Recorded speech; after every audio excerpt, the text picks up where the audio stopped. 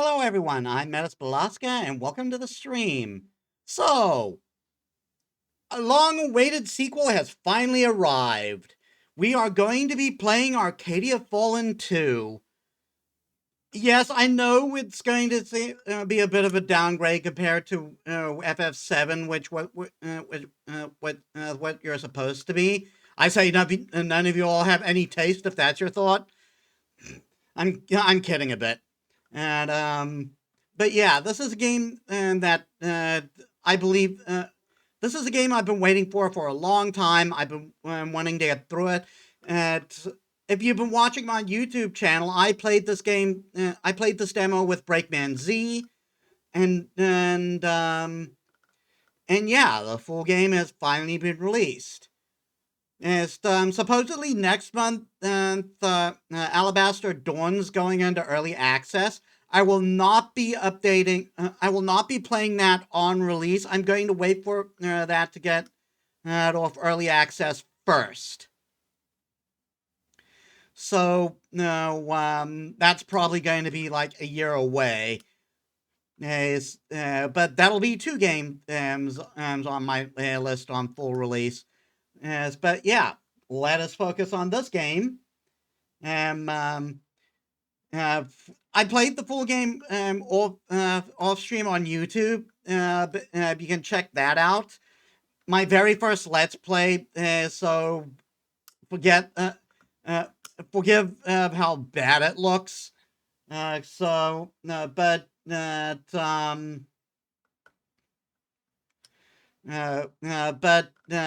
I am planning to replay that at some point. But first, let's get to this game, which is like set a good bit after the first. So let's get to it.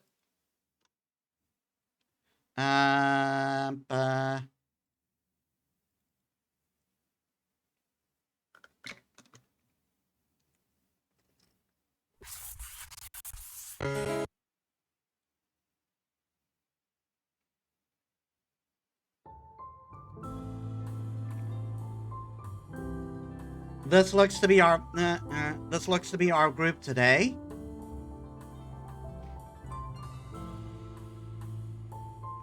I'm going to leave it for a bit, just to see if there's any. Actually, it'll probably play it, won't it?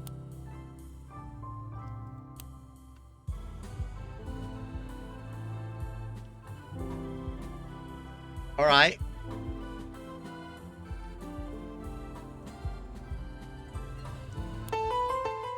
Let's get to it then. Hey. Oh, are we getting full voice acting for this? Are you awake? Don't be rude, Soren.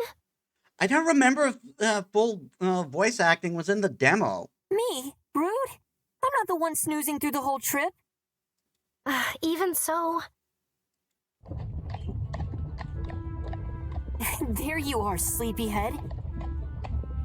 You've been asleep for so long, I was wondering if you'd started to hibernate. Come on, look, we just entered the forest. We'll be at the academy soon. You really shouldn't jump around so much, Soren. The hunters are gonna scold you again. Yeah, as you can see, Nina here is missing an arm. I don't know if that's a birth defect or if it was due to an accident. But if I remember, there's a story beat that they're going to show that suggests it was an accident.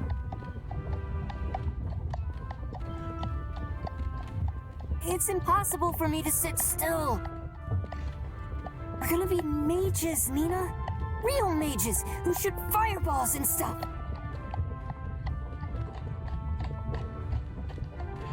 And I don't think I noticed that in the demo.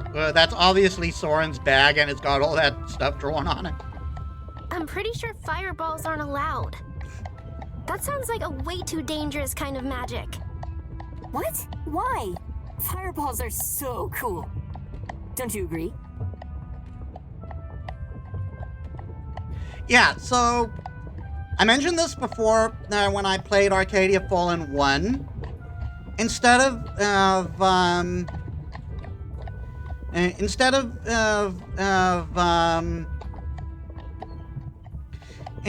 your choices leading to a bad end, and like would be in most visual novels. Instead, your choices determine who your character is.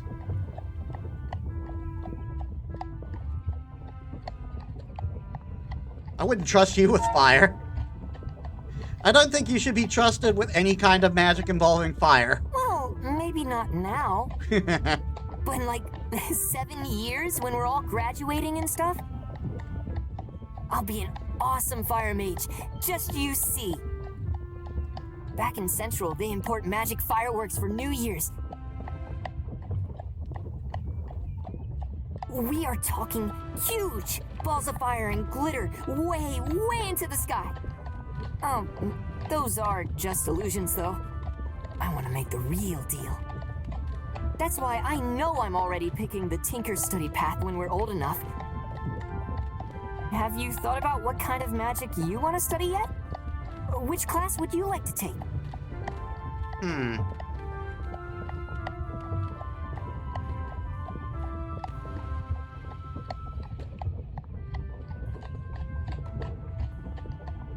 Let's get more information. I believe I know what the differences from the first game, but just a refresher. I'm not really sure what the different paths are. Really? No worries, I'll tell you. So, there's 4 paths in total. The nature mages work with plants, but you gotta already have a talent for it to get in, so that's not really all that interesting. Yeah, nature mages are born, and they don't study their particular kind of magic. Well, they do, but you can't study to become a nature mage unless you have the talent for a nature mage. Then there's the menders, who heal people. I have an uncle who's a mender, and he's a real stick in the mud. He always has his nose stuck in some heavy book, so I wouldn't recommend that. Now, the illusionists all work with flashy entertainment magic. It's all just fake, though. I was actually gonna be an illusionist. Ouch. It's totally cool. A really cool major, yes. But the real cool kids are in the Tinker class. They're the ones who invent and build magical items. Yeah, so for my character, likely a Tinker mage. When you put it like that, I think I'll be a Tinker as well. A great choice. I'm looking forward to having you as a classmate. But, you know, it's not like we can't take classes together no matter what our major might be. There's elective classes on all sorts of subjects. Maybe there's a Fireworks 101 we can all take together. Also, you're very well read for a kid. Wouldn't that be awesome? It would not be awesome. Yeah, this is what I'm talking about. This is suggesting to me that she lost her arm because of Tinker magic that went awry. Magic like that is wild and scary, and we really shouldn't be talking about such things. Hey, Nina. Are you okay? You seem a little... I'm calling trauma. I'm fine.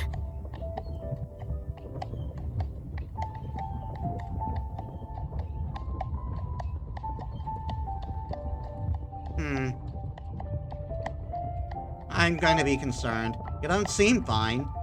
Is there anything we can do to help? Yeah, you just say the word and we'll help out. I want to go home.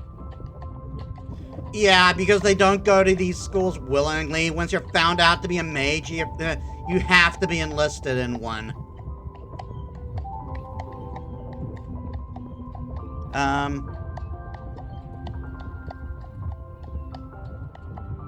Hold on a sec.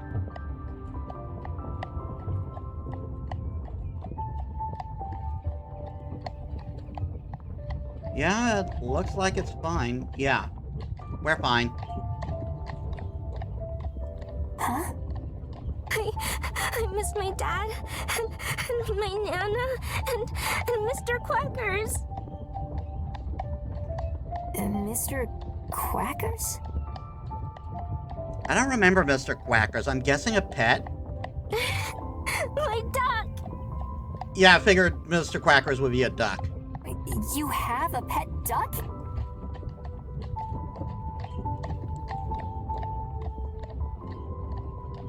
That's what surprises you?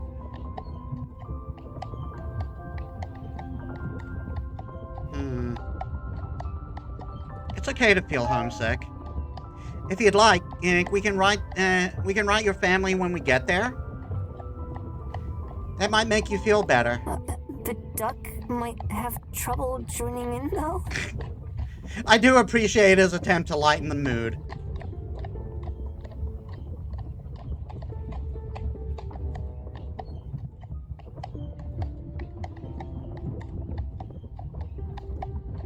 I'm gonna bite back a laugh. He didn't do that. He didn't do that to be mean, and he was trying to lighten the mood. So you bite back the chuckle building in the back of your throat. Now's not the time, but that was funny. I don't want to be here. I don't want to be a mage. Why did I have to be cursed like this? Yeah. So it was revealed. It is. We did get into this in the first game that mages are an allegory for LGBTQ people. So mages are very frowned upon, and they're even talked about like they're monsters, and stuff like that.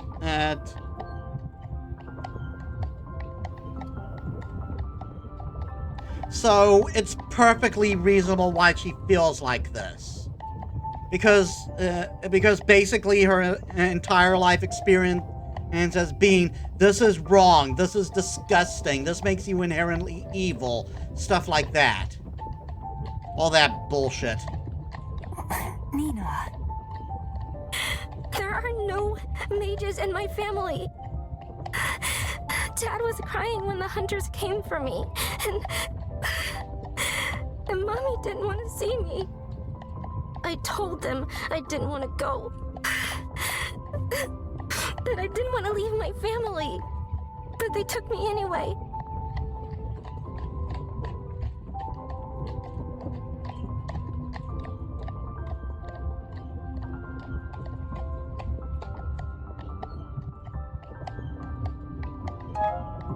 You didn't have a choice about going? All mages have to go to school, remember? Our powers can be dangerous if we don't learn how to use them.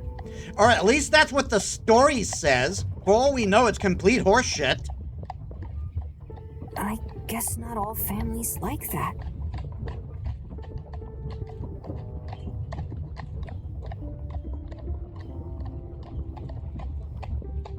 I'm not gonna get angry. That'll probably aggravate how she's feeling.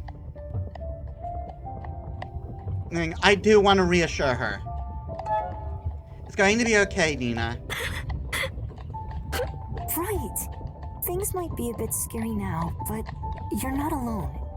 We're going to be there with you. Why are you being so nice to me?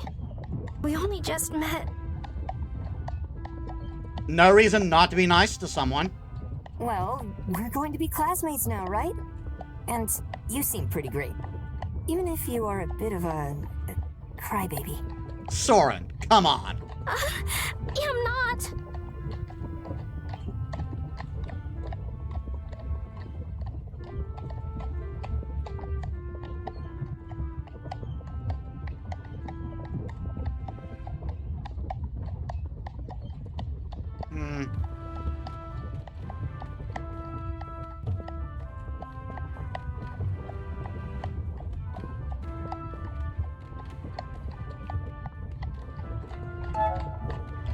Soren, you'll make her cry again. Right, sorry. Look, there's nothing wrong with crying. Oh, I know. What is that? It's a radio. I spent all my allowance buying it before I left. Music always cheers me up. Here, let me show you.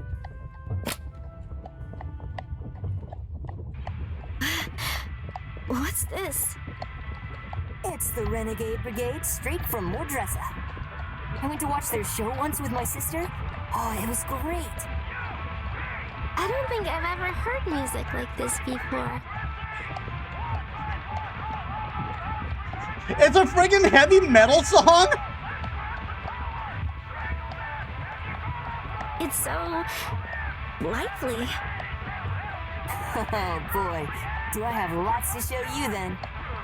They've already made a dozen singles and even more covers. Here, let me just... Oh!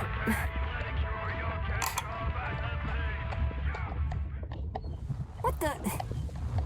It's never done that before. Give me a sec. I'll fix it.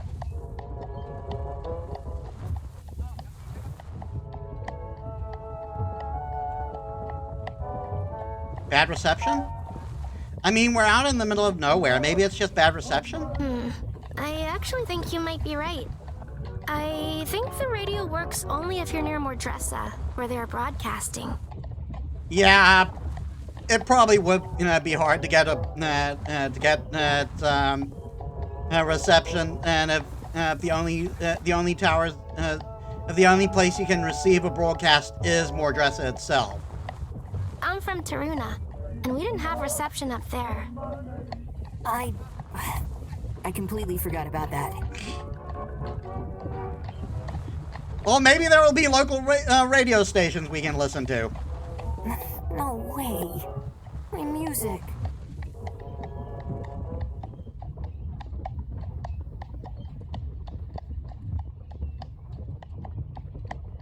Cheer up. It's gonna be okay, Soren. I'm sure there will be some other way for us to listen to music. Right. I heard that the illusion class allows you to learn to play instruments. Maybe you should join that class instead? I've already tried that. I suck. Oh. No, I will not accept it. Forget about fireballs. I'm gonna be a tinker who will build a radio so powerful we'll be able to hear music all across the continent. And then I'll share all my favorite bands with you. I really like that. It's like he veers off from what he thinks is cool to something that'll make people happy. That really shows his character to me.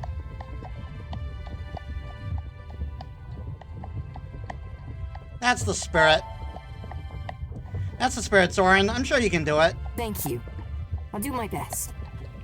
Listen, my family's like all mages, okay? So I always knew I would be going to the academy. I'm sorry if I was being annoying there.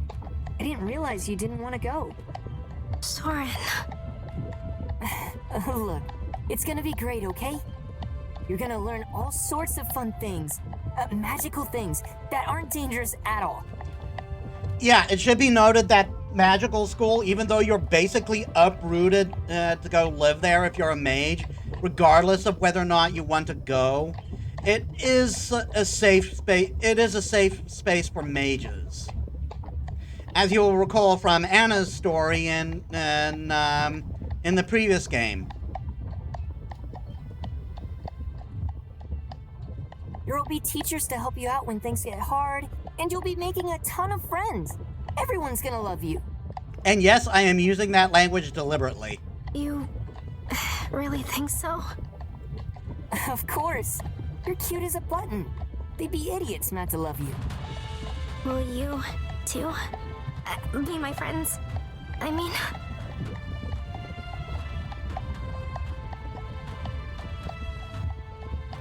We'll be the terrible trio.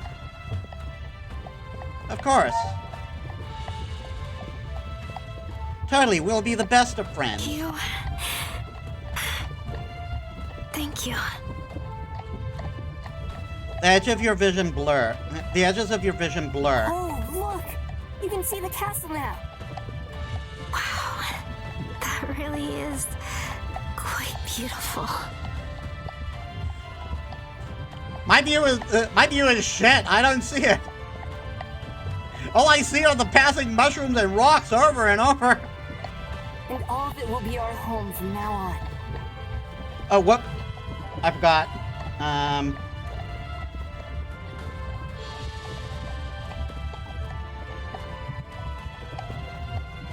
There we are.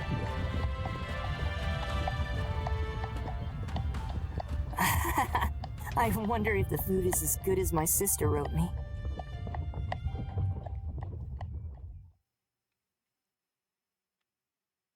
The voices fade as the conversation continues. What did you talk about after this? It's hard to remember. Dreaming again, are we? I do not remember this from the demo. Oh, such a sweet memory. The start of your journey. How will it go from here, I wonder? But I am getting ahead of myself. Why don't we start with the basics, hero? What do we call you?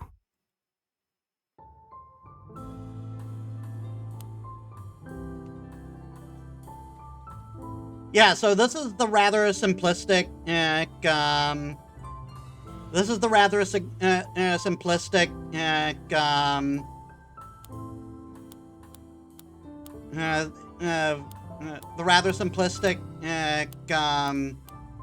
character creation of these games.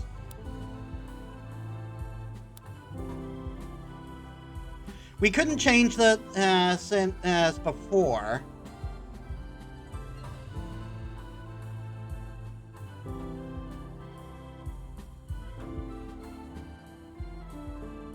Yeah, we are going to be a Tinker Mage because I feel that that's best.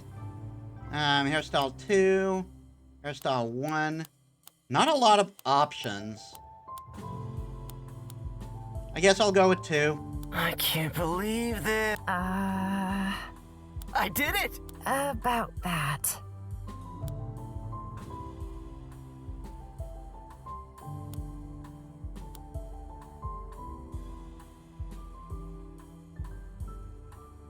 Because I'm pasty as fuck.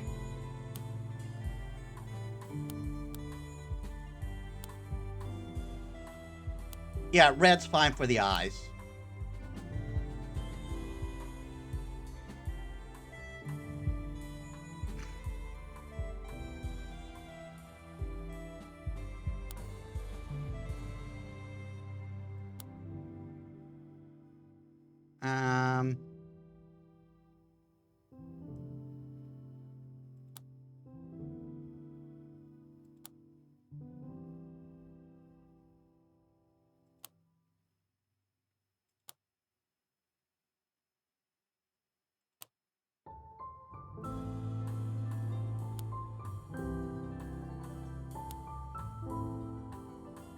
We'll be roommates with Nina. Soren is a talented tinker mage with a love for loud music and chocolate turtles. Nina is an enchanting illusionist with an inquisitive mind and a knack for puzzles.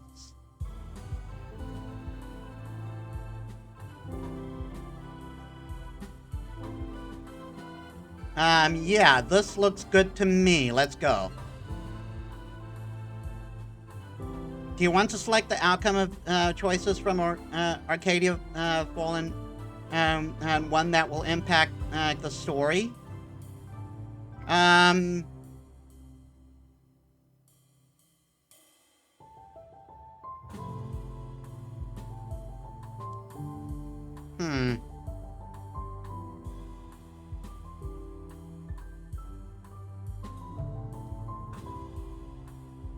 Yes, let's.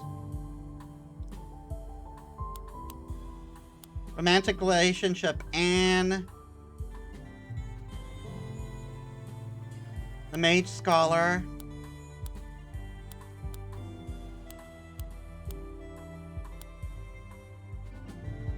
And continued research. Possession lifted.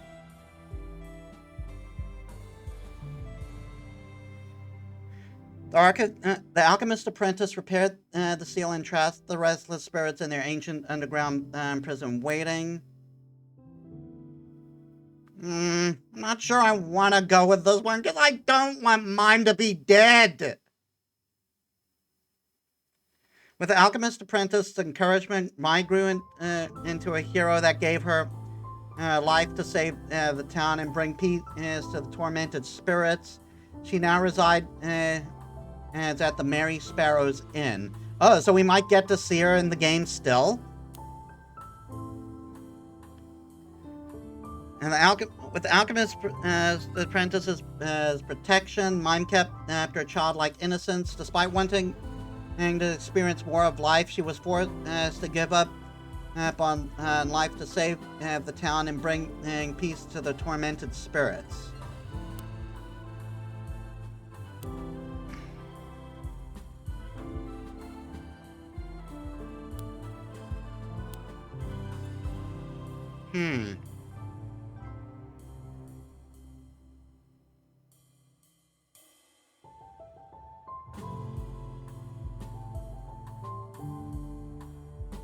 She was forced. Oh, is this the one where she died then? She was forced to give up on life to save the town and bring peace to the tormented spirits.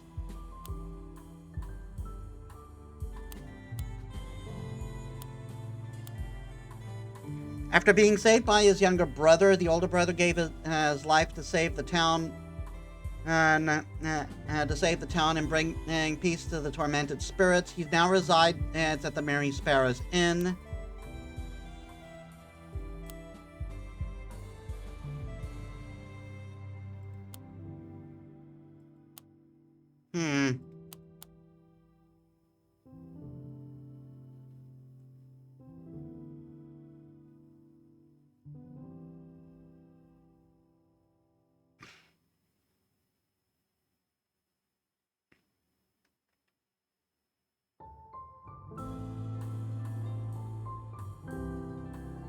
I want to see my baby again. I'm sorry, Ronan. Are you sleeping in class again? You wake up with a jolt and find a room of fellow students snickering at your startled expression. Professor Tornquist is glaring at you impatiently. You know the rules. I don't care whether you students show up for my class, but if you do drag yourself down here, I demand you pay attention instead of wasting everyone's time.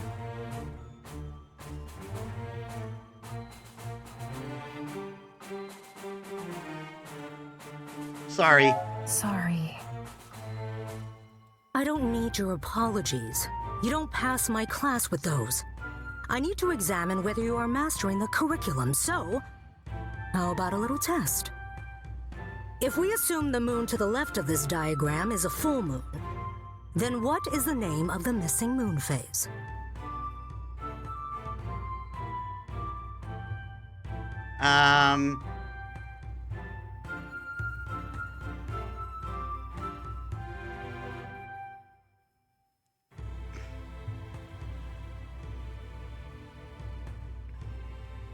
It's a waxing crescent, I believe. Oh, no, wait, or is it waning crescent?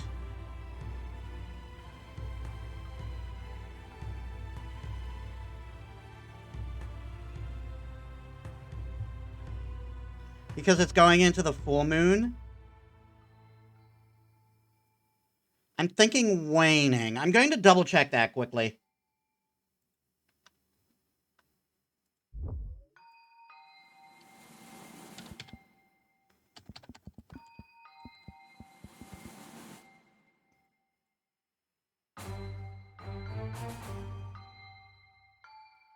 Yeah, it's waning crescent. I wanted to make sure. This is it. That would be a waning crescent moon. Tornquist doesn't say anything for a good long moment, then nods. Oh, seems like you were paying some attention at least. Congratulations. You dodged a failing grade. You look down at your wrist and as it tingles with magic.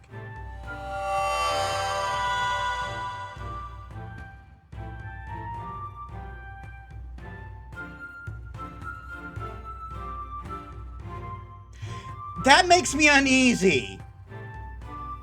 Why are we branded with numbers? Your grade went up.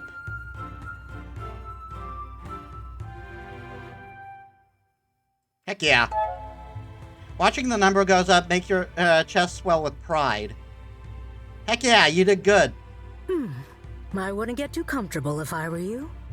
I'm letting you off easy today, since the headmaster has asked me to send volunteers to help clean up the illusionist storage room. You will be there at 6 sharp and awake. Now, I'll just make a note. How peculiar. Oh, I must have left my pen in my office. No matter. Let's carry on. The professor continues the lesson. After class, your entire body aches from the uncomfortable nap, and you almost don't notice the tall girl appearing by your side. What happened to you? Did Professor Tornfist chew you out? Yeah, and you see she's got a prosthetic now.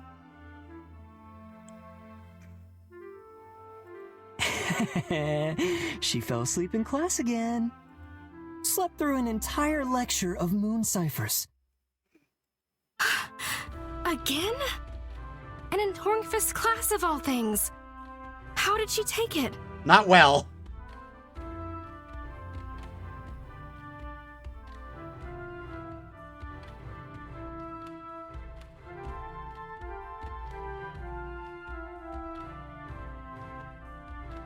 Detention. I'm on cleaning duty this afternoon. Oh, well, that sounds like you got off fairly easily. Well, that's only because you haven't seen the illusionist's discarded prop pile. I have seen costumes my grandparents used when they went here. In other words, he gets detention a lot. Oh dear. You really ought to fix your sleeping habits. I never noticed you go to sleep. Oh, did you stay up all night again? Studying for midterms. I was reading this book. I'm a good student who cares about grades. And I'm not the most attentive student. I have other things I enjoy.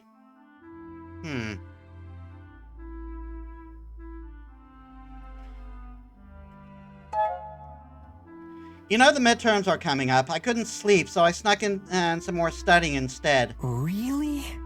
Gee, look, you shouldn't let your grades ruin your sleep like that. I mean, it's just a number.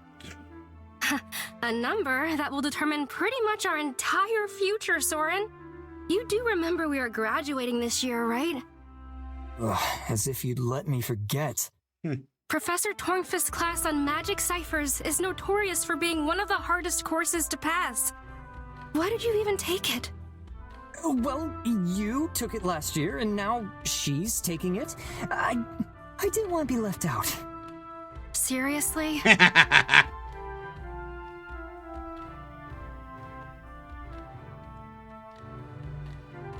I just really like ciphers. Honestly, I just really like to study. Magic ciphers are really interesting once you get started. Seriously? I'm giving a real hyperfixation. Yes, she is going to be on the spectrum. How did I get stuck with you two bookworms? The council are going to distribute us according to how we score in the finals. If you want to have any say in where you end up in the continent, this is your last year to make a difference. Well, I don't really care where I end up, honestly. My family's already spread across all 5 capitals, so as long as I'm not being sent to the boonies, there's sure to be someone I know. Right. Well, we're not all that lucky, you know?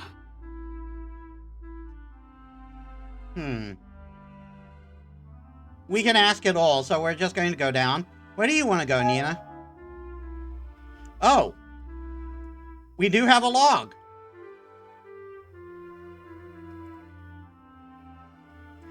Where are you planning to go after graduation, Nina? I want to go back to my family in Taruna.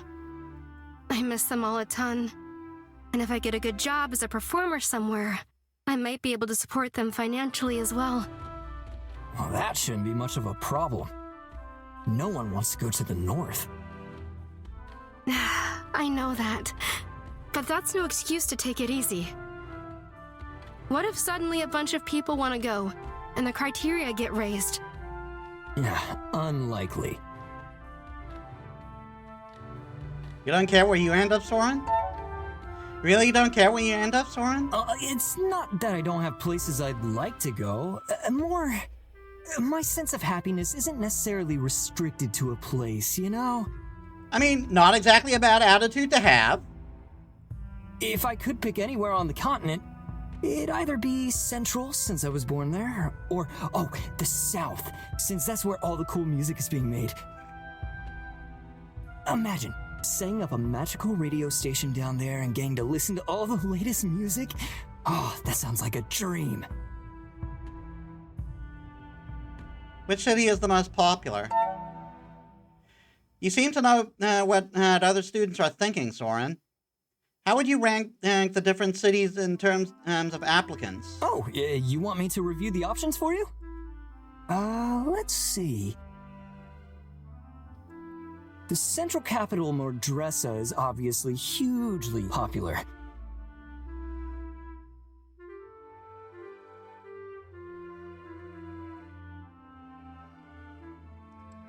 Yeah, it doesn't look like the town from the first game is on this map. I just wanted to see if that was there as an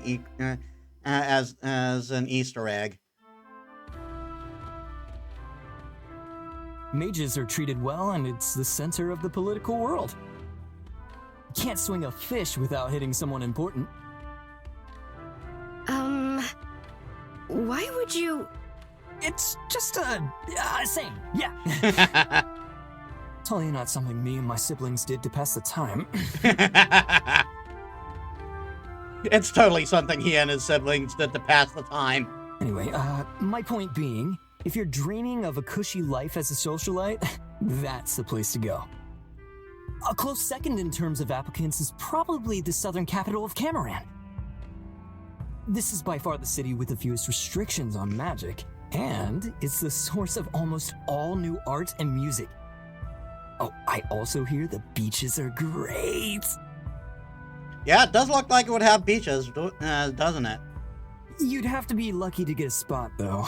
I think both Mordressa and Cameron need you to have a rank A grade to make the cut. Then comes Erdis, the popular choice for every rank B student.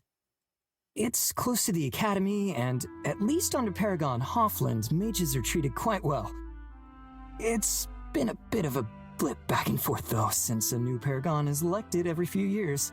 Oh dear. I actually think they're due for a new one this year, so fingers crossed it will be a good one, I guess. Greykeep is the definition of the boonies. They're farmers through and through, so I guess great if you're a nature mage, but there's nothing really for anyone else. It's just, it's boring. And then there's Taruna in the north. Unless you're rank C or you have family ties, you don't go there. Taruna is unpopular? I didn't realize the northern capital was that unpopular. How come? Well, the Paragon up there has been an ass towards mages since back when the Empire was founded. People just prefer places where they are not outright hated. I mean, fair. You know it's more complicated than that, Soren. Taruna was the region taking the brunt of the attacks during the war with the Northern Kingdom. A lot of families were killed by chaotic magic back then. I mean, sure, but that's like 70 years ago now, right? 70 years is not that long in the grand scheme of things. Talk about holding a grudge. I have to go. I don't want to give the professor any other reason to be cross with me. A wise choice. I should also get going. I'm printing this week's paper tonight, so I have to get my final edits in. Wait, you're still writing that whole expose about the school's secret Nissa? Of course. The story of how students' belongings have mysteriously been lost over the years? deserve to be brought to light. This week we'll have several interviews with students who've lost valuables under peculiar circumstances. I'm quite proud of it.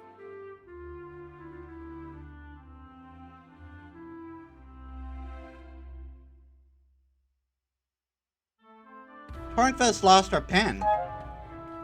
Now that you bring it up, Tornquist seems to have lost her pen today. Oh, yeah, that was weird. That lady's as precise as Tinker Clockwork. You can't imagine her misplacing anything. Really?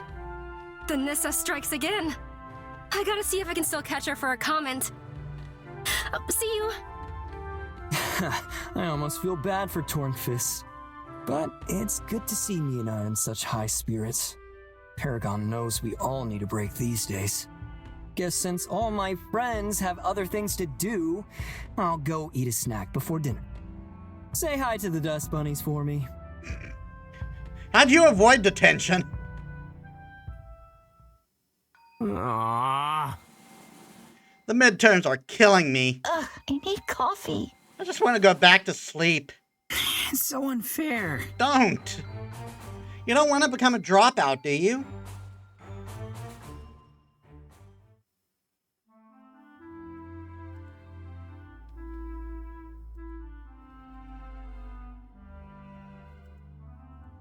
Huh.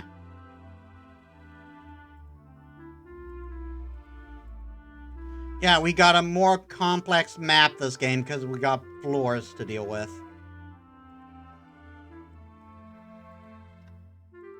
Bad storage. You walk into into the storage room and are surprised to find someone already in there. Oh, hi.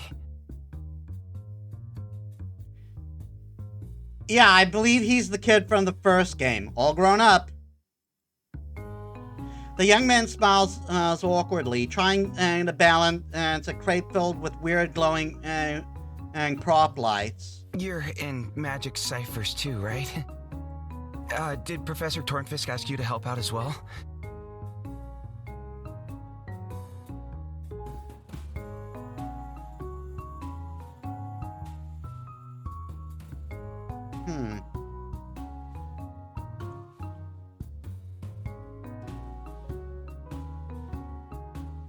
Sure, let's go with that. If I ask you mean force me at 9 point, then sure. I see. The professor can be quite intimidating. The light at the top of the pile suddenly starts to wobble. No.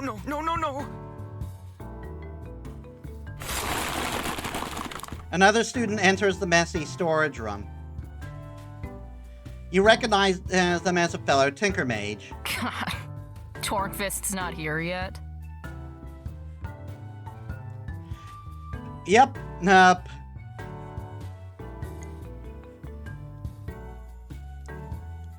No, Puck, I believe their name is, and yeah, if I remember from the demo, they are non-binary. That's what I get for being punctual for once. What are you doing on the floor? Don't worry about it. You're here to help as well? Something like that. What a mess. When did this place last get cleaned? Hard to tell. Tornquist finally joins you, looking drained. Oh, apologies for the delay. I was suddenly roped into an interview on my way here.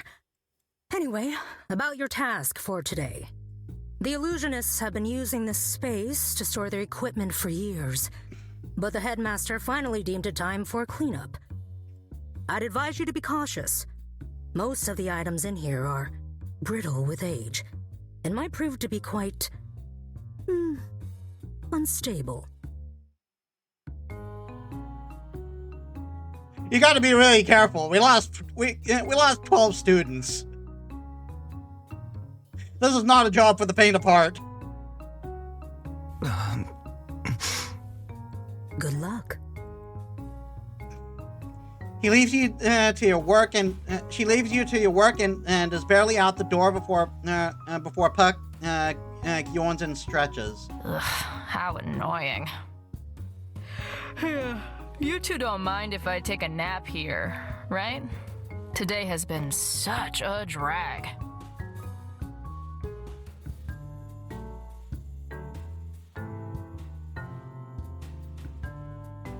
We'll be done quicker with your help. I mean, it's not like we can stop you if you decide to sleep in a box. But I can imagine you have other places you'd rather be in. This whole thing will be over quicker if we work together. Right. Listen, I know you're trying to take the high road here, but you're just sounding like a teacher's pet. It's not like the three of us would be able to make a dent in all this junk. The professor just shoved us in here to get us out of her hair. Even so, if she finds out we didn't even make an effort, she'll be mad at us for sure. I really need to get this over with. There's only 2 days left before midterms, and I'm really not doing too well on my magical ciphers. Last-minute studying is rarely effective, you know. I mean, bringing this back from when I played the demo with Z, Puck's got a point. Sure, but I'd feel better if I knew I did my all. Well, I didn't say you two had to stop working.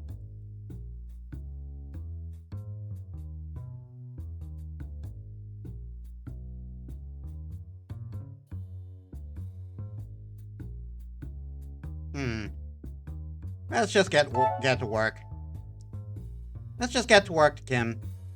This doesn't seem to be going anywhere. Okay, then. Kim? Where did I hear that name before? Wait, you're from the nature class? Yeah, I'm, You're the guy whose plant ate Julian L. Hammer's silk tie this morning? That's... It really was an accident. Oh, don't be modest. I didn't realize I was in the presence of a legend. Anyone who can make my dear cousin throw a fit like that deserves a round of applause and then some. So... you'll help us clean? And they're probably going to be like, fuck no. Oh, I wouldn't go that far. Yep.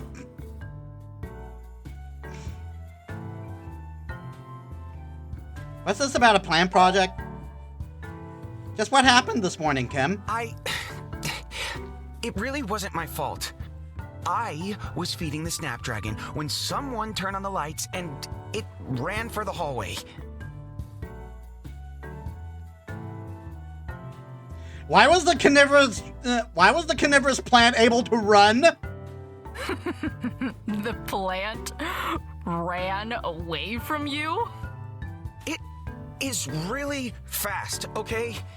I tried to catch it, but Julian was walking past at a really unfortunate moment and it jumped and latched onto his tie and... well... that's how I got detention. I tried to catch it, but Julian was walking past at a really unfortunate moment and it jumped and latched onto his tie and... well... I want to respect the voice actors as much as I can. You're not worried about your grade? You're not worried about your grade? You're not worried Tornquist is gonna give you a bad grade for this, Puck? Not in the slightest. I've handed in just enough assignments of decent quality to land myself a passing grade. Everything above that is just wasted effort. Let's get to work. Let's get to it. The room won't clean itself, I'm afraid. Yeah, so this gives me the impression that Puck's the type of person who won't put any more effort than they're supposed to.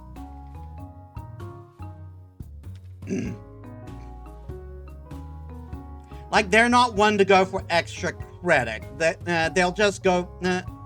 They'll go for the minimum.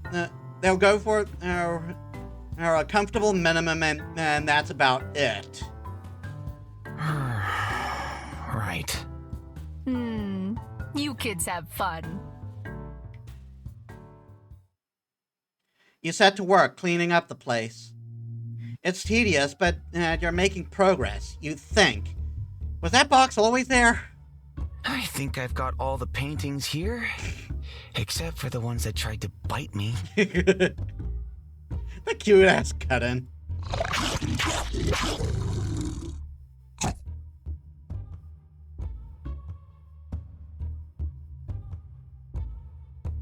You okay? Are you okay? It didn't hurt you, did it? Oh, no. Not at all. And he's got a little sprout on his head. And that a reaction? My reflexes have gotten pretty good after working with Professor Hyben's personal experiments for so long. And that's why I prefer to work on my own projects. Oh, okay. New plan. What if we sort all the items by art form? So, puppets go here, then dance costumes here, but, then where to put all the dancing puppets? Burn them? Why are there so many puppets? Why in the world are there so many puppets in here? They used to be all the rage years ago. Some crazy rich nobles thought they could gain eternal life by transferring their spirits into puppets. What? Really? Did it work? He's got the sprout here, too. Why don't you ask the dolls? Huh? These clothes don't look like costumes. I'd just leave them, if I were you. Why?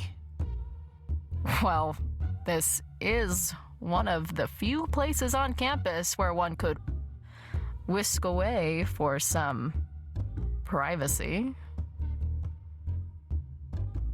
I mean, horny teenagers, so I guess. Oh. Like, yep, I'm not touching that with a 10-foot pole. I'll just kick them to the side. Fine choice. It's late. Your arms feel like they might drop off. Dust has faded the color of your clothes, and the storage room looks like when you started. Looks just like when you started. It never ends.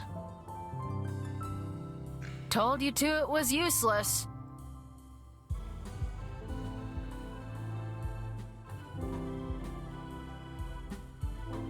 We're in so much trouble. This place must be cursed.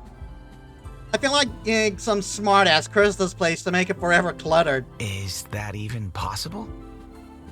If so, then it'd be the most cleverly used illusion magic I'd seen. There's a sudden commotion out in the hall. When I get my hands on that scrawny plant freak, I'll... Kim Blanche's beside you. Oh, no. Quick! Hide in the robes in the back! He'll never find you there! Sounds like my cousin is out for blood. I have to hide. Kim dives for the corner, but trips halfway there, crashing into another box as the door opens. You! I didn't believe it when I heard you got away with a detention for what you did, but here you are. Yeah, he looks like a prick with a punchable face. Julian. Hi, look, I'm sorry about your tie, but... Kim is backed up into the corner by the other student. We both know the magic you used was illegal. The school ought to know better than to let a demon whisperer run loose like this. No, that's not it. It was just nature magic that got a little out of hand. A little? I mean, it could have just eaten you. It could have eaten you whole, not just your tie. You should have been demoted to dropout ages ago, yet you're still here? What a disgrace.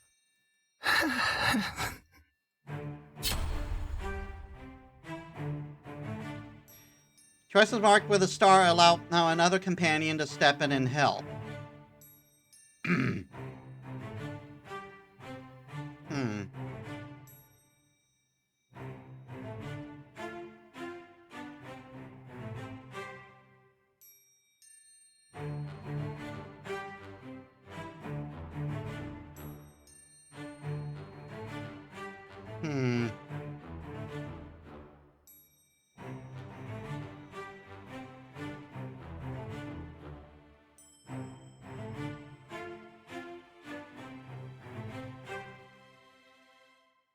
I mean, they're his cousins, so... You look at Puck, who sighs dramatically and steps forward. Oi! Julian, that's enough. You don't want to create a scene now, do ya? It might look bad on your school record. Pook? What are you doing here? Okay, so it's pronounced Pook. Detention. Obviously. You... this is the third time this month! What will grandfather say? I don't think Pook gives a shit what grandfather says. Well, nothing. Since he doesn't know.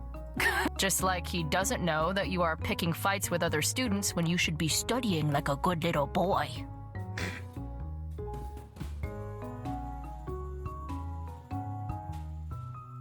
Well, nothing. Since he doesn't know. Go back to your books, Julian. I keep doing that.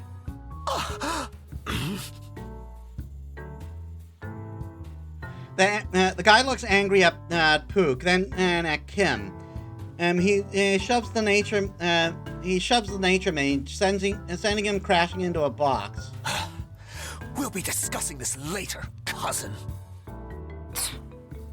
How annoying.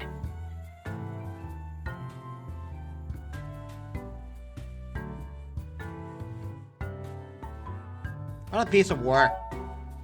That guy's one nasty piece of work. For someone who's supposed to be representing the grace of the nobility, he does have a nasty temper. Yeah.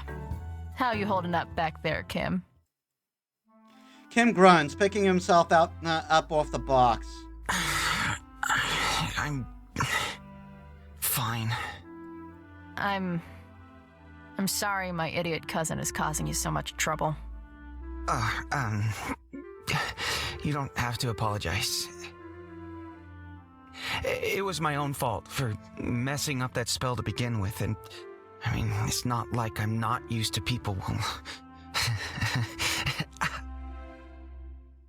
Ouch. His palms are bleeding.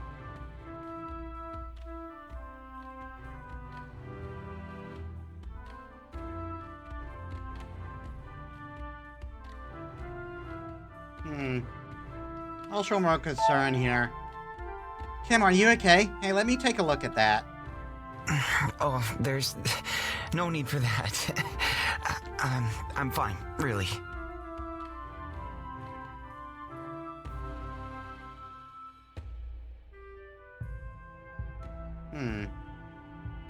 You're bleeding. It's bleeding, though. Come on, I promise I'll be careful. There's really no need. I'm fine.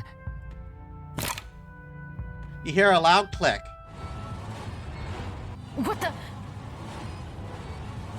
Kim, Why are the books glowing? Oh god, the books are haunted! I don't know. All of a sudden, demons are unleashed on the school. This is also this was also where they were massacred archivists.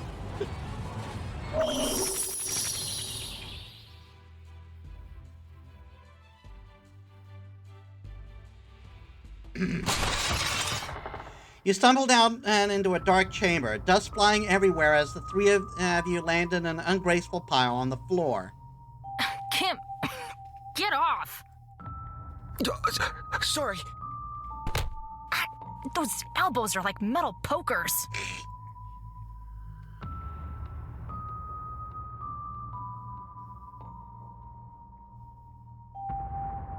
Everyone all right? Are you two all right? That was a nasty fall. I'm fine. It's just... What happened? Did we push over a bookcase or something? I think all the sparkly magic that flashed right before it happened might have something to do with this. Yeah, pretty sure that's it. Just a hunch, though. It seems pretty deserted, though. What was that?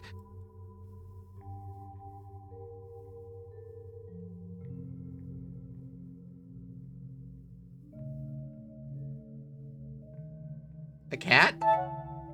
Maybe it was a cat? They do tend to hide out in odd places. It could be. Blast. It's too dark to see anything. I have a weird feeling. Like we're being watched.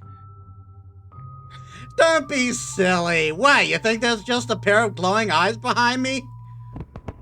You're just imagining things. Come on. We gotta see if we can find some light in this place. Maybe the pair of glowing eyes behind you can help out. How are we going to do that when we can't see anything? We'll just have to feel our way around. I bet there's a switch or something along the wall. Socks! Are you okay, Pook? I'm fine. But Paragon, there's a lot of junk in here. Sheesh, that's gonna bruise. What is all this stuff anyway? Kim bends down and picks up an item. Huh? It's a pen. That Torquevist? Wait a second. Isn't that the pen Torquevist was looking for during our lecture? It's a little hard to see in the dark, but I think you might be right. How did it end up here? Do you think this could be... I don't know. Torquevist's secret office or something? She really isn't the type to leave her stuff lying on the floor like this. Fair point.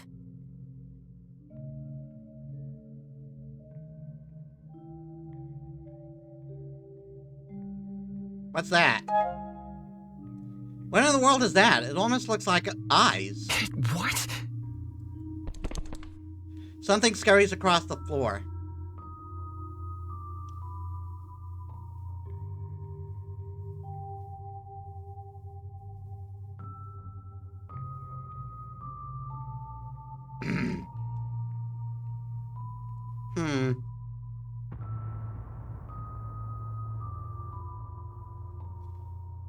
You know what? I'm going to do the exact same thing that I did in the first game.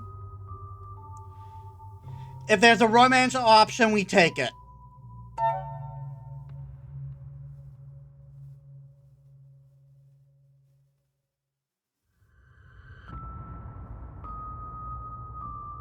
We'll see who I want to romance, but who I want to be in a relationship with by the end of this game. Or who knows, maybe this game actually has a poly option. Let's stay together.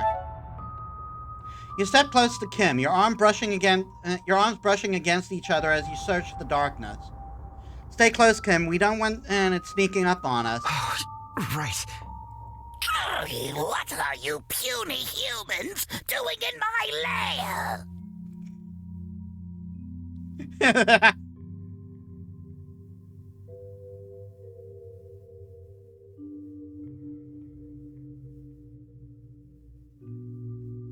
I mean, if I suddenly heard that shout, I'd scream. Please don't hurt us. Something heavy latches onto your back and begins scaling you. It settles on your shoulder with the giant claw. The name, the voice in your ear, grave and clear. You have intruded upon this most sacred space. Your punishment shall be severe indeed. The eyes and the scarf.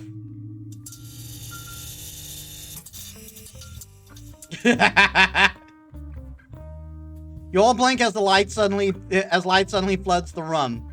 Hey, I found the light.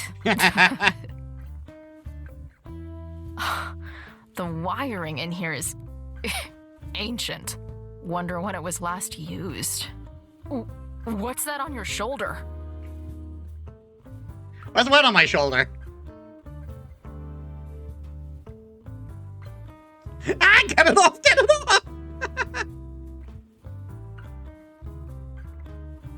Some kind of lizard? I'm curious. It looks like some kind of lizard? A lizard? You humans really are an inferior species. How dare you? You lot clearly don't know who you're dealing with. I am Ragnar the Great, last of the Dragonkin. Better remember that, kid. So, technically a lizard? Thank the Paragons it's not a demon. Why is the dragon so tiny? I thought dragons were supposed to be, well, bigger. That's... I might look small, but that is only because you puny humans would not be able to handle the sheer awesomeness of my true form. So you're basically King from the Owl House. Gotcha. Also, the ceiling is rather low, so... Lucky us. Did you pick that off the floor? You might want to throw that away.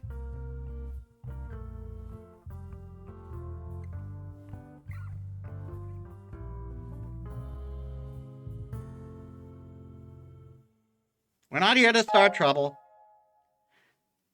Alright, well, we stumbled upon your home here by accident. We didn't mean to intrude, so we'll just be leaving again. Oh, where are you now? I don't know if you've noticed, but there's no door.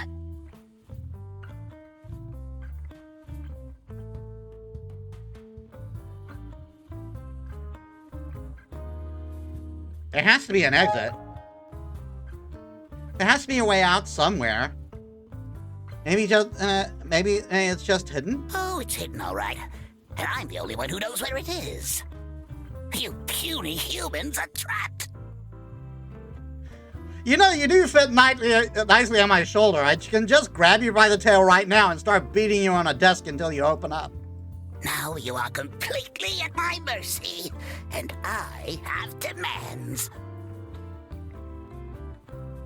Again, you're tiny, and I can probably swing you around quite fast. Why, you should be grateful you get to serve such a noble and brilliant master as I. You're not helping your case here.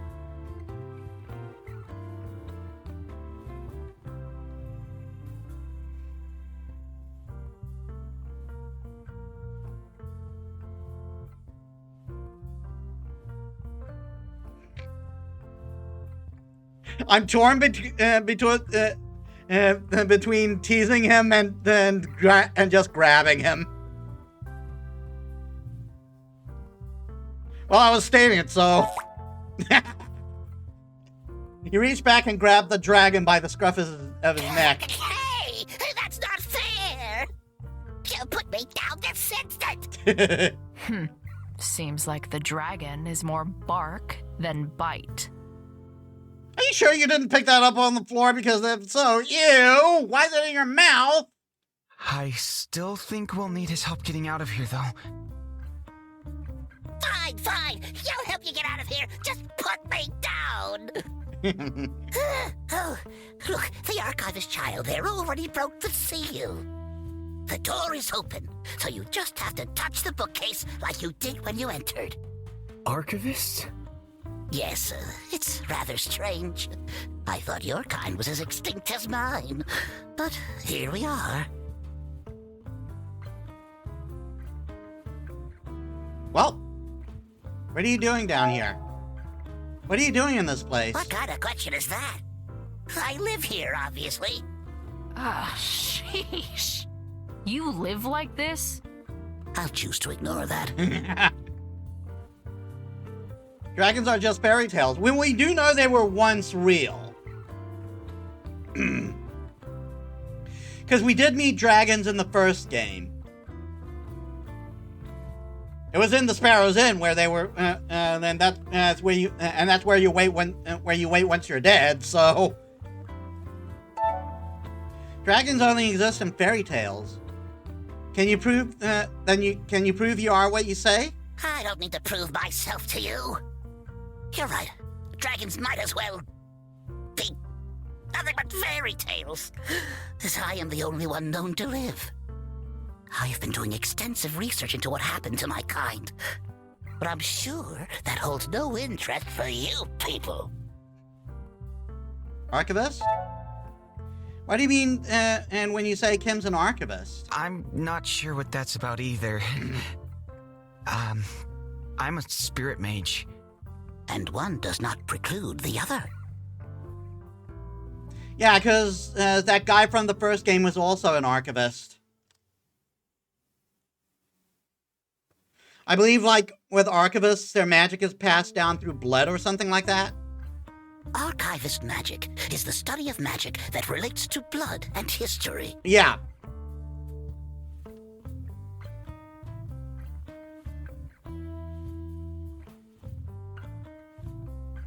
Where do I sign up? Where do I sign up? That sounds really cool. Where do you learn magic like that? Not at this school, I'm afraid. There used to be a whole major dedicated to the subject, but it was outlawed. There are still pockets of their influence scattered across the school. One of them being this room and its lock.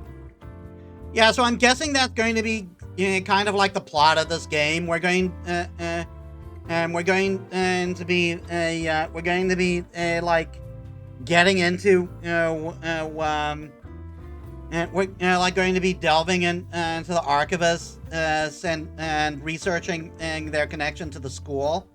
Since the door opened for you, I can assume one of your forefathers happened to be one. The seal responds to the bloodline. This is only a guess, though. They didn't get that deep into it in the demo. It's actually a really terrible design. The only reason I haven't changed it is because I thought you were all killed. That'll teach me. This pen. Where did you get this pen? Ah, that. Oh, you have a good eye.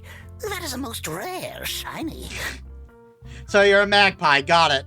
I found this treasure pitifully abandoned in one of the professor's offices. Wait, back up. You stole this from Torgfist's office? I didn't steal anything. The shiny was left abandoned on a desk, so I took it to a place where it would be appreciated. That's really not... Never mind that. The real question here is how you did it. That woman guards her space like it was the Empire's gold reserve. You say that as though you've tried to break in yourself. I have, many times. So many times. Even succeeded once. Well, clearly I failed. So, that hardly counts. What? how have you not been expelled yet?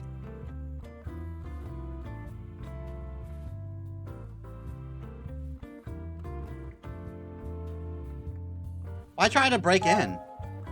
Why would you try to break into Tornquist's office, Puck? And Pook? Do you really need to ask? To get a look at an exam ahead of time. Of course. I tried it last year for another course she was teaching, but no dice.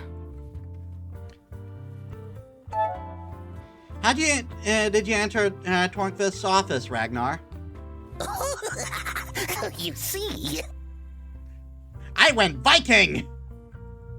being an all-powerful dragon and all, I'm capable of some pretty impressive magic. Years of mastery have honed my ability to traverse the halls of this old school completely unnoticed. You don't say. Darn it. Years of mastery have honed my ability to traverse the halls of this old school completely unnoticed. God damn it. I did it again.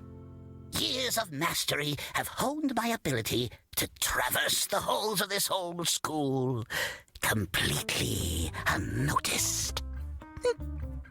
All right, there. So, hypothetically, if you wanted to borrow something from that same office, then you'd be able to get it? I could do you one better, little mage. I could take you and your friends to the office using my magic. You'll be able to browse the shinies all on your own, and your professor would be none the wiser. Pook, where are you going with this? I bet Tornquist's got the tests for the midterms lying around in her office somewhere. If we could get in and sneak a peek. But that's cheating. Oh, right. But it's perfectly fine for her to keep you from studying by forcing you to clean the storage room. Again, Pook's got a point. That's... I thought you weren't worried about your grade. Didn't you say earlier you weren't worried about your grade? Why take the risk of cheating? I'm confident I can pass, for sure. But if I were to get a perfect score, I won't even need to pass the final exam. The average will even it out. I'll be able to skip all the lectures, saving so much time.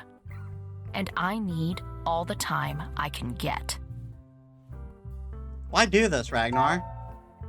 Why would you help us with this, Ragnar? Obviously, I wouldn't be doing it for free. You must give me shinies! So many shinies! I require blood sacrifice, I mean shinies!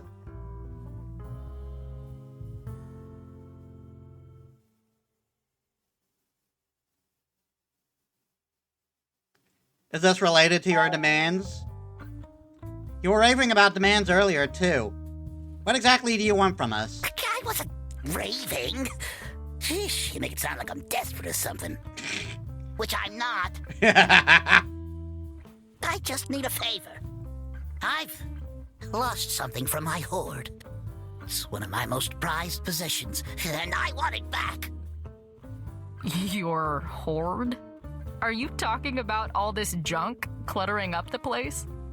It is an invaluable collection of treasures, you uncultivated brute! The item has been taken to a certain location in the school.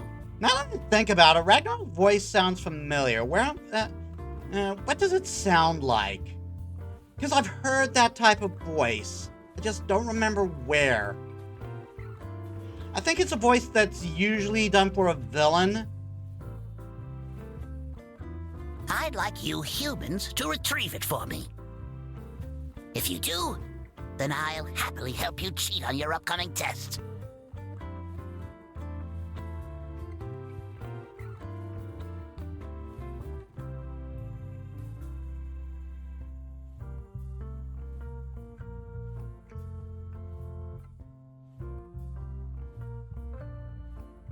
Must be very important to you. It must be quite an important item for you since you're asking us to help you like this. It is. My collection won't be complete without it. It's funny. You don't appear to be a demon, but the way you just spoke, I could have sworn I was negotiating with one. Hey, what's that supposed to mean?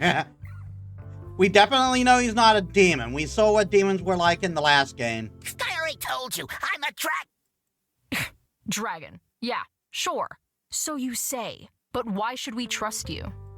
You did try to trap us in here not too long ago before you clumsily dropped the one true card on your hand. Sloppy. Now, listen here. In fact, I think it would be better for us to show your little hideout to the professors. Something tells me they aren't aware of you squatting down here.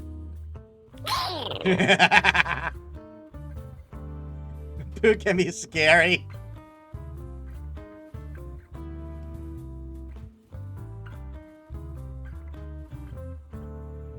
Who's the demon now? It makes you wonder who's the real demon here. If the rumors about the Tinker class's candy dealer are true, then Ragnar is in for a tough time. I don't need to be a spirit mage like Kim to figure out you're not a demon. A true demon would never perform a negotiation this sloppily. It's insulting. I'm not saying your offer of help with our upcoming test isn't intriguing, but I have a condition for agreeing to this. A condition? That's right. You seem very confident that we will be able to help you, but we only have a pen as proof that you're able to uphold your end of the bargain. Therefore, we go to the office first. Then we'll help you return your treasure. You really are the true demons here. But very well, I'll accept your condition. But since I'm bringing all of you with me, I'll need a bit of time to prepare. Return here tomorrow night, and I will take you to your professor's office. Sounds good to me. Wait a second. I didn't agree to this, and neither did she. We are talking about using illegal magic here for a grade? Even ignoring the recklessness, cheating is still wrong. It's not fair to our classmates. The classmates who are studying now while Torgfist forces us to clean? What do you think?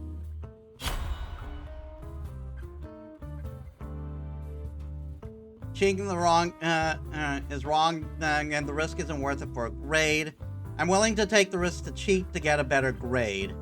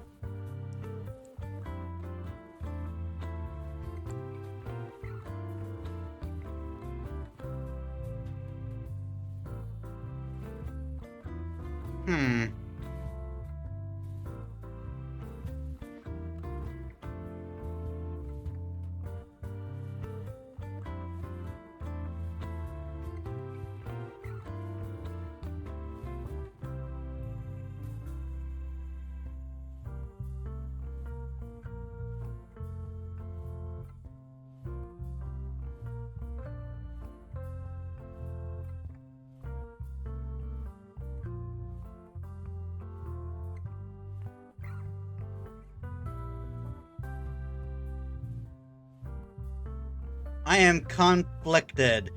Because again, they have a point. I personally don't try to cheat.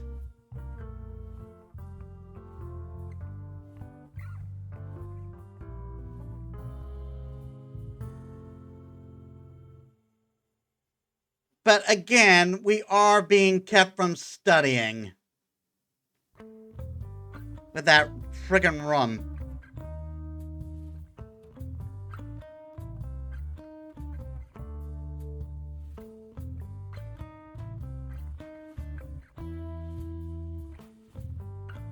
Yeah, I kind of agree with Kim. I gotta agree with Kim on this. This seems too risky. Thank you. Spoil sports. Well, if you can't see the value in what I have to offer, then that's just how it is. I only need one human to help me, so it doesn't matter to me who I make the deal with. As long as you promise not to tell anyone about my hideout.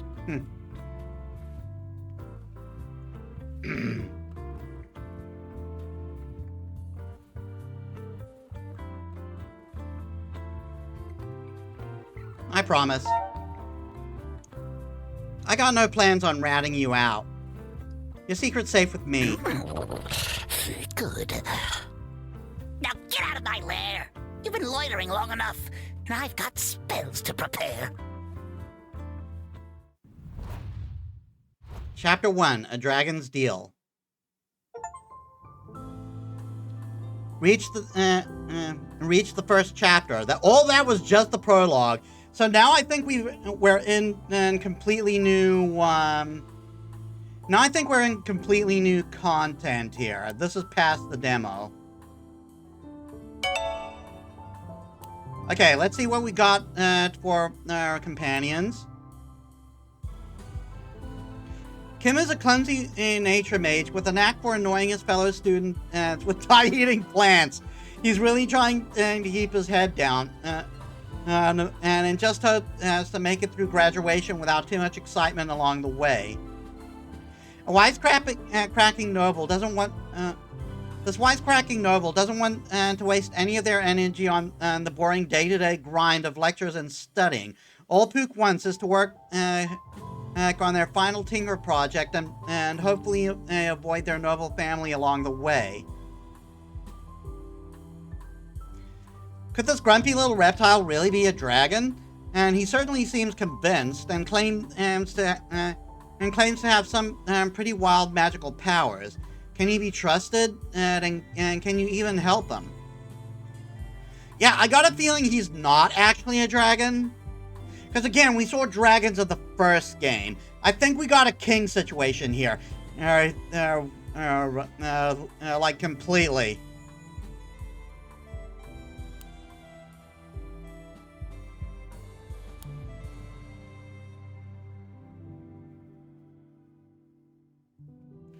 The study of archivist magic was outlawed some decades ago at a time referred to as the cleansing, putting an end to their research into magical history and bloodlines. Each student's wrist shows their current grade and rank. Top students are rank A, while struggling students try not to fall below C. This relatively new invention was not yet spread at all apart. It has not yet spread to all parts of the Empire. Soren is determined to bring the joy of musical broadcasts to the Academy. The Empire stretches across most of the continent of Sologar. Its fine capitals, Mordressa, Erodus, as Cameron and Greykeep and Taruna are each ruled by a paragon. And there's something over here that we haven't unlocked yet. You wake up in your room. Morning, sleepyhead. Nina is sitting at the desk by the window, a half-empty mug of coffee beside her and a newspaper in her hand. Morning. Assembly is going to start soon. If you want to grab breakfast, it's last call. 5 more minutes. I overslept? That can't be. What? I overslept? Mm-hmm. You surprised me too. Perhaps all this late night studying finally caught up to you. I mean, and you clearly needed the rest. Well, today is the last day to get some proper studying in and for Tongfist's test. I really hope you and Soren pull through. Mother hen. We'll do fine. You don't have to worry so much. We'll do fine, I promise. Yeah, I know. I can't help but worry. Yet I can't help but worry. She gets up. Bye. I have some things I need to do before our assembly starts. I'll see you down there. Nina takes her leave, and you're left alone in your dorm room. If you go now, you'll still have if you go now, you've still got time to catch breakfast. But you could also head straight to the assembly hall.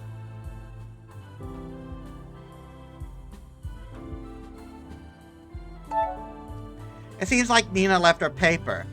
She's alone. She's already done all the crosswords. Her dad writes for this paper, and he likes to leave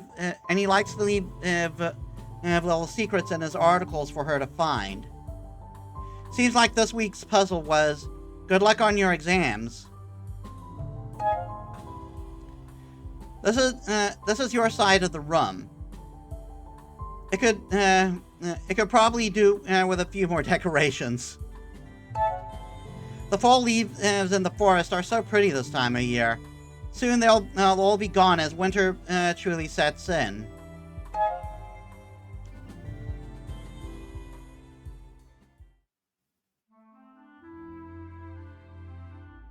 Well, we do need to eat. You rush to the dining hall before it closes. Ducking around the corner by the hall, you ram into a wall, or at least you ram into a wall, or at least what feels like one. Your face explodes in pain. You fall down ungracefully, clutching your nose where you imagine a horrible bruise is already forming. Shit. Are you okay? Okay, I think this was in the demo too. A warm hand touches your face, and you feel your chin upwards until you feel it tuck your chin upward until you start until you are staring at deep golden eyes watching you with concern.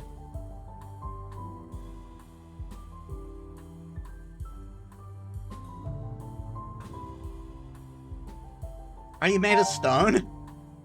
Gosh, I didn't realize we had stone giants enrolled in the school. I feel like you both insulted and complimented me there. How about we fix your face before you dish out comments on other people's appearances? A finger pokes your forehead. Do you feel a familiar warm stream of healing magic flow through your face until the pain in your nose is no more? So he's a mending mage, or they. We don't know. We don't know their pronouns yet. Ah, much better. The other student helps you back on your feet. After poking your nose a bit, you confirm it has been properly healed. Now that you're no longer focusing on your nose, you realize the student you rammed into is another senior. You don't think you've ever talked, but you recognize that smile anywhere. Elias, the top prodigy of the Mender track, Torkvid's favorite, and there we go. Can't have such a pretty face marred now, can we? God, he's like the guy. He's like the guy from the first game, the Chaos Mage guy. I can't remember his name, but he was all flirty too.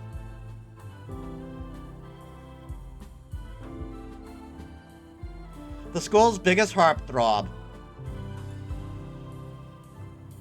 Prefer the rustic look. Sorry for running into you. Thank you for your help. Romance.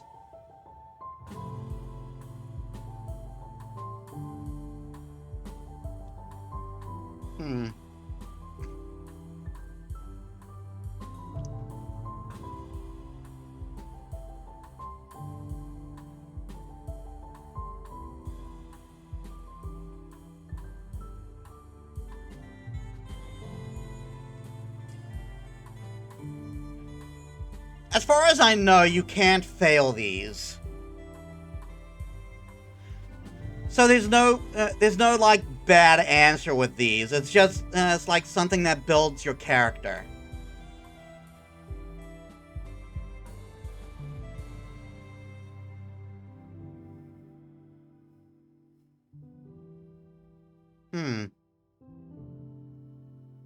They're very male presenting, so I feel like I wouldn't be as receptive as I would be if it was someone female presenting.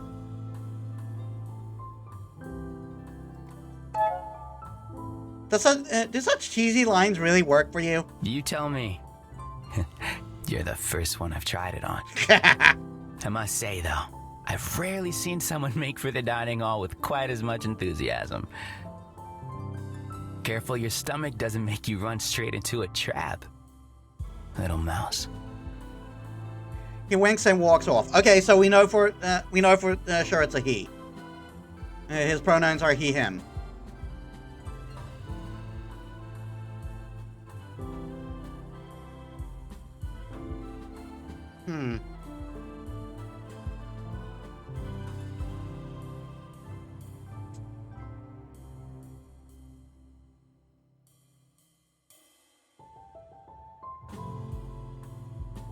I feel like I wouldn't realize that was a flirt right away. Right, that was something. I should get going. You rush to grab some food, then immediately head to the assembly hall. Plopping down next to Nina, your friend and heaves a relieved sigh. Thank goodness. Glad to see you made it, Metis. Did you see Soren on your way here? The headmaster moves to close the door, but before he can, a familiar pink and head shoots through like lightning. Soren strikes a pose, chest heaving. Genius! Made it! There's laughter from the students while Nina just hides her face in her hands, mortified. Tornquist is scowling and the headmaster looks amused. I must say... You know, young Soren, if you could put this much energy into actually getting here on time, we would not have to play this game every morning. True, but then you miss having someone to keep you on your toes, isn't that right? Izith, give me strength. Go to your seat, Soren.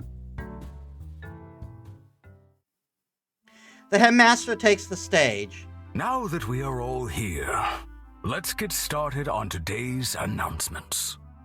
As you know, at this time of year, your professors will be assessing your performance in various subjects.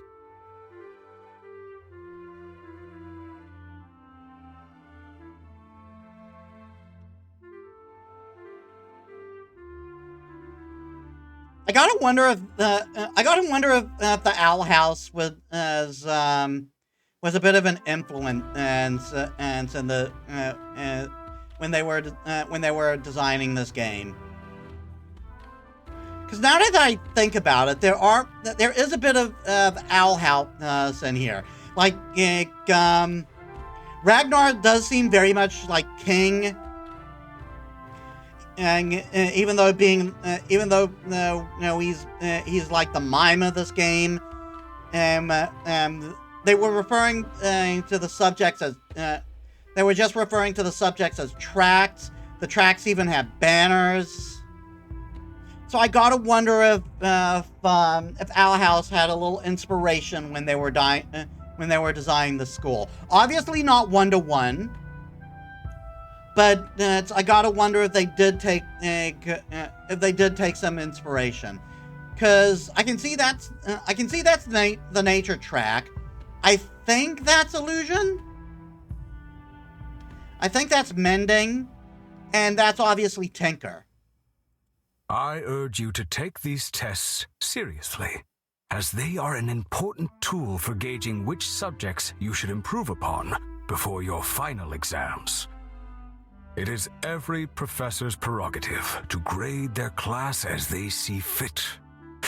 Be aware that some might choose to use this grade to calculate your final grade, so no slacking off. And then you hear, hear Pook in the back. Aw, man! In other news, another thing I gotta actually work on. After much persistence from our diligent editor of the school paper, Nina flushes red next to you. We have agreed to once again subscribe to the daily news. Copies of the paper will be distributed in the common rooms for you to read at your leisure. But I must remind you not to get distracted by idle gossip when you should be focusing on your studies. There will be plenty of time for you all to get caught up with the politics of the outside world once you leave this place for your new lives. Don't make us bring back the hypnosis demon. The real bad ones get the choosy hat. I think that was all for now. Then, I will give the floor to Professor Hyben, who will be leading us in today's morning song. A deep sigh seems to pass through the room like a wave, as the ever-energetic Professor Hyben steps up to the podium. Thank you, Headmaster. I gotta get this done quickly. I've got time traveling shenanigans to be at. The TARDIS is waiting, you know. I have never seen Doctor Who. We will be singing one of my favorites this morning. But he very much looks like one of the Doctors, I think. Darling Wildflower. Soren groans next to you. Thus, once again, it's the professor's favorite. No complaining or you'll get us in trouble. Darling wildflower, flower of mine, bursting through the soils of yesteryear, petals blooming with dazzling promise, braving the cold spring air, you boldly appear. Okay, I gotta be real with you, dude. You sing like I do. That is not a compliment. The professor is so embarrassing. What a waste of time. Singing at the assembly is such a waste of time. It's so unfair. Are they trying to make us fail? Everyone files out into the hall after assembly ends. Your ears are still ringing from listening to Hyben's soprano.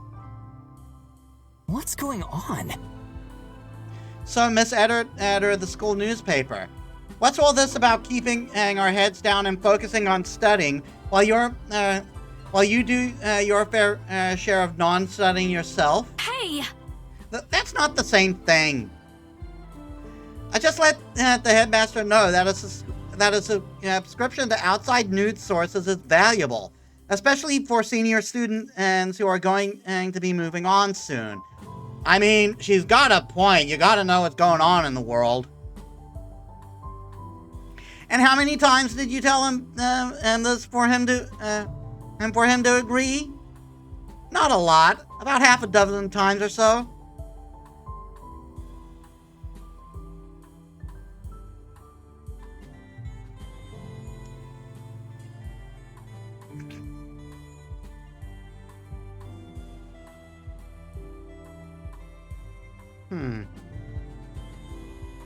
You should be a journalist. About that. I know you spent these years training to be an illusionist, but maybe you have a future in journalism instead? Don't be silly. Mages are not allowed to hold such positions. Besides, I love dancing. I'm not planning on giving that up. It's not like I can become a real journalist like my dad or anything. But doing small things like that, it's very satisfying for some reason. Hey, as long as you're happy, Nina. Though I'm pretty sure you're the only one who actually reads the paper.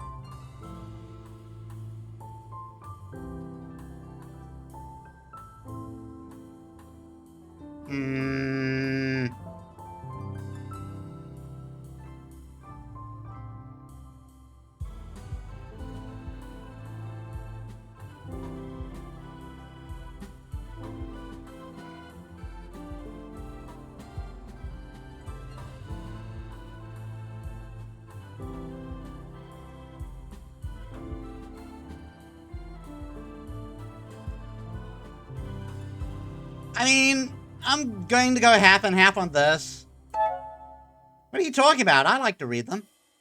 What, you do? Honest? Nina laughs. It's okay. I know that people are busy with exams and aren't all that interested in politics. I'm just happy they now have the option, that's all. Gotta run. Speaking of which, I should go get ready for practice. I'll see you two after class. Gotta go. Right, see you around. You got an important decision to make today. Will you agree to Ragnar's deal or not? Maybe you should talk to Pook and Kim to hear what they think.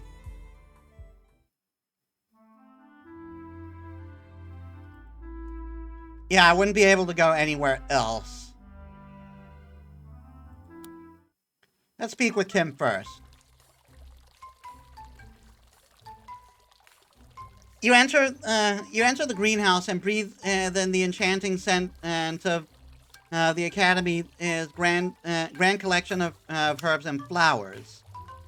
Students are walking around and tending to the many plants. Some reading in the shade of the grand tree that takes up at the center of the building. Every branch is different. The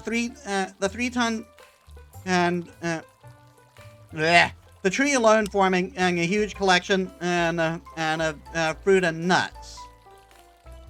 You've heard it's Professor Haydn's greatest pride.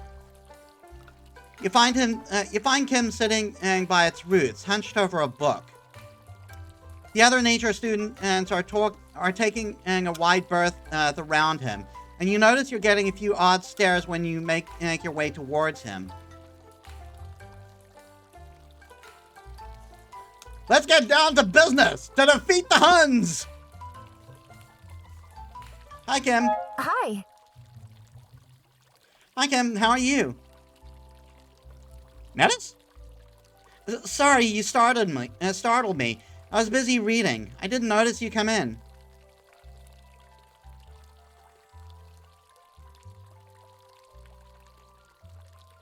Are you okay? Are you okay?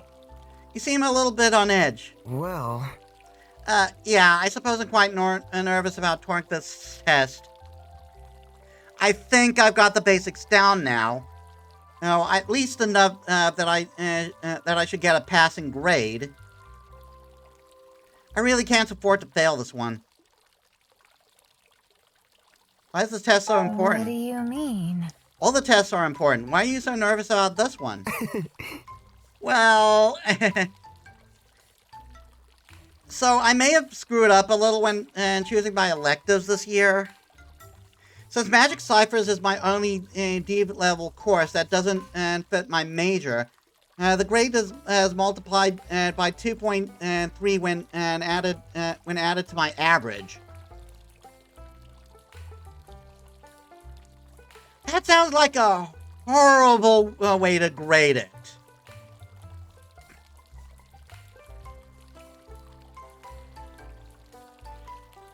But I haven't realized that because I'm taking the course in my final year, a failed grade will be multiplied by 3.4 instead, which is just enough to send me from being rank B to a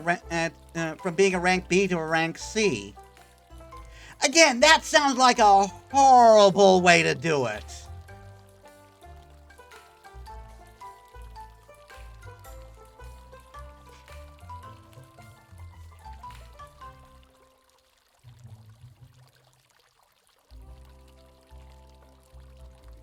Right, you're the dumb one in here.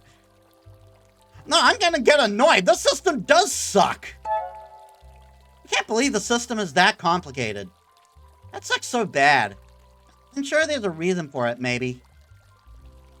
Anyway, it's my own fault for not checking the numbers properly. In any case, if I fail, well, it is very likely it's very likely someone like me would be sent to Taruna. I would like to avoid that if possible. What about your other classes? I have some questions. What about the midterms for your other classes? Aren't you afraid your grades will suffer if you spend so much time on one exam? Actually... Oh no, not really. The rest of my class, this semester are all nature magic based, and I'm surprisingly competent at all those. Magic ciphers is the only subject I'm struggling with. Someone like you? I wonder... What do you mean by someone like you? Oh, you didn't... I'm a spirit mage, and we tend to be met with the healthy amount of suspicion.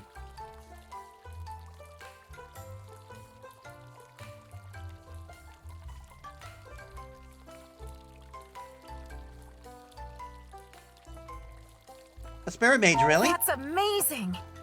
Wait, you're a spirit mage? That sounds so cool. So you talk like the spirit. So you talk to spirits then? Real ones? What's it like? Well, I mean, I talked to a spirit once. Yes, she was nice. He's talking about my baby mime. Spirit magic is legal, but considered quite dangerous. So I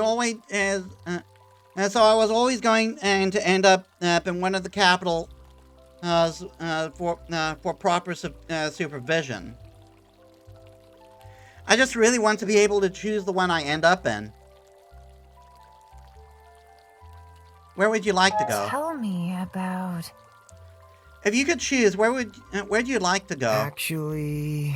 Realistically, I hope to make it into Eridus. I've never actually been to the capital, but it's the closest to my hometown. There's actually already a nature maid stationed back home. If I could, I'd love to work as their assistant. But well, that's highly unlikely to happen. Yep, the nature mage who we dealt with to get herbs in the first game. And because we were an alchemist in the first game, and in the who mentored Kim, because he did turn when he turned out to be a nature mage. We should talk about Ragnar. So... We should discuss what we will do about Sure. Ragnar. Right. Let's go somewhere less crowded. This is my private workstation. Yeah, he's got a picture of his brother there. We can talk freely here. If romance is an option, we use it. Very smooth. I love a cozy place like this. I love it! Wow, this place is wonderful. I'm jealous. Thank you. Really? Thank you. You're always welcome to visit me if you like. Just remember not to touch any of the plants without asking me first. One of them might try to eat you. Some of them have strong personalities. I wouldn't want you to get hurt by accident.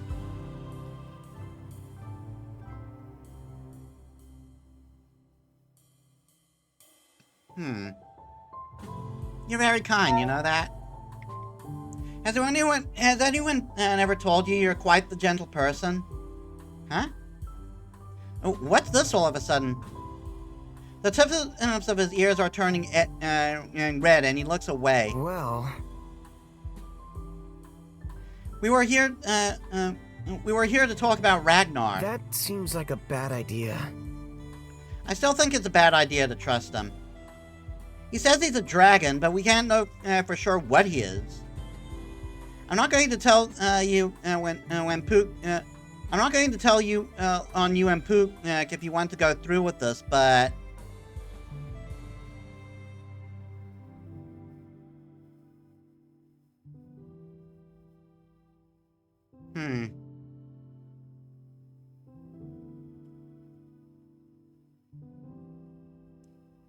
What about Eridus?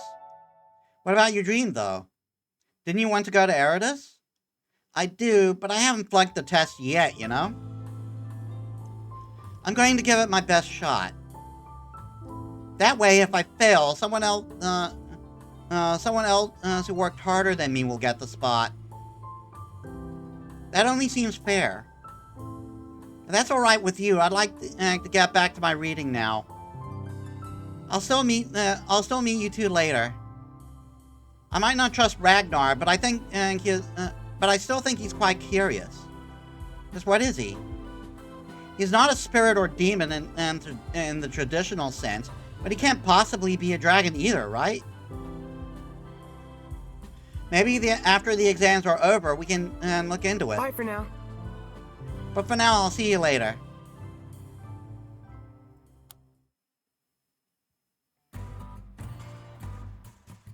The Tinker Shop is busy as always.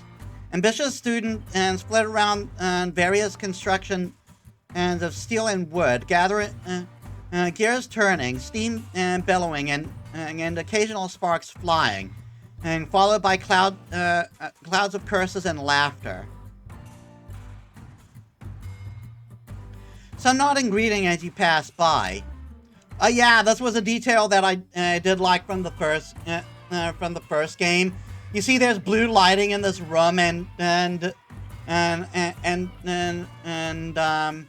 shading over our avatar is actually reflecting that.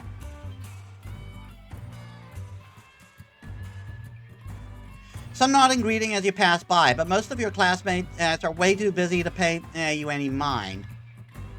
You can't see Pook anywhere, but you do spot the familiar pink-haired Soren, and with a set of headphones covering his ears, face scrunched up in concentration as he works on a metal box.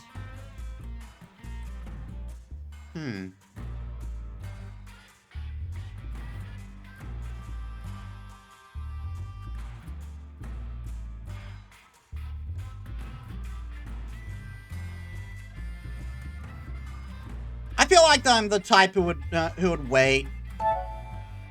You stand back a little, hesitantly watching Soren twist a screwdriver a few more times.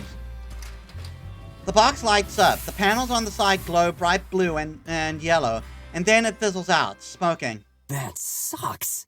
Damn it. Guess I'll have to adjust the range again.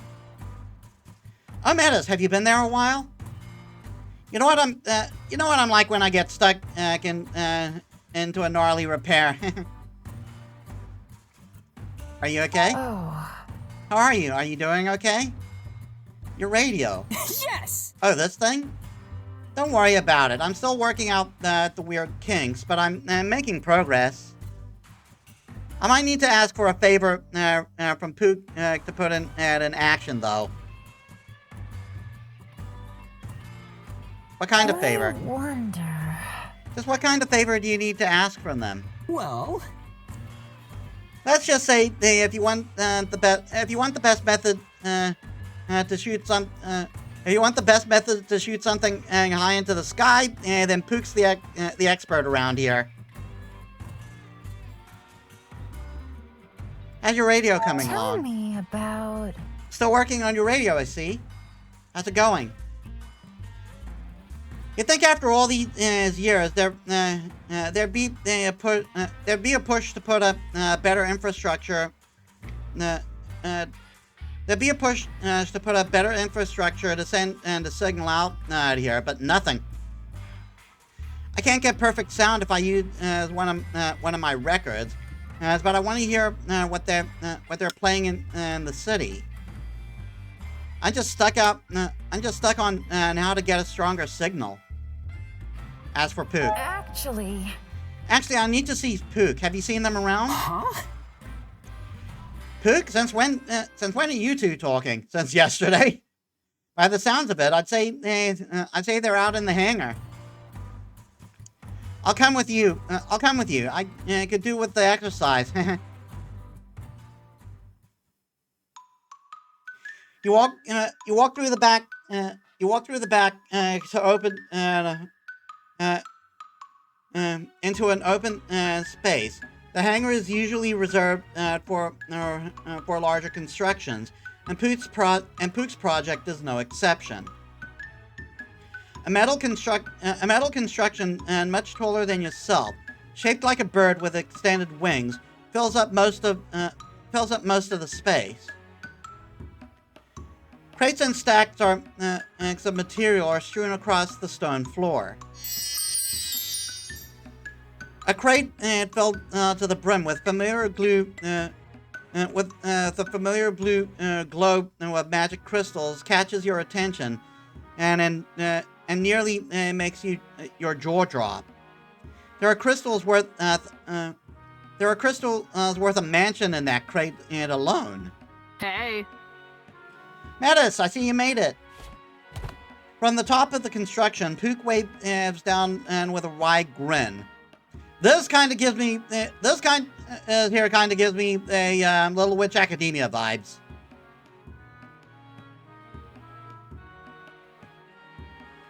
Oil smeared across their forehead as they slide down and to join you on the ground. I figured you'd be too curious not to come and pay my lab a visit. What do you think? Beautiful, isn't it?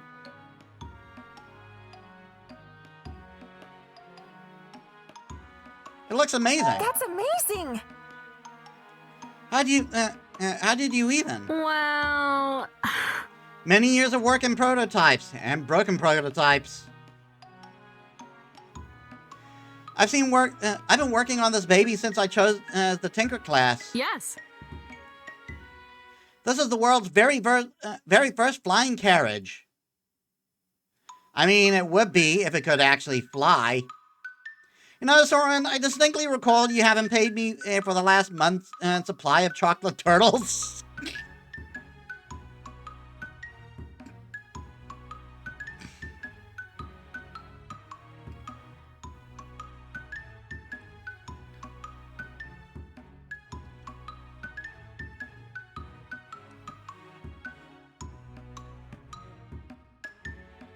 So we met Soren's dealer. I was thinking of how to phrase that. Of how I would phrase that. Gotta go. Okay, I can't. I yield. I'll get out of your hair. Good luck, Metis. Chocolate turtles? I have some questions. What's this about chocolate turtles? Let's just say Soren's sweet tooth will land him in debt if he isn't careful. He might be a friend, but I'm running a business here. Flying carriage? I don't get it. This thing is supposed to fly? The whole thing? Well, It would be nearly as impressive as if I just made it the size of a bird. It wouldn't be nearly as impressive if I just made it the size of a bird, now would it? The space is needed for all passengers or cargo or whatever someone would wish to transport through the air. Just imagine a ship that sails through the clouds, not limited to the ocean or those practical train and track. Or those impractical train tracks everyone is so hyped up about. It's my life's work, and I'm so close to being done, but I can't. But I can't keep getting pulled away by all these infernal tests. You want to take Ragnar's deal?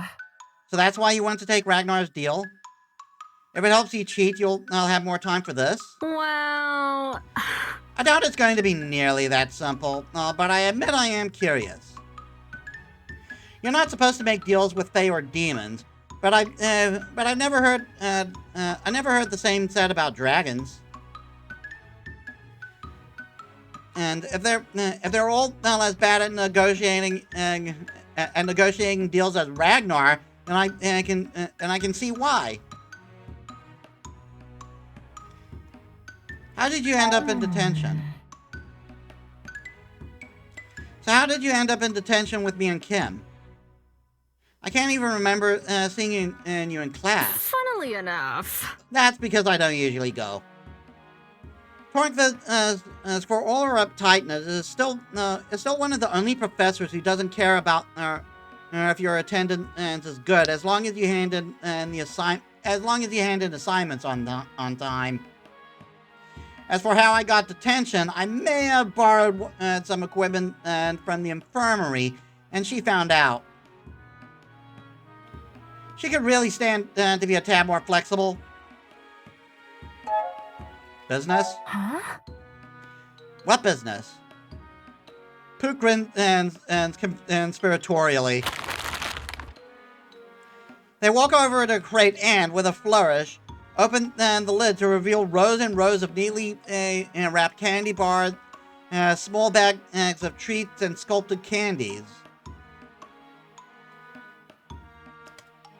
Romance.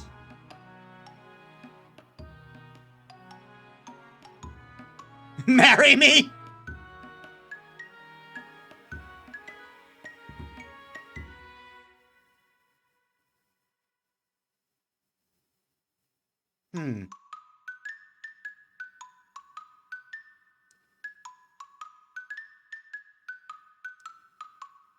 Someone has a sweet tooth. Oh, wow. Wow, someone sure has a sweet tooth. I'm usually more fond of sour candy, but I can enjoy sweet if the flavor is right. Actually, my family owns Hammer Candy, the biggest producer of magically enchanted candy on the continent. And try not to drop any of these; they all explode. I have a deal with my family that if I stay out of trouble, they send me a crate of products each week. I distribute it among the student body and pocket the proceeds. That's how I'm funding this beast. That has to be against school rules. There's no way this isn't against school policy somehow. funnily enough. Nope, totally legal. If it helped that I was the first to think up this brilliant idea, and the headmaster is one of my best It helps that I was the first to think up this brilliant idea, and the headmaster is one of my best customers. So, no rules have been introduced to stop me. How do you have time? That's amazing. So, how are you inventing commercial? How are you inventing commercial flight while running a candy store as a side hustle and studying full time? How? How? By not wasting my time on chasing some dumbass grades. That's how. You'd be surprised how much time is freed up when you decide to do just enough instead of always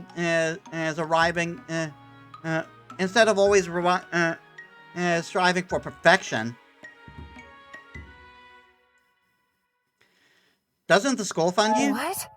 I thought the school provided everyone with the funds they needed for their projects. Well, sure, but that's a drop in the ocean compared to what I need for this. I'm running the final version on magic crystals, and ever since the mines closed down, the price keeps rising. It's getting insane. So that's probably also a reference to the first game. I can do my initial testing while hooked up to the school's own energy system. But I can't very well have a wire connected to a ship that's supposed to fly across the continent. Let's talk about Ragnar's deal. That. Can we talk about the deal Ragnar offered us? Sure, it's a no-brainer for me. I want to see what that lizard is capable of. Just imagining the look on Tornkvist's face when she has to hand me a perfect just to, as she, when she has to hand me a perfect grade. Priceless.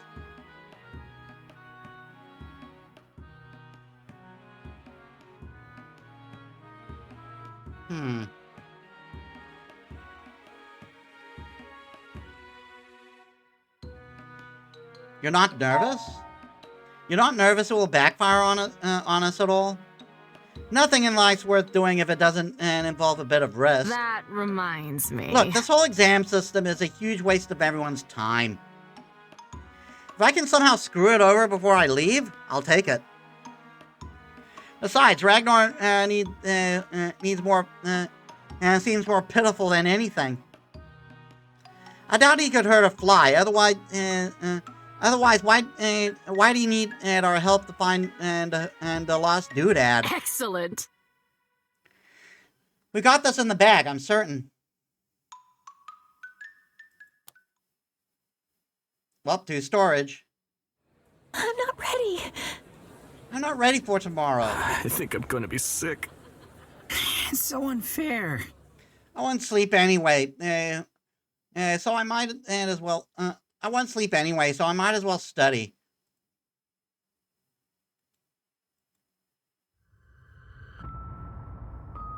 It's so quiet. It usually is at this time. All the honorable students are readying themselves for bed, after all.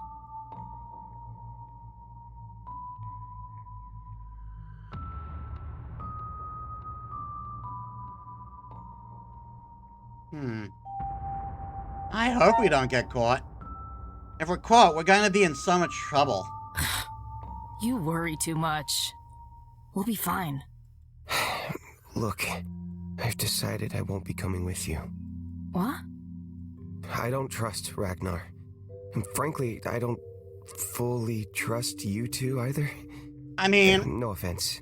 I mean reasonable, you just met us. None taken. It just feels wrong to cheat like this. And I honestly believe I have a shot at making it on my own. Therefore... Hey, don't sweat it, buddy. Though if I remember, we're about to listen to something that'll change his mind. Azith knows I have my own selfish reasons for wanting this. I'm not gonna drag you into this if you're not comfortable with it. Pook. Wait. You two hear that? Now let's see how your students' tidying went. I wouldn't get my hopes up if I were you.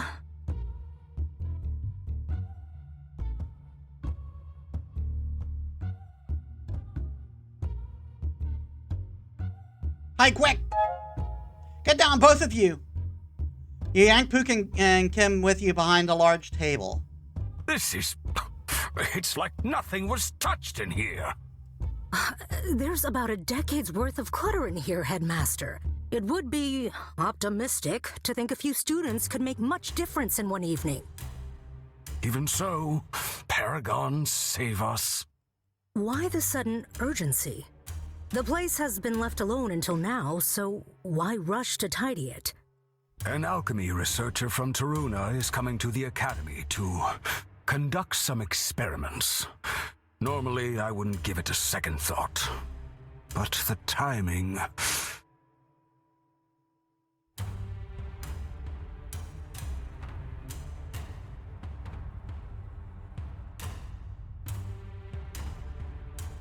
Why would the storage for illusionists need to be clean then? Are they planning to use it here?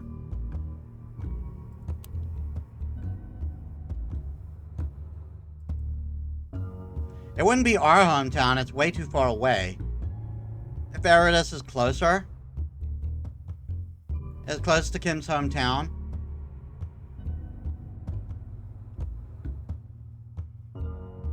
I can't help but feel she's being sent here to inspect us on behalf of the Northern Paragon. It would be quite bothersome if some illegal magic items were hiding under this mess, so I'd prefer to dispose of them now. If that's the case, why not get Professor Gordon to take care of it? The illusionists are his responsibility, after all. Getting him to do anything practical is like trying to force a fish to fly. The dear professor has his strengths, but organizing manual labor isn't one of them. Fine. I'll see if I can find a solution. Maybe some students will volunteer for extra credit now that the midterms are almost over. Speaking of which, is everything ready for the big day tomorrow? Of course. The test will be a lot more challenging than previous years, as requested. I'm still not sure I understand the reasoning behind that, however. It's troublesome, but we have to have more students fail. The grade average from last year's graduates was too high. That is a dick move. Though, I gotta wonder, is this a malicious move, or is it him trying to protect the students?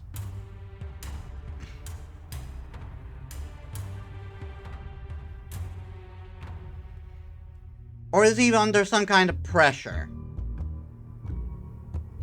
Because mages are technically a minority in this world.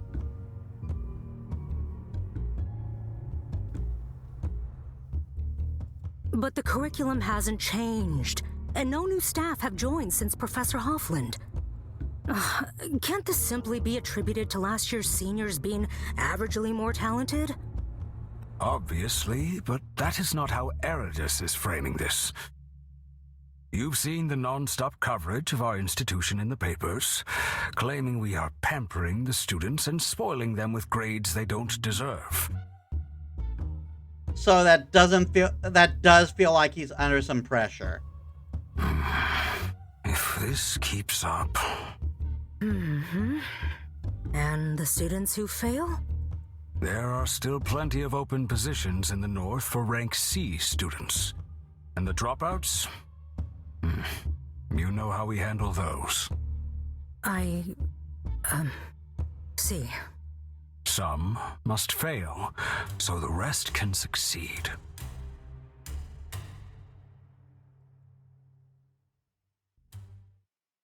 No way. I can't fail this test. My average is already too low. If I fall into quota 3, they're gonna send me to Taruna.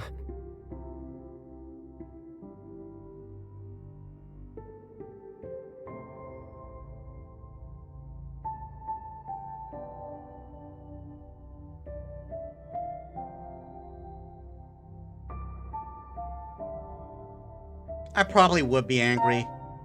They can't do this to us. What the heck? Shh. Do you want them to come back in here?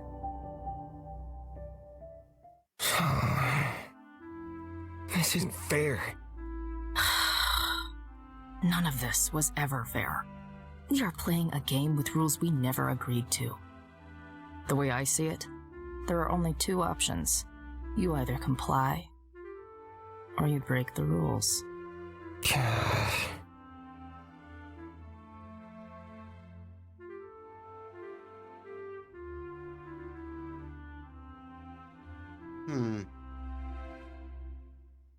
Kim? Kim, are you... Let's go see Ragnar. Let's go break some rules. Cutting a little close, aren't we? I've been waiting very patiently for absolutely ages.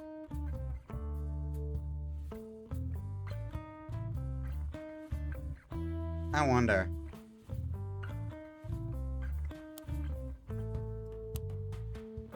Yeah, we can change our character whenever we want, just like the first game. We can change who our roommate is, or the track we're on, but we can change everything else.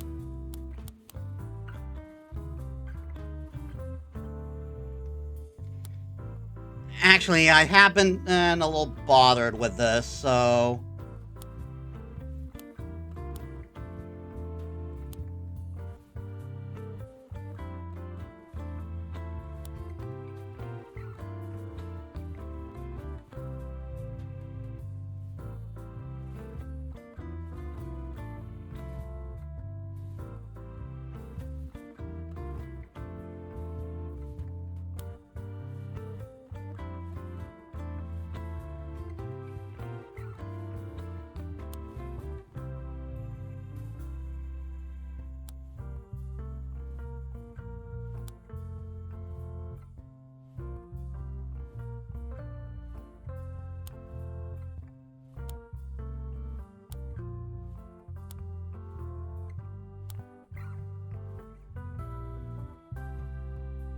Let's try that.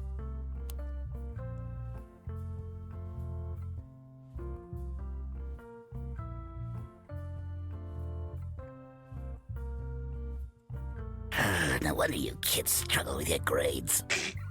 Sorry. We got sidetracked. Well, you're here now. So, what have you decided?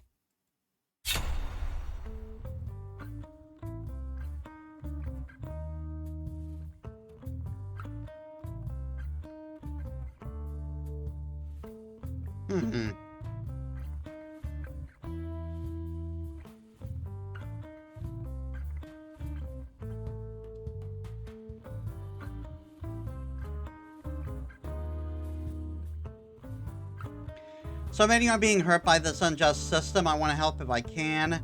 I'm sick of being dragged around by the system. I'm taking back control. I'm doing this to help these two. Both of them have important dreams they need to reach, and I want to help them get there. You?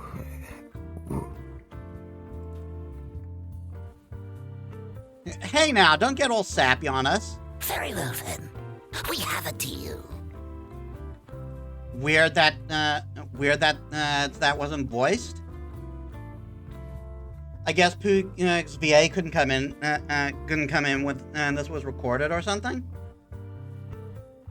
You swear to help me find my treasure, and I swear to help aid you in your pursuits of academic excellence. I bet none of you mortals have experienced chaotic magic yet, so you better hold on to your jaws, all right? Come to think of it, doesn't a character from the Owl House sound like this? Now that I think about it.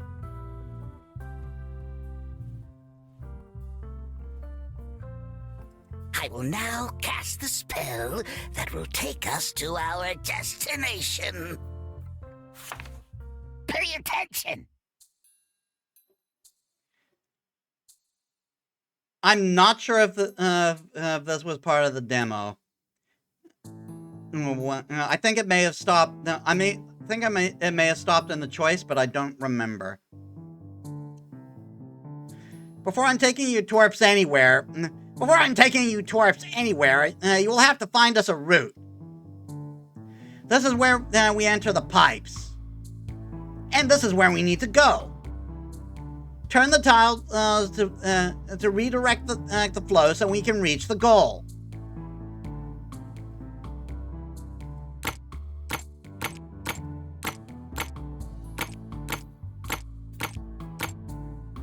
Yeah, that's definitely not it.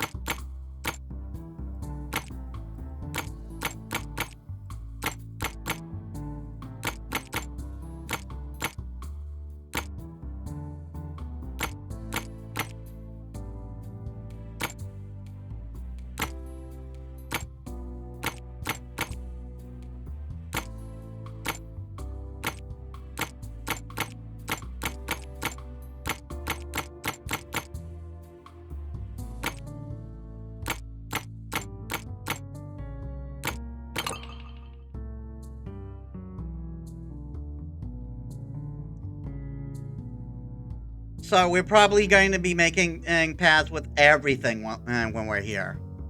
When we're doing this. This is where we're going.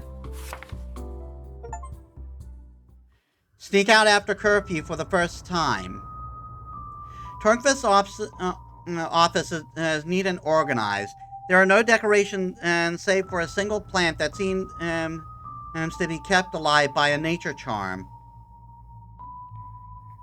Huh, we actually made it. Tornquist's office.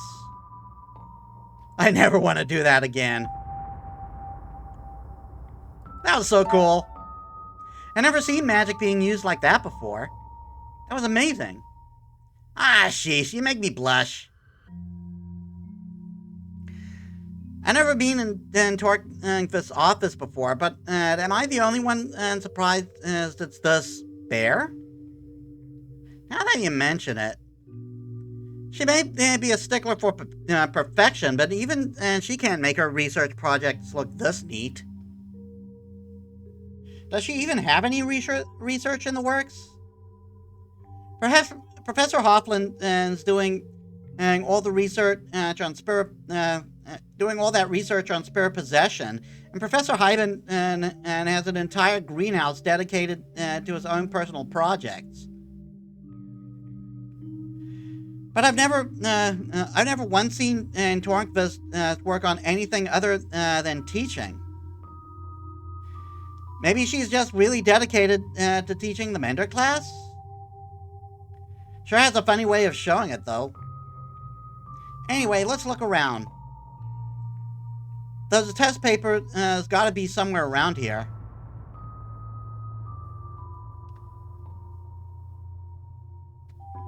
Okay, so options will be highlighted.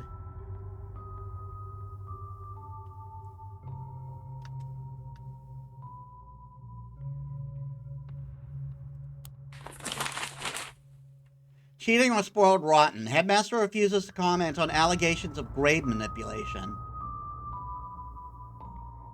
Seems like Tornkvist reads the Eridus Times.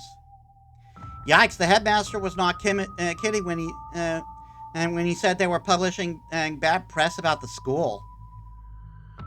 Cheating or spoiled rotten. Headmaster refuses to comment on allegations of grade manipulation by mage students. That doesn't sound biased at all. Yeah, I wouldn't be surprised.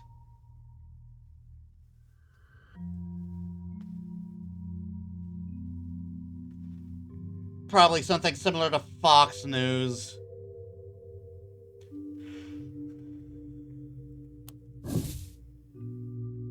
A lone plant sits on a low cupboard. Its bright colors and cheerful pot make it stand out in the otherwise bland space. Something tells you this must have been a gift from Hyben.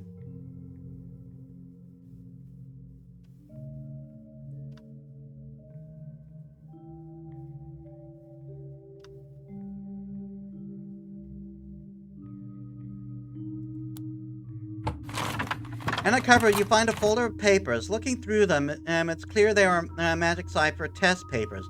Last year's and a brand new one. We found them? What even did we learn?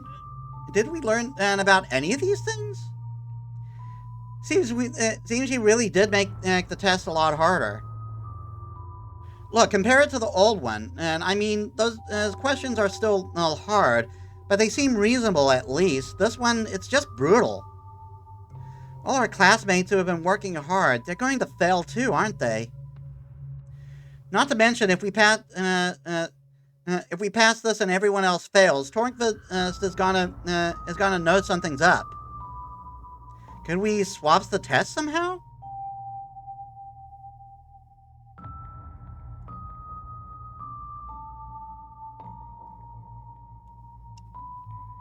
Not a bad idea.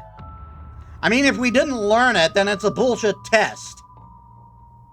That's not a bad idea, Kim.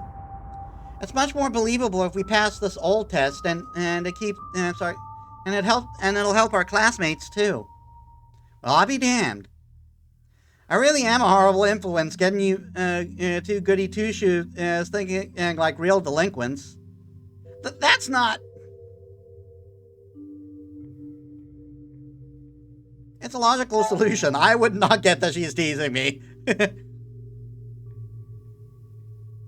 I'm just being practical.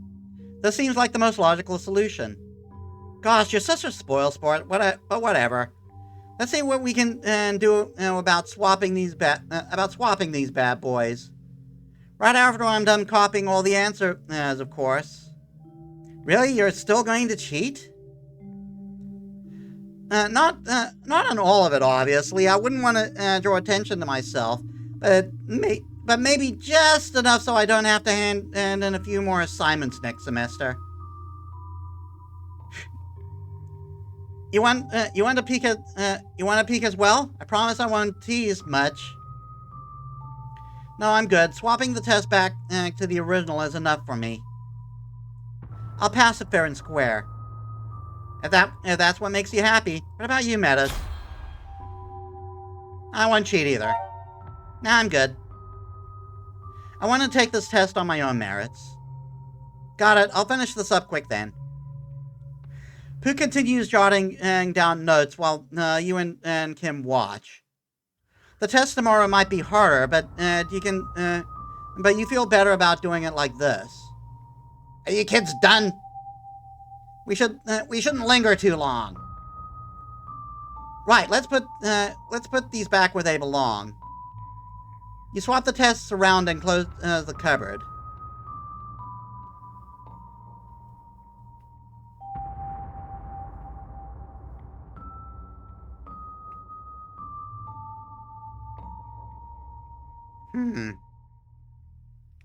Great, now let's get out of here. That looks good. Now let's get out of here before we get caught. I couldn't agree more. Pooh? The Tinker Mage is reading through a file that has placed on Torque's desk. The word dropout is stamped in red on the cover. Right, sorry, I spaced out for a second there. Their name is on the dropout list, isn't it? It just hit me though. This might not have been the first time the professors have done something like this. I wonder how many of these students actually were bad enough to be considered dropouts. That's not important, I know. We've only got one semester left after all. Then we're out of here. We gotta keep our eyes on the finish line. Pooh puts the file down firmly. Okay, Master Lizard, let's go. I swear I'll leave you in the clock tower for that. You glance around the office one last time, your gaze lingering on the cupboard where the new test papers are neatly tucked away. Mission accomplished. Chapter 2, a meeting with a librarian.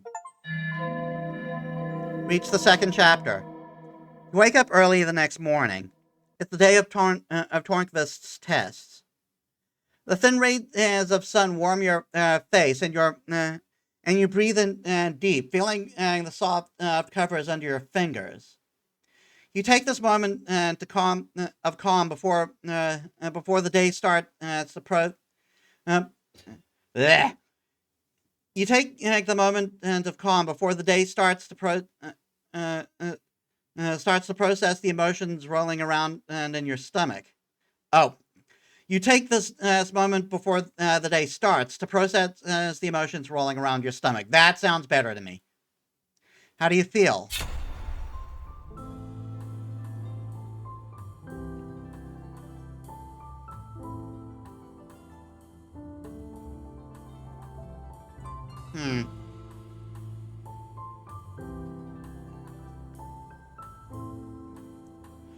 I think I would have come down from my anger around with this amount of time, but I would still be kind of nervous. You feel nervous coils in your stomach like a worm trying to wiggle free. What will happen now? Will you be caught? The thought makes you break into a sweat, and you curl up under your sheets. Morning. Metis, you're awake? You uncurl yourself from the fetal position and slowly sit up to greet your roommate. Are you okay? You look a bit pale.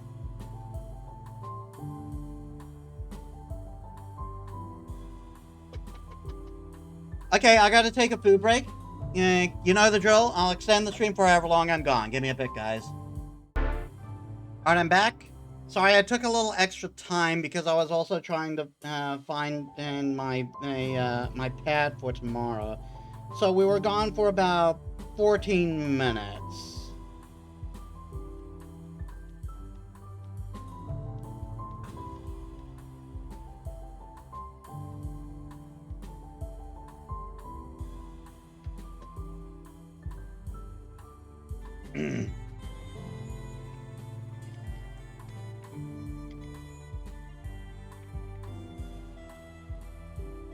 Exam nerds are the worst. I'm not so sure about this. It's just the test today. The nerves are really getting to me. I see. That's understandable, but I'm sure you'll do fine. I know how hard you've worked. Nina sighs and looks out the window, hands tightening in her lap, the way they always do when she's about ready to burst. You okay? Are you okay? You look a bit tense. Hey! Do you think I'm a mother hen?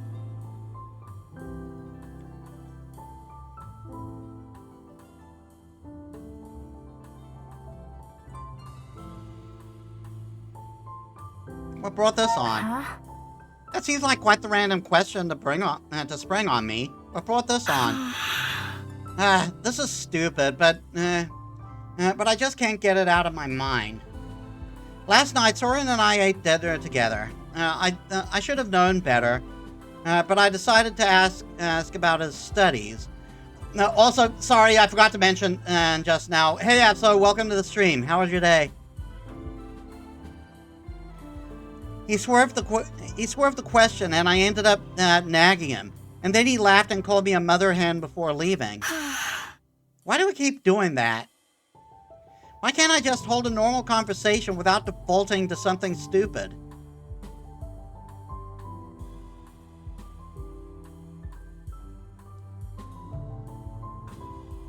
Because you care? Because you care about others? You want to know that they're doing well? Soren knows that too. No way, I'm sure he just finds me terribly annoying by now. I'd be annoyed by me. I just don't want to be the group nag, you know? I don't want Soren to think I'm just some annoying...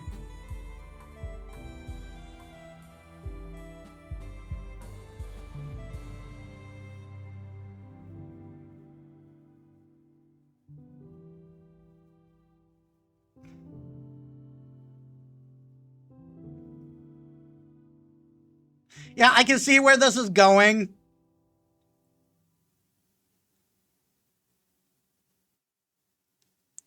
Just like, if I were in the situation right there, I probably wouldn't. How come you're only worrying about this now? The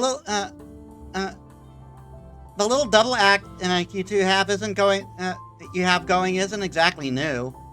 Nina stares at you, her hands clenching at her sides. Double act? I have no idea what you're talking about. We're a trio, remember? You're being weird. I blame that test. Best of luck with it, Metis. With that, she leaves the room, her cheeks glowing bright enough to light her way. I think I'm gonna be sick. Not exactly what was said there, but I guess we'll take it. I'm not ready.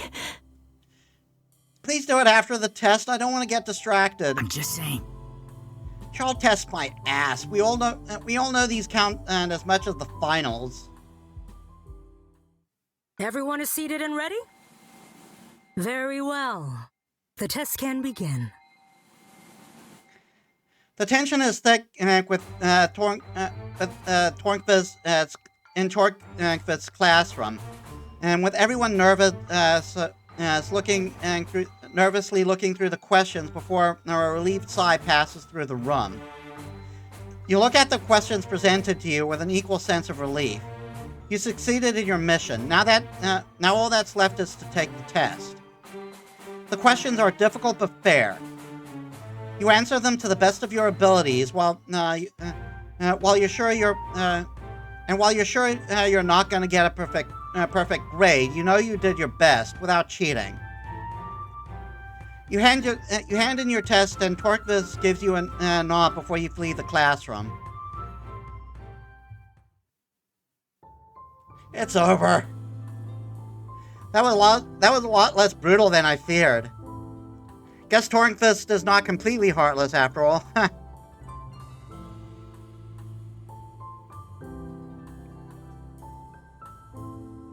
Be careful, she might hear you. Careful she doesn't hear that. You might ruin her reputation. You're right, that would be a real tragedy. You should go tell Nina the good news. You coming? From the corner of your eye, you see Kim and Pook coming back.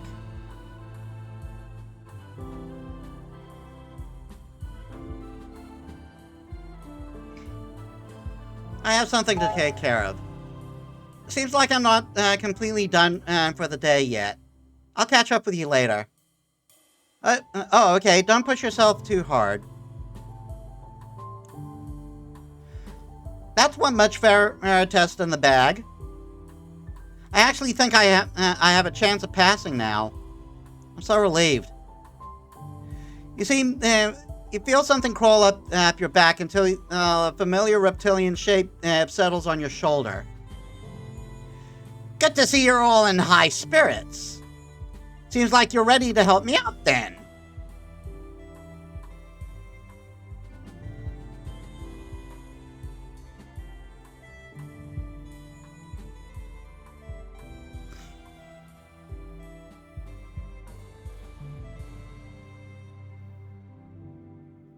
I mean, I'd be shocked, but only on the initial climb. If I realized what is happening ahead of time, I wouldn't fret about it.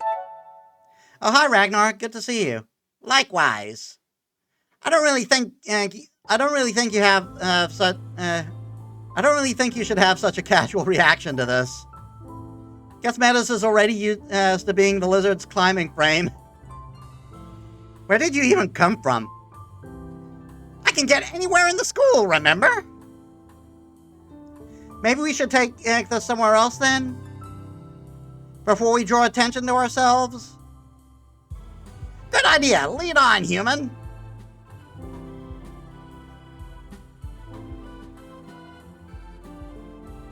Don't comment. You ignore Ragnar's demanding tone and start walking towards the storage room.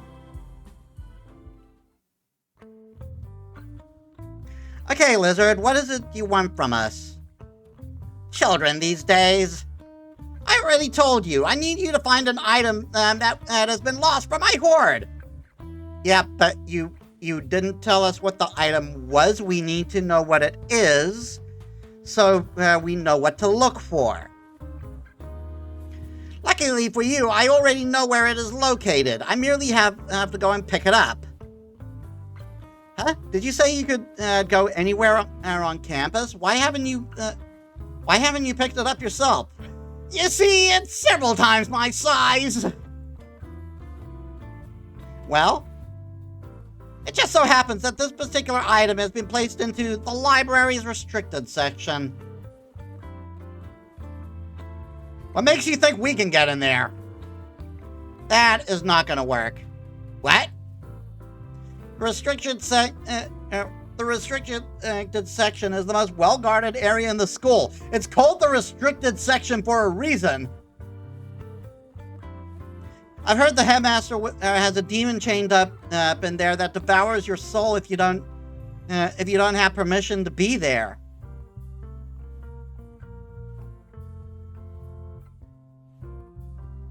That's a rumor. I'm sure that's just a rumor, Kim. How would you know? I mean, to be fair, he's already been through one trial by fire with demons. He does not need another. Have you ever been inside?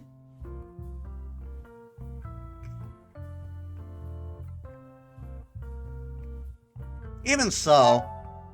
No, but we'll just have to find a way to get past the demon man. It's really not that simple. Guard demon or no guard demon, it doesn't change the fact that if we're caught trying to break into the vault storing all the school's banned research, they're gonna demote us to dropout and haul our asses to the productivity facility. But you promised. I did not. Metis did. And as far as I remember, she didn't sign the contract. But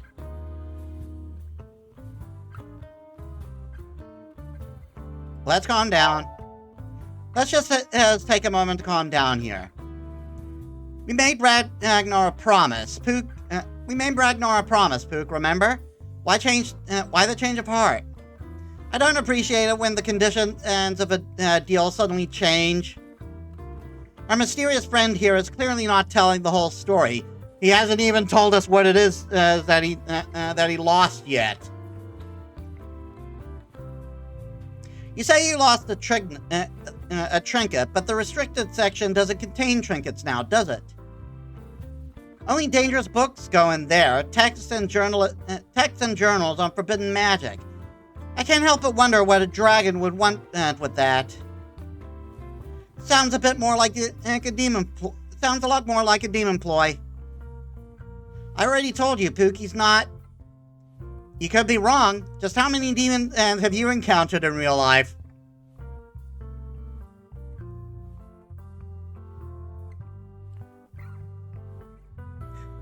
Oh, Pook.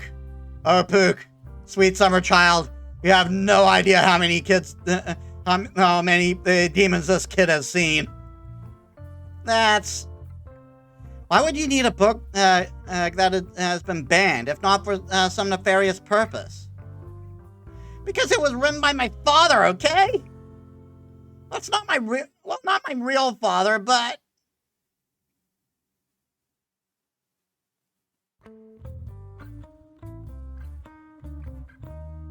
Deep breaths. It's okay, Ragnar. Take your time. Ragnar looks around at you all hesitant. Finally, he sighs. Get the long story. I swear I'm a dragon, possibly the last one. We went extinct long before humans formed this empire, but somehow I never hatched, and I survived as an egg.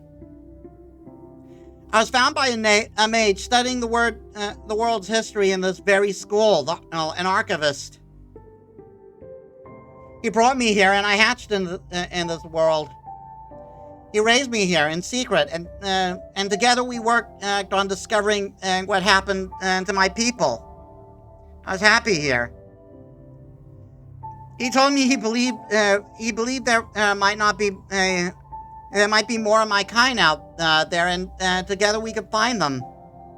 There might be more of my kind out there. But we never had a chance to find those answers. One day, the night showed up, and all the archivists were taken away. The cleansing. He told me he would return, but he never did. All the archivists' research was transferred to the restricted section after that, including my father's diary. That's what I want from the diary. That's what I want from the library. I want to figure out what he was working on before he was taken. Maybe he learned something about the other dragon's whereabouts. I don't want to be alone here anymore, just waiting. Well, now I do feel like a total ass.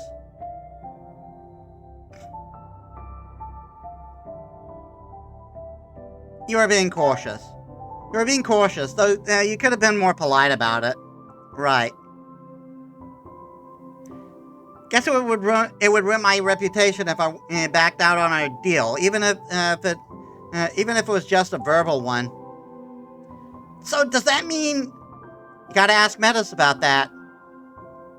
You made the deal with her, remember? Ragnar looks at you.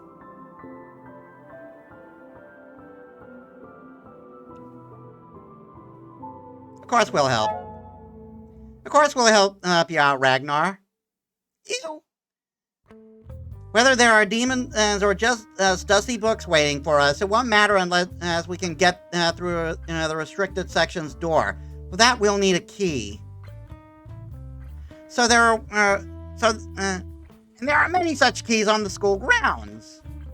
Every teacher carries one, and as do the student prefects. You'll just have to get a bit creative. So, my blood told you I'm an archivist? Your blood opened the door. It's the simplest test in the world. One or both of your parents must have shared the blood of the one who made the doorway here. I see. I wonder if my brother knew about that. I suppose I'll never know. He probably didn't.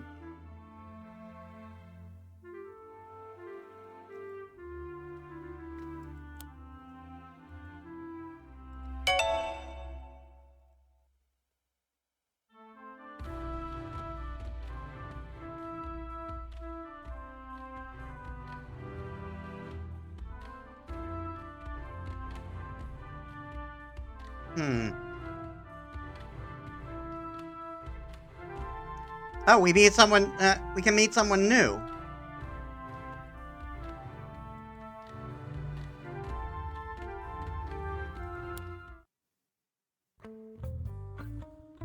Come to think of it... You know, if we cleaned up a little in here, this could actually be a really nice space. We could even take some of the furniture from the storage room and move it here. We'd have to throw out some of this junk, though. You! Keep your paws off my collection!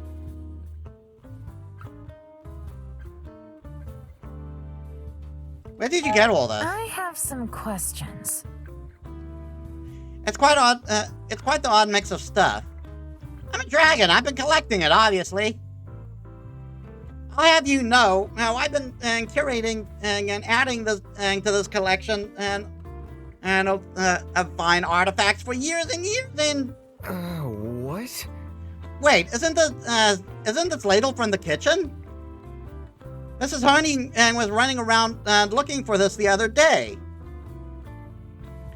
And are those potions from the Mender Ward? People need those, Ragnar. Well, they shouldn't just leave them lying around.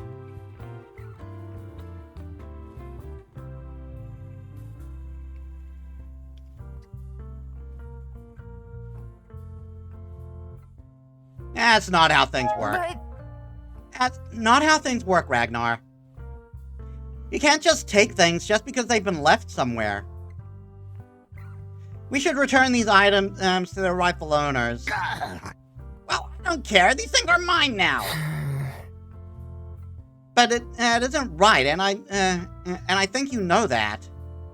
These things belong with people they really mean something to. You know, if you tried being a little kind, perhaps someone would be nice for you one day. When did you learn all that mushy nonsense? Some kind of pushover school? You have no idea. I had a really good teacher. So you'll let us return these? Whatever, it's not worth the hassle if you're going to make such a fuss over it. Ragnar leaves. I think he has a good heart, even if he is a little bit of a brat.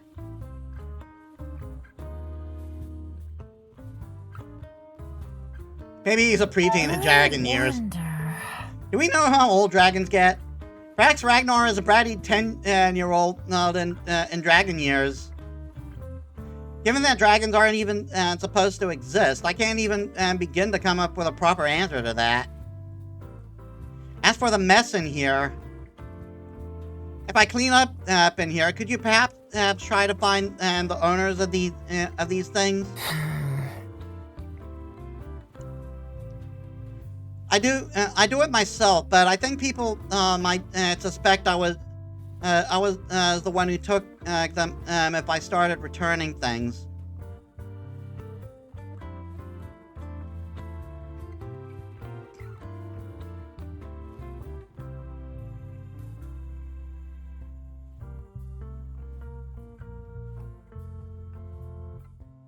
I'll do it.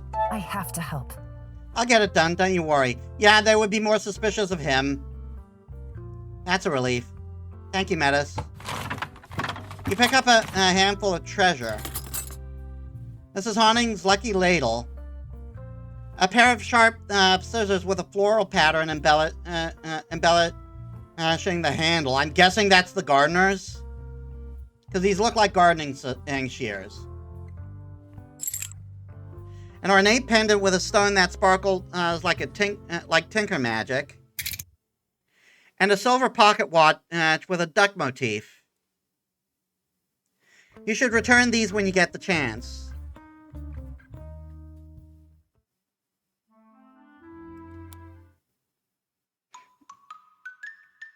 What are you doing here, cousin? What? I'm not allowed to visit? You never come near me, unless your handler has explicitly told you to keep an eye on me. Oh, tell my dear aunt I'm doing fine. You have no idea what kind of trouble you are causing for our people back home. We are supposed to be keeping a low profile, but this monstrosity you're building. This is not what a low profile looks like. And I suppose you're doing much better. Taking your petty frustrations out on any unfortunate classmate who gets in your way. Go back to class, Julian. Give my regards to the family. Julian leaves. Once he's out of earshot, you step inside. You? I didn't take you for a snoop.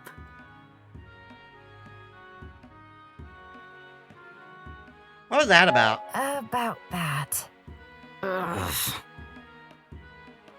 Just a really annoying, never-ending family dispute. Actually... As you can hear from my dear cousin, my family would much prefer if I had picked a more subtle graduation project, as they never tire of reminding me. Why subtle? What do you mean? Why would you need to be subtle? Isn't it better for your family if your final project is impressive? They're afraid my exploits are going to steal the thunder of my other dear cousin, that blockhead's older sister. She's being considered for the local Paragon seat, but she can't very well be elected if her mage family outperforms her. Outperforms? What do you mean? What do you mean by outperform? Well, the Paragon of the South chosen by their predecessor. It is a year-long event of peacocks parading their feathers in front to the judge, and the competition is stiff. The winner has to be one of those. The winner has to be someone who's done something remarkable for the capital, and it's a lot more difficult to appear remarkable if your sibling and cousin are running around doing impressive things. And so, Julian and I have been instructed to keep our heads down. That is messed up. I can't believe this. That's really messed up. I'm glad we agree. Toads. Looks like I respect and love Julian. I respect and love Julian's sister dearly. She'd be a great paragon. But this whole thing where the family has to jump and give way so she can stand tallest. I'm not having it. You two are really family? Really? You and Julian really are family then? It's hard to imagine you're so different. And thank the Paragons for that. Believe it or not, he never used to be as much of a pain. However, since that friend of his was declared a dropout, he's been pretty short-tempered. So maybe he's been dealing. So maybe this friend was not quite so much of a friend. Someone really special with all to him.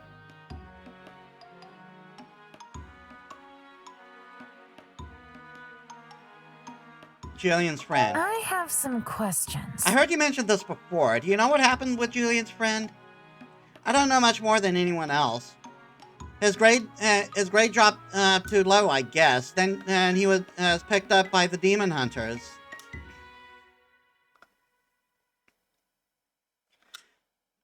I think maybe he was a victim. He was a victim of the unfair system. All dropouts go to the productivity facility, and they usually stop all contact with the people they knew. It's the biggest shame that can befall a mage, after all. For Noel, it can be devastating for the whole family. So... Was Julian's friend also from a rich family? Not that I know of.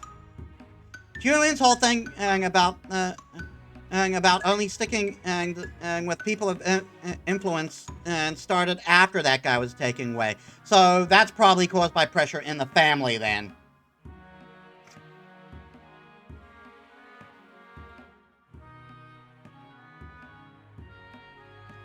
Didn't Julian know about the bad grades? I don't get it.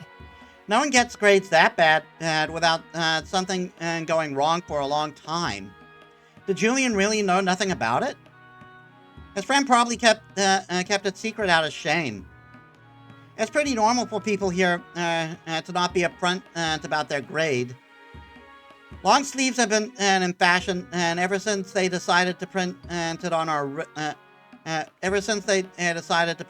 wrists, after all. Actually, I wanted to talk about what happened with Ragnar before. I should have guessed. I really don't think it's such a big deal.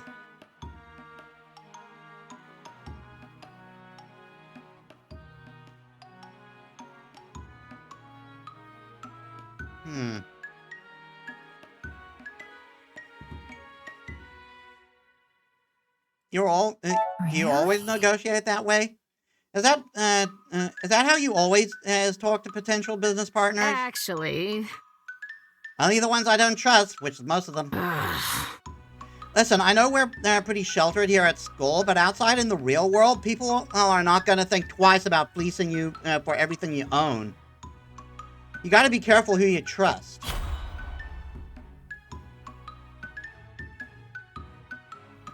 Yeah, I get it. It's smart to be cautious. okay. That sounds reasonable enough. It's prudent to be cautious. I'm glad you see my point. Poop got a point. I enjoy this thing we've got going. You, Kim, and I are a good team, but let's be real. We never spend time together if not for Ragnar's deal. Once we've upheld our end of the bargain, things will return to how they were before. I got a feeling that's not going to happen. A romance. I'll make you fall for me.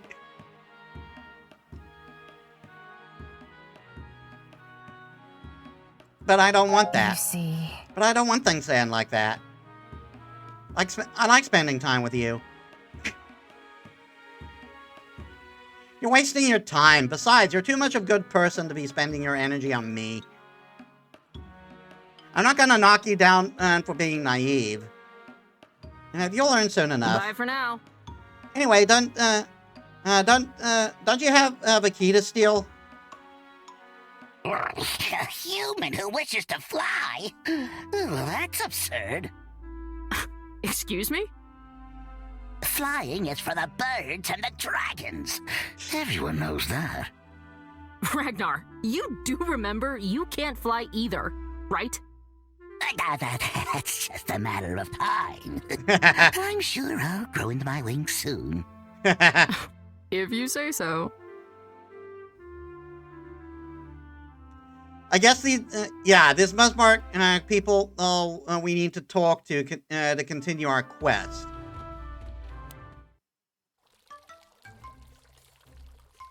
You enter the greenhouse and find Kim peering at a large plant, his expression thoughtful.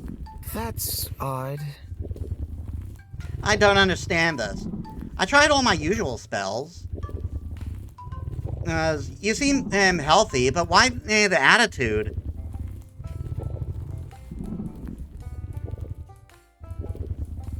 What are you working on?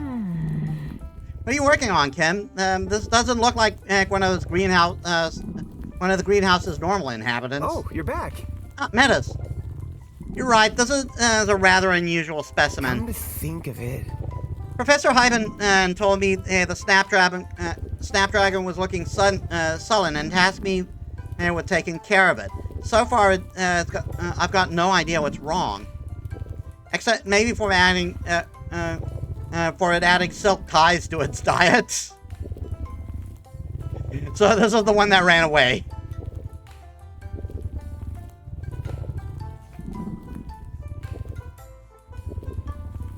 The professor trusts you. I see. Seems like the professor trusts you a great deal. Right, I appreciate it. I just can't help but wonder if it's wise to put such a rare plant into the hands of a mere student. Huh? He always did have strange ideas. Okay, I guess I'll have to try something and see what reaction I get. How about this? Kim casts a spell, and the plant immediately perks up. I did it? And then opens its more to reveal a row of fang-like thorns. Nope. Wrong spell!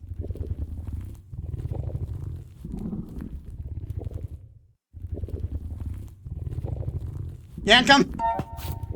You grab Kim by the back of his sweater and yank him below the table with you. Why, though? This really should not be possible. A snapdragon is not a carnivorous plant. You both flinch when the plant crashes onto the table, and the wood above you creaking ominously. Romance.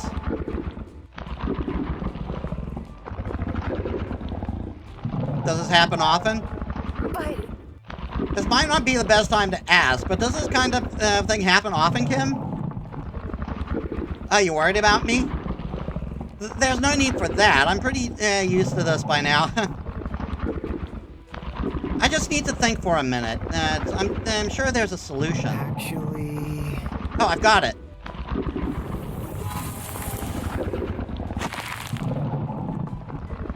Kim casts another spell. A branch snaps off the plant's stem, and the snapdragon immediately calms down. Its maw hanging open and with thorny rows of teeth still on display. Then the plant slowly closes its maw and lowers its head, settling down for a well-overdue nap. Kim gets up, brushing himself off with an awkward laugh. Gotcha. There we go. How curious. Seems like someone tried to splice another plant onto it. Yeah, I can imagine that being irritating. But the snapdragon is quite stubborn. It won't accept much intrusion and then become aggressive instead. I'm glad we could solve this.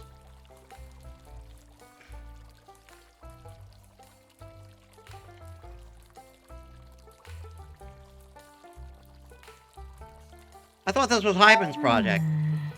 I thought this was supposed to be the professor's personal project. That's right. I'm the only spirit mage enrolled at the academy at the moment, so no, I'm the only one who is allowed to help with projects like this.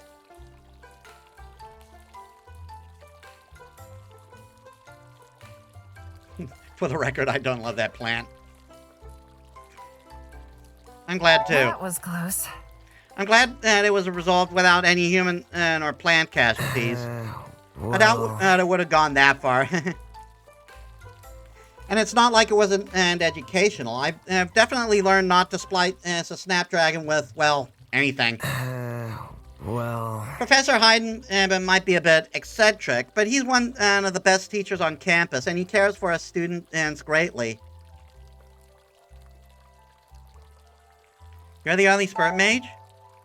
Huh, I knew spirit mages were rare, but I didn't realize you were the only one here.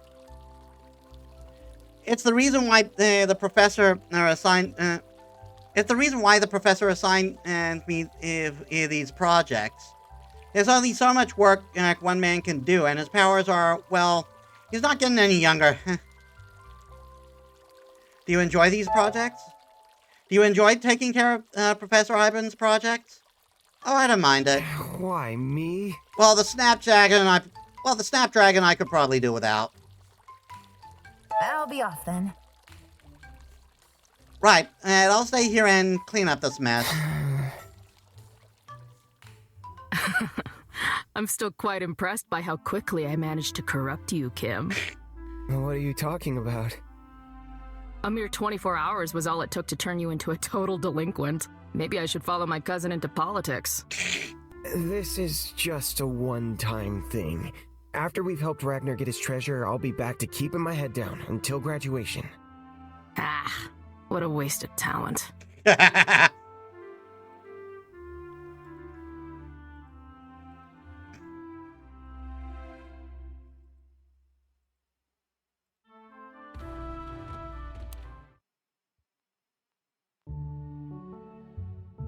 The library is fairly quiet this afternoon. A group of illusionist students is chatting quietly somewhere above you. The door leading to the restricted section is tucked away near the stairs. It looks deceptively easy to open, but you know very well that without a key it won't budge. Yeah. So, what are we doing today, kid? Scouting out the target before the big heist?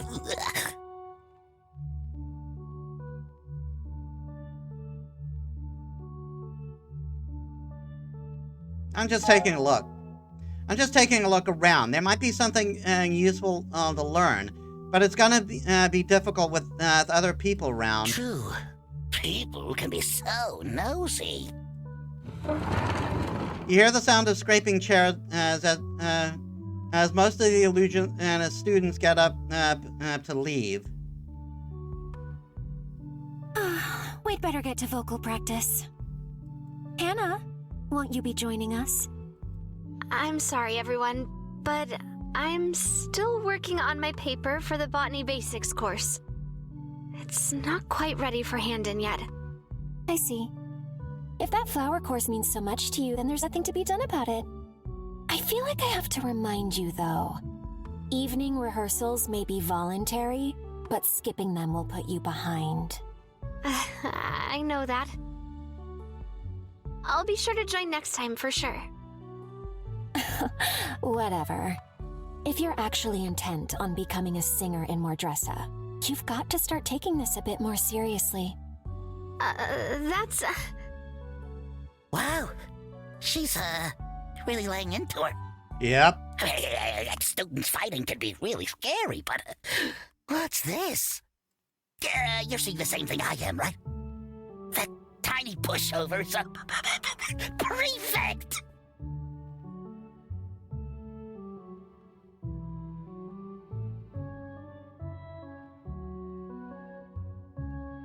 Maybe we should help her. Maybe we should do something to help? If you're willing to jump into the hornet's nest, then go be my guest. I'll be, tucked away, though.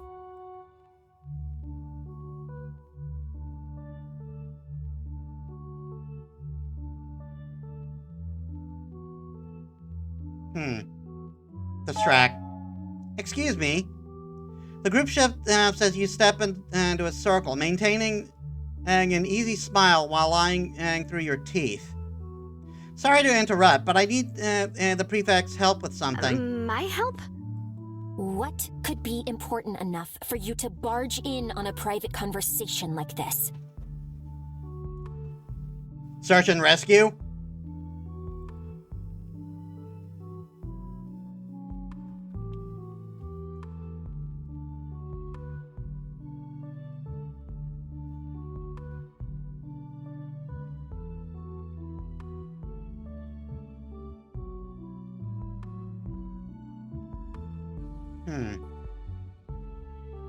You weren't being very private.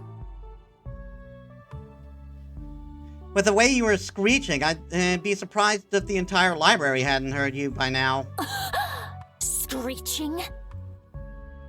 Her ears flush red as she glances around and notices that the scene is, in fact, drawing a lot of attention. Whatever. Seems like our dear Hannah really has her hands full. We'll leave you to it then. She gives you a scathing glare and pushes past you. The other illusionist students follow like ducklings behind her. Mean Sorry girl. about that. These study sessions of ours tend to get a bit, intense. So, what is it you needed my help with? You said it was urgent?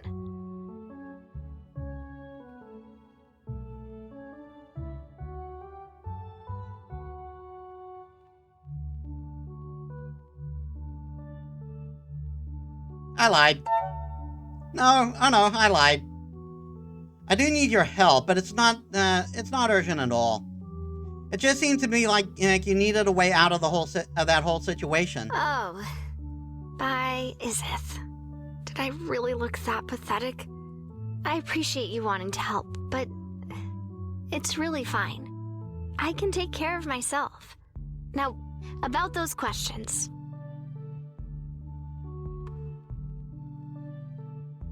Gotta ask them all again, I guess. How much do you know about the library? You know a lot about this library? Yeah.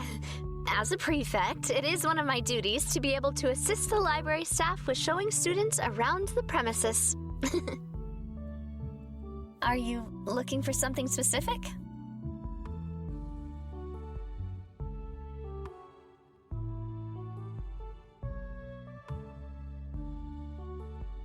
I'm looking for something in the archives. I'm looking for something that's been archived in the restricted section.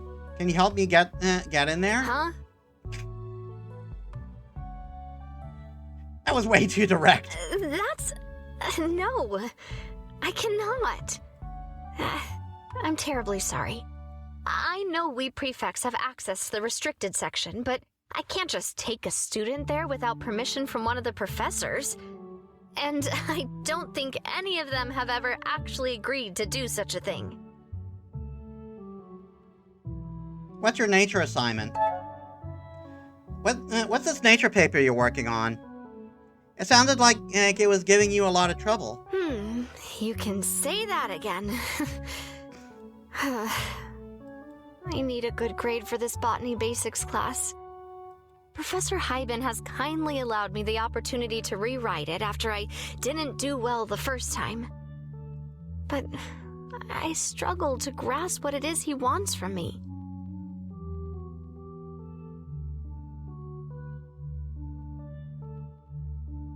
Struggle how? Well, you see, Oh, this is a very well-written assignment, Hannah. I have students who have been studying under me for years, who are yet to reach the level of understanding you present here in a mere elective course. Thank you, Professor. It demonstrates an organized approach, a good trait for a botanist, but I'm afraid I still find it lacking something. Pardon? Yes, it is almost too perfect in that sense. All neat and ordered. There's no life to it, no spark. The fuck are you talking about? This isn't a creative writing class. I'm afraid I won't be able to give it full marks. You see, I'm the bitch who grades on technicalities. I'd fail you for just making a spelling error. But then I'd fail you for not making any spelling errors because it's too perfect for the spelling errors, to have spelling errors. What? But I'm certain it follows the curriculum. I made sure that... Yes, the curriculum. I've always seen that more as a guideline, really. How are we to learn if we never stray off the beaten path a little? But... Why don't you try to give the essay another go? I think I get it. It's at least giving him good faith. I think what he means is don't do everything by the book. Try to think outside the box a little.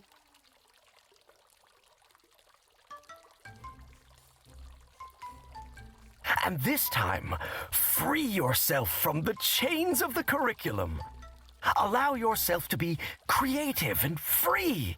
Yeah, sounds like what I was saying.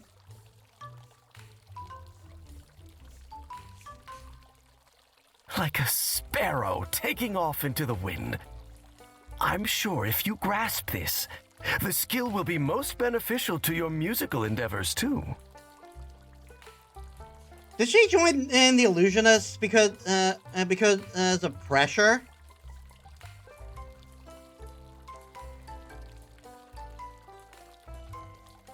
Like, just saying, she doesn't seem like the type to be an illusionist.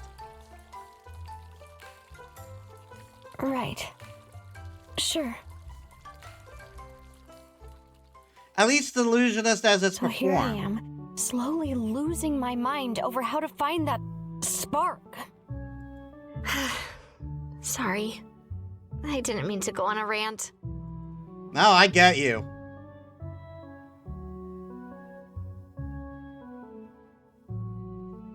That does sound frustrating.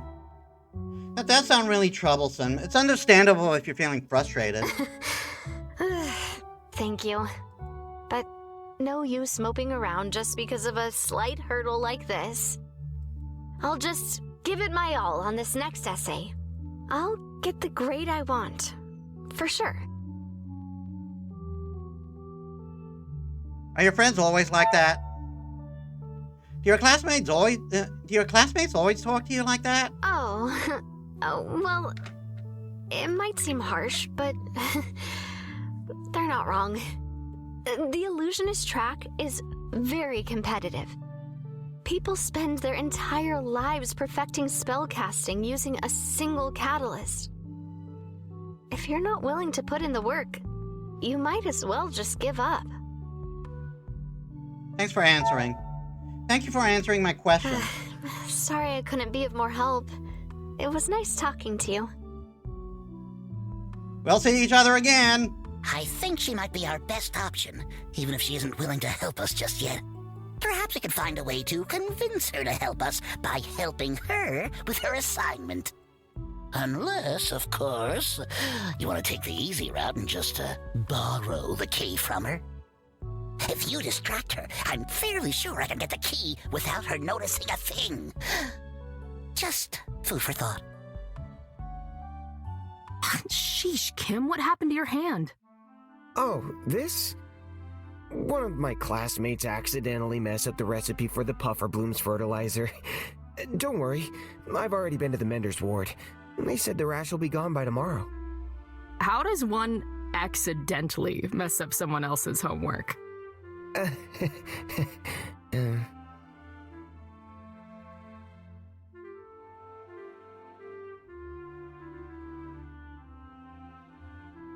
Well, let's get to talking around.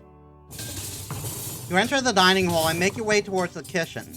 Instead of the sound of simmering pots and busy knives, all you can hear are the clattering of items being thrown around. It's not with the knives. It's not with the forks. It's not with the spoons. Oh, I just don't understand it.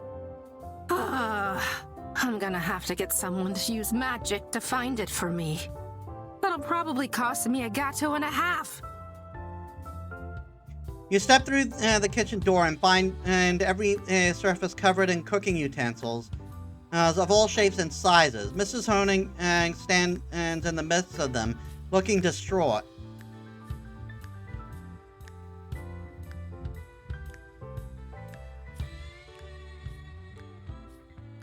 Excuse me? Excuse me, Mrs. Honing? Sorry to disturb you. Oh, you crept in here like a tiny mouse. Yeah, I do that. Well, it's nice of you to stop by, but we won't be serving dinner for a few hours yet.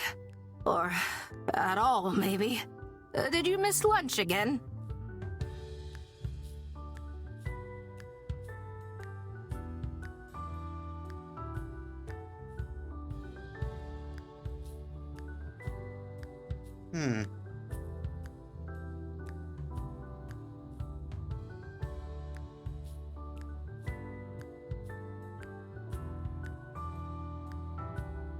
Yeah, this would be more my reaction. I'm pretty sure I ate lunch, but you might want to bring dinner forward when you see what I have for you. Bring dinner forward? Ugh. We'll be lucky if anyone gets to eat before midnight at this rate. All right, hurry up then. I've got a mountain of potatoes to peel once I've tidied up this mess.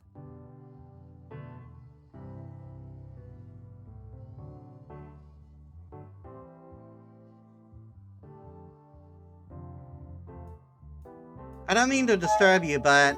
Sorry to disturb you, but would this happen to be yours? Where in the world? My ladle! My lucky ladle! I've spent every spare minute today searching for it.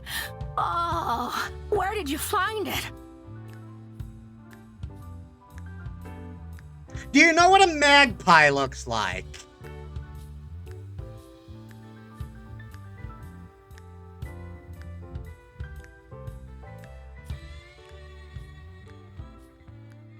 In the Illusionate storeroom. It's not completely wrong. It was hidden in a pile of junk in the illusionist's storeroom. Must have been used as a kind of prop. It would also be a believable story since we were cleaning there. Huh. A ladle? As a prop? I never will understand those illusionists. What a strange disappearance. I was almost starting to believe in that Nissa. Oh, but it's here now. And I'm ever so grateful to you. Why is the ladle special? Why does the ladle mean so much to you? You think I'm a little strange to obsess over one big spoon in a kitchen full of spoons. I don't blame you. It was a gift, you see, from the old head cook who took me on when I was just a girl. Oh, she gave it to me when she left, and I took over the running of this place. So, 40 years ago, give or take. It wasn't just a gift, though. It's also the best ladle I ever used. It even makes my dishes taste better, if you can believe that. As someone who can't use magic, I have to treasure a secret ingredient like that. Don't you think? It wasn't just a gift, though. It's also the best ladle I ever used. It even makes my dishes taste better, if you can believe that. There's no way I could replace it.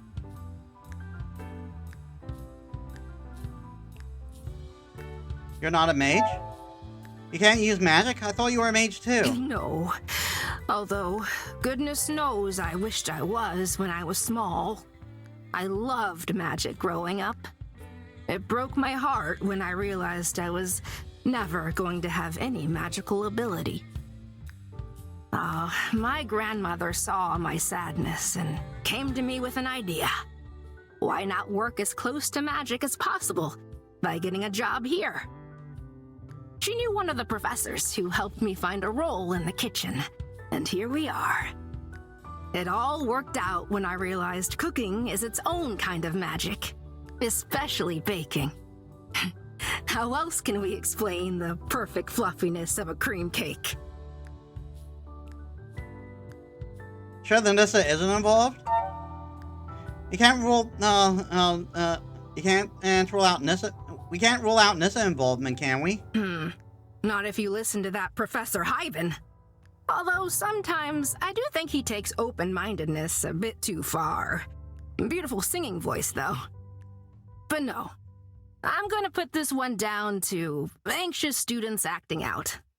I'll just have to find a more secure place to keep it. I'll leave it to you then. Okay then, I'll see you at dinner time. Hold on. Don't rush off just yet. The head cook dashes off to the cold cupboard and returns holding the most delicious-looking cream cake you've ever seen. There you are, my dear. A fair reward for your help. Just don't show it to anyone else. You know you're only supposed to eat sweets on the weekend. All right, now out you go.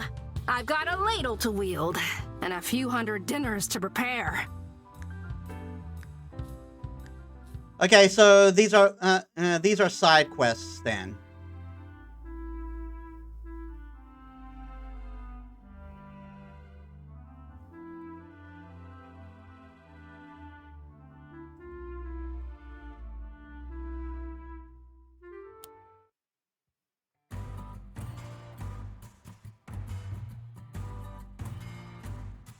Is that Anne? You find Professor Hoffman sat on a workbench, poring over a stack of papers, and not even glancing up when you walk over to her. If you're here for an extension for your assignment, then you're wasting time you could be using on actually writing the thing. It is Anne! Hey! Girlfriend from previous game. Even though I romance Victoria. She might be the youngest of the Academy professors, but that doesn't automatically make her approachable.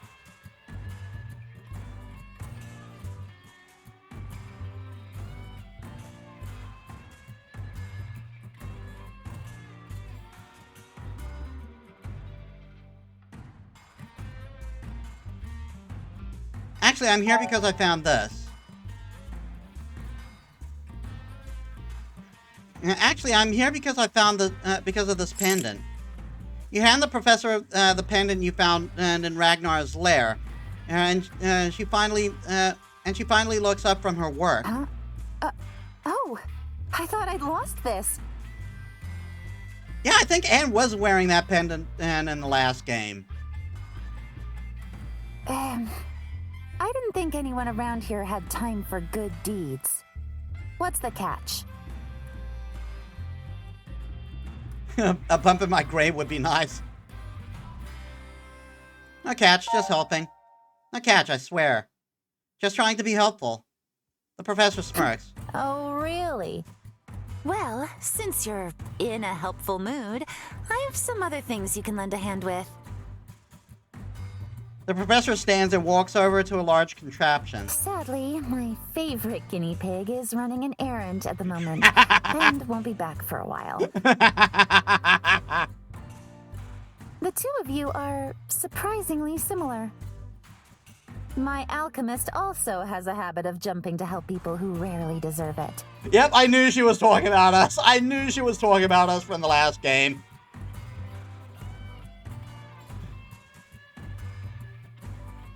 Perhaps this shared trait will prove useful for my experiment.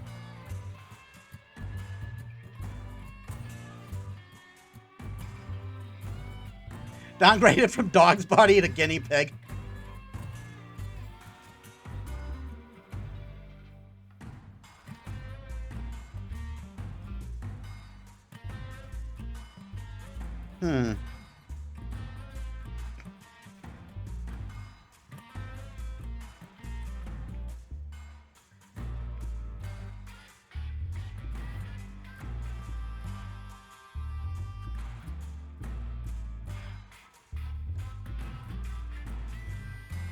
You want to experiment on me? Wait, you're gonna experiment on me? What kind of experiment? Don't worry, I know what I'm doing. What are you working on? What exactly are you researching here? I am continuing my research into alternative magical energy sources. I wrote my thesis on this, but the results proved unfeasible to apply in practice. Our world is much too reliant on energy gained from the power of magic crystals, a resource that will only continue to deplete now that all mining activity has been halted. I'd quite like the world to not descend into total chaos, so I'm working to solve the issue. Sounds important. Sounds like a really important thing to study. Are you the only one working on the project? Yes, because the people in charge still believe the issue with the mines will be resolved before we run out of crystals. That's an optimistic view. Idiots. The pendant? What's with the pendant anyway? It seems quite fancy. Oh, yes. The stone alone could probably fetch you a decent-sized manor in one of the capitals. Stupid old man always did show his affection in the most useless ways.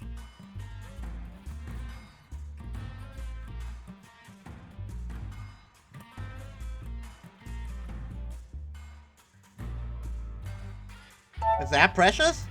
I was carrying around something that expensive? If you're measuring it with coins alone, then yes. Though what use a mage would have for it, I've little idea. The true value to me is sentimental, even if it comes with a bitter taste. The pendant was a gift?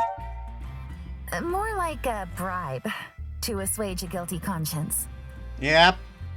Because remember, her parents tried to put her through conversion therapy because her father was in politics. But that might be too harsh. The fact that he is able to feel guilt shows he cares, in some capacity. Those who are incapable of guilt are the true demons of this world. Yep. Not wrong. Who's this alchemist you mentioned? Someone very dear to me, with a bad habit of getting into trouble. That's an understatement. That's what you get for saving the world, it seems. Such an idiot. But I guess that makes me the bigger idiot for loving them. What do you need me to do? You stand there, and then I will turn on the machine. We'll know if it works in but a second, and then I'll give you your extra credit. Fine. Fine, I'll do it. You step up to the machine. The professor grins and adjusts her gloves. Excellent. Now, let us begin.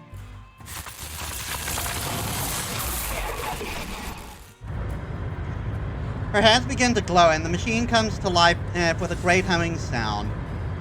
Sparks of Tinker magic flash around you, and you feel your hair stand on end. Now, flip that purple switch in front of you. I regret all my life choices.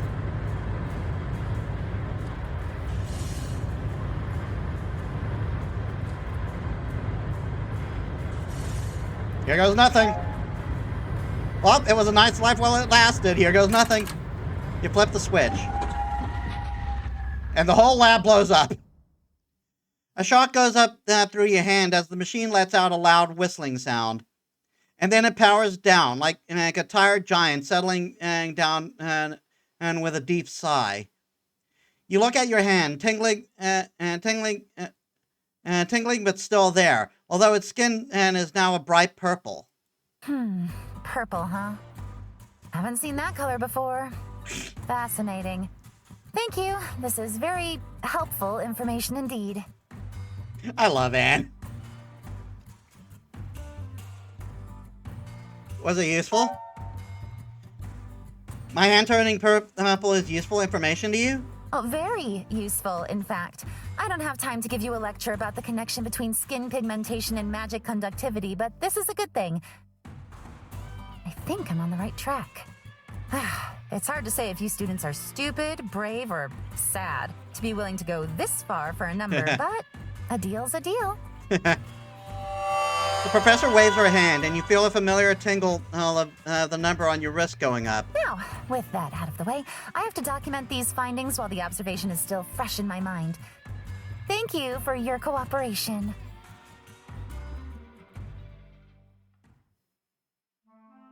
Dorm. You're on the way back to the dorms to find Soren when a familiar voice suddenly rings out from, well, everywhere.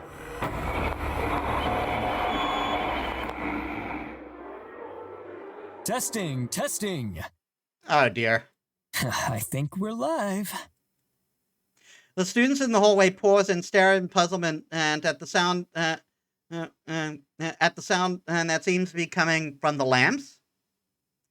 The glow from the magic crystal-powered lights pulses in time with the voice. Good afternoon, Seven Winds Academy. It's 2:30 on this rainy Thursday. And the weather's really matching that midterm's gloom, so how about we shake it up with an old favorite of mine? Hold on a sec.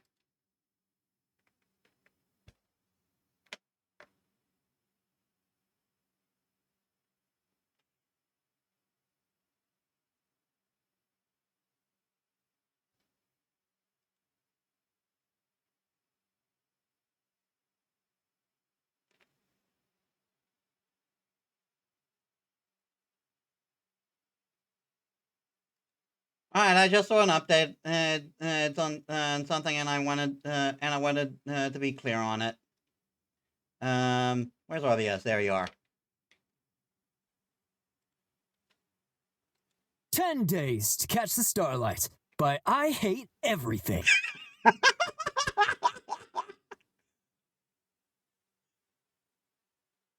Is that intentionally? Is that something that I hate? That I Hate Everything did? I know there's a YouTube channel called I Hate Everything. I've never watched it though. But is that a song he did? Music starts playing, and the chatter around you intensifies. Huh? This is just like the radio broadcast in Mordressa. What? What's going on? Are the lamps playing music? Seriously? Did he get permission for this? Probably not. Contrary to popular belief, the group I Hate Everything does not, in fact, hate everything. This was revealed in an interview with the Mordressa Times, where the lead singer admitted to a fondness for Ella Hammer chocolate turtles. Oh, is that why he likes them? I tend to agree, but... what?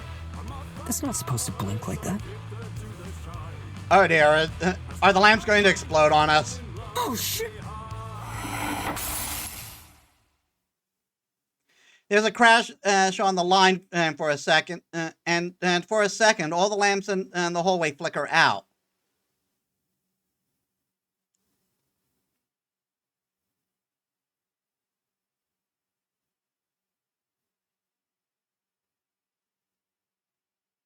Did he break the lamps?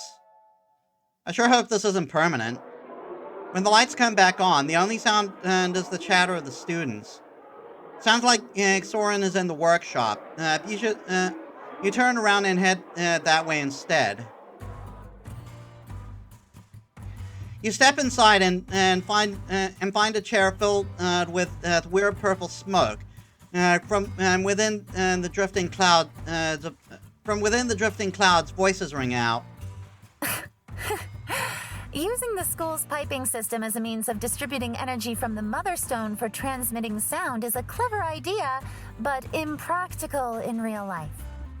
You'd have to have pipes crisscrossing across the continent to get the reach you want, not to mention how your choice of conducting material is clearly, unstable. Right. Thank you for the feedback, Professor Hoffland. If the Paragon asks, then you have detention for 2 weeks for disturbing all your fellow students with this prank. We have talked at great length about the responsibilities of a safe study environment and the dangers of glorifying degenerative culture. I love her tone of voice in this. It's like, I won't tell if you won't. Yep. Loud music bad. And, the smoke? Gone before dinner, yes? Of course. Very well. I'll mark this scolding session as complete then. Have fun with the cleanup. Oh god, now how to get rid of this smoke? I mean, there are fans up there. We could try using those. Oh, hey! A bit difficult to see anything in here at the moment. Did you catch my show? How's this sound?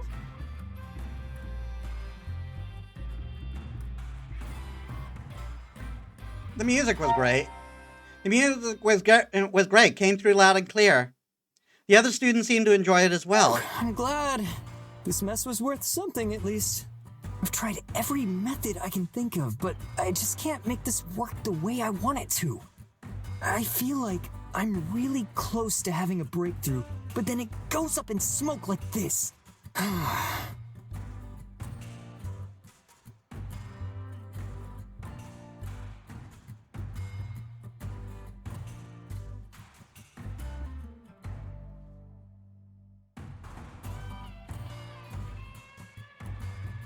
No time to give up. It takes a lot of failure to create something great.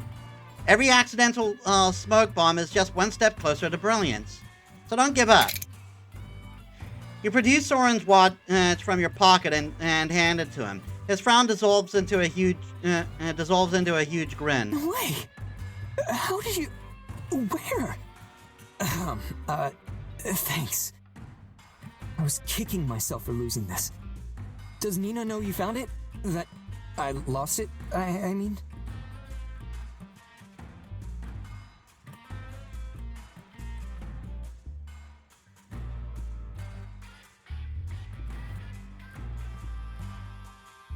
You don't want her to know?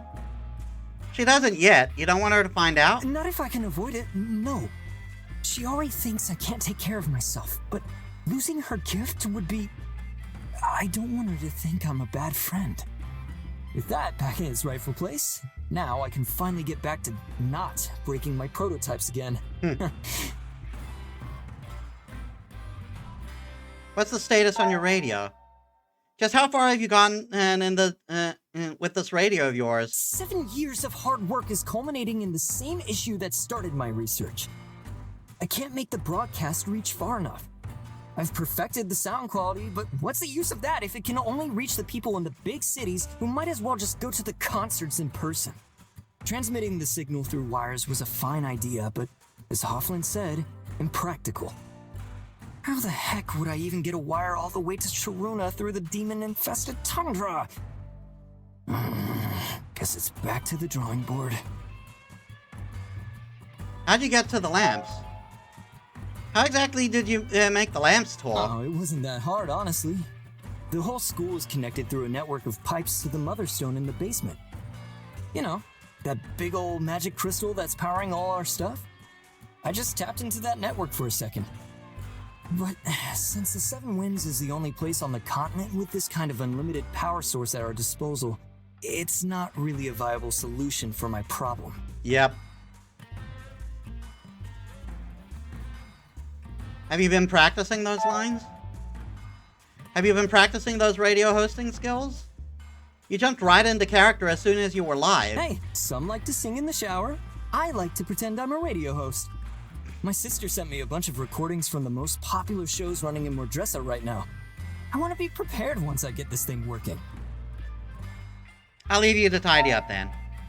I gotta go. You also have a workshop to clean. Yeah, thanks. I think I'll be here a while. Oh, and thank you. Really, it's so good to have my watch back. And you know what? After talking it over, I think I might have another idea that could work. No, you cannot run it through people's bodies. I'm pretty sure that's illegal. I'll try it out. Well, after I'm done cleaning. See you around.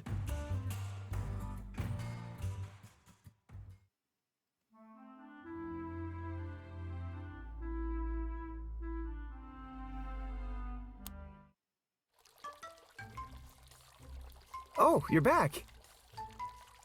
Oh, hello, Metis. I'm still cleaning up after the Snapdragon's latest episode. You need something? I need to talk to you about Hannah. Speaking of your professor, I might have a lead on how to get us into the restricted section. One of the prefects, Hannah, is having trouble passing one of Ivan's classes. And we can find a way to help. She might be able to... we might be able to convince her to let us use her key. Come to think of it... Ah, that's a good idea. The professor's tastes are really strange. Rather than looking at an individual skill in the subject, he likes to factor in growth.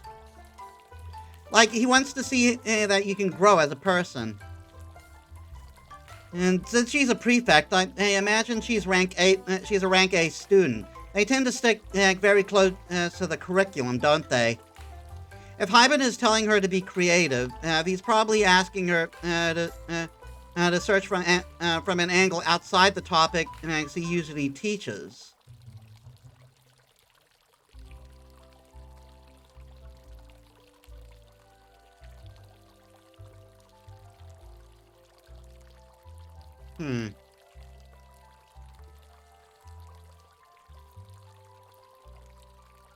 Yeah, I'm going to go with this one because that's what I thought. I see. So that's why she hadn't had any luck with her usual method. I see. Yeah, if she's been focused on just the curriculum, then she might find the results frustrating. But you know, this might turn out in our favor. Next year, new plants are discovered that are deemed unfit to be taught about here at school. I believe there's an entire subsection of the restricted section just dedicated to such discoveries. I think Hyben has had 4 different papers rejected and moved to the restricted section just in the time I've been a student. He's always distraught about it. One time he stopped singing for a month. That's gotta have been a blow then. If she gets her hands on those papers, then uses it as a base for her essay, I think the professor would find that very daring.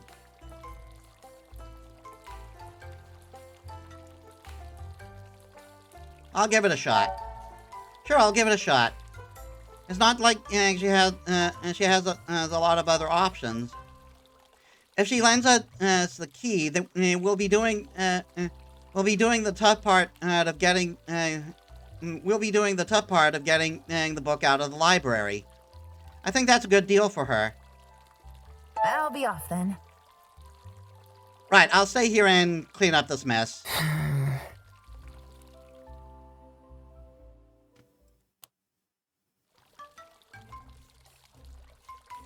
As you step into the fragrant warmth of the greenhouse, you hear a soft melody floating out from the foliage at the back of the room. Following the sound, you push aside a massive fern fronds to find Professor Hyben kneeling beside an overgrown flower bed. His back to you, he is singing so gently that you can only just make out the words. And when those raindrops find the earth, how happy you will be. For they give you the strength you need to bloom so prettily. Your petals are... I'm going to say this once more. You sing like I do. That is not a compliment.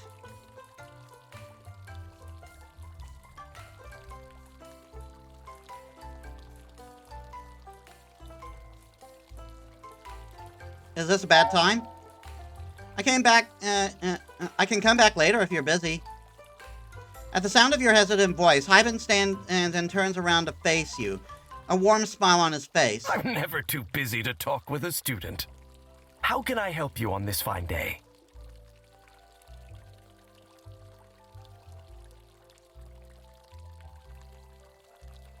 I think I found something. I'm not sure, but I think I found something that belongs to you. See what you think.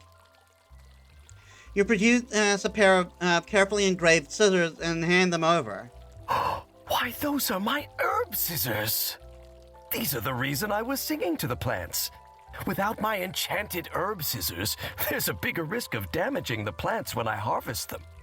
I wanted to imbue the poor herbs with some extra resilience and cheerfulness to get them through a traumatic harvest. But now, thanks to you, they'll barely notice a thing. I don't know. Looks like the blades are on the wrong side of that thing. Did you know the enchantment in these scissors also makes the harvested herbs stay fresh for longer? Still, looks like the blades are facing the wrong way. It is quite the fascinating mix of nature and tinker ingenuity. My brain is full now. Is that so? Huh, that's actually quite interesting. Smart scissors. Smart indeed, and extremely useful. The Academy really would be in trouble without these. So, thank you. Why would the Academy be in trouble? Most of the herbs I harvest go straight into the Mender Ward. They need a steady supply of fresh ingredients for all kinds of medicines and treatments. Yeah, that makes sense. Magic can do a lot of healing by itself in the right hands, but some ailments still require some good old-fashioned alchemy. These are the only fresh herbs from miles around. If we relied on horse-drawn carriages to bring them to the Academy, they would be dry and wilted long before they ever got here. And they'd probably be harvested from far less happy plants, too. Where do you sit? Where did you get scissors like that? Where did you get a hold of such fancy scissors? In the very distant past, while I was still writing my professor's thesis, I had the opportunity to travel widely throughout the Empire in search of new knowledge. I keep forgetting to look around. While journeying in Yorsasulum, I met some outlanders, or Yoma as they call themselves, who were also keen gardeners. Somehow they managed to grow medicinal plants in very difficult conditions using various magically powered tools. I learned a lot from them. and they were kind enough to give me these scissors when it was time for me to move on. You know what? You can't sing for shit, but I like you. Oh, how I would like to visit them again someday. How goes the enchantment work? How does an enchantment like that actually work? I couldn't say. The Outlanders use magic that is quite different from that practiced here at the Academy. They are all born with magic after all, and therefore have no need for external power sources like magic crystals. The only reason the Paragon still allows me to use them is due to their indisputable usefulness. Hence why I'm quite relieved to have them back in my possession. There is much we can learn from the world outside the Academy. It's easy to forget once you've spent a lifetime within these walls. But nature, now, that's the true treasure trove of inspiration.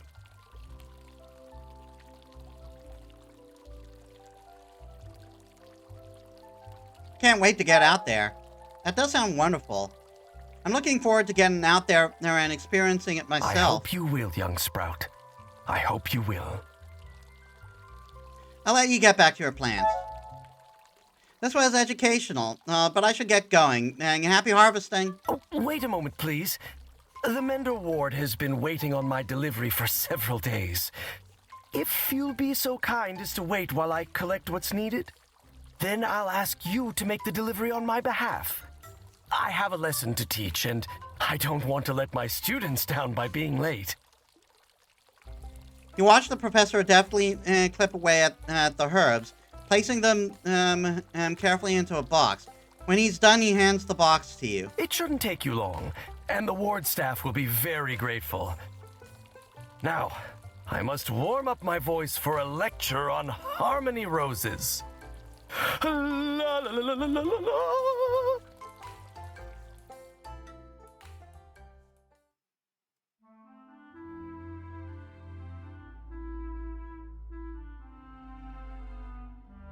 Well, now he's appeared. Oh, we also got another scene with Ragnar.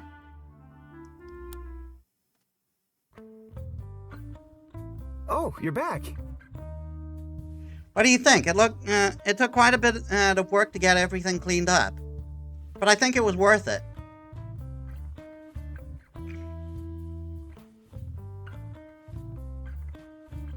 This looks amazing. I almost didn't recognize the place. Yes, whatever. By the way, Ragnar, I got you this. Well, what's that? Well, I figured now that we removed your hoard, you need a new place to nap. Someone had left this cat bed in the storage room, so I fixed it up with a new pillow for you. I'm not a cat. Oh, you don't like it? Ragnar slinks over and claws at the pillow. Then he turns around himself and a few times before settling down in a huff.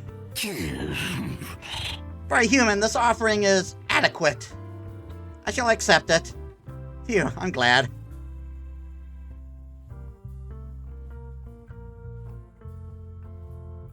Sure you're not a cat?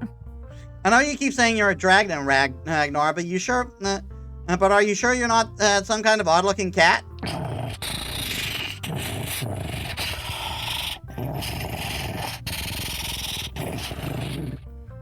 Shh! You're taking nappies! The dragon doesn't hear you. He's already settled into a blissful nap. Seems like our cleanup mission was a success. This room feels a lot more homely now. Like a cozy secret hideout. It's so nice of you. Thank you so much for your help.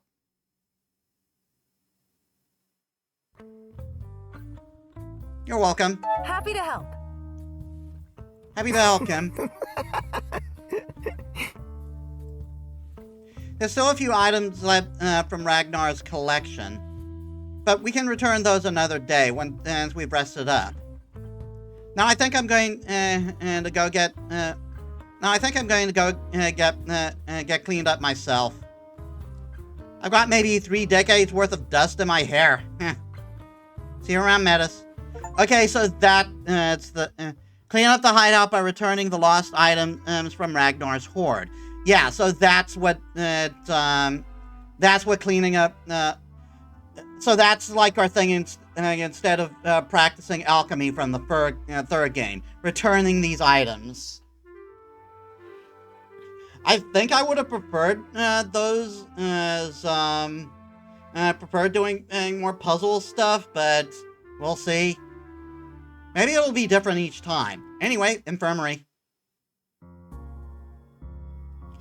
The Mender ward is quiet when you arrive.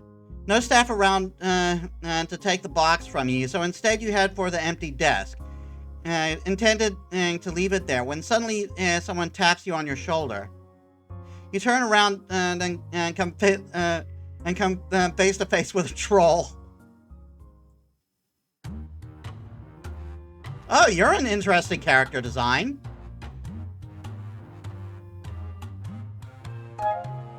Can I help you? What's with that tone?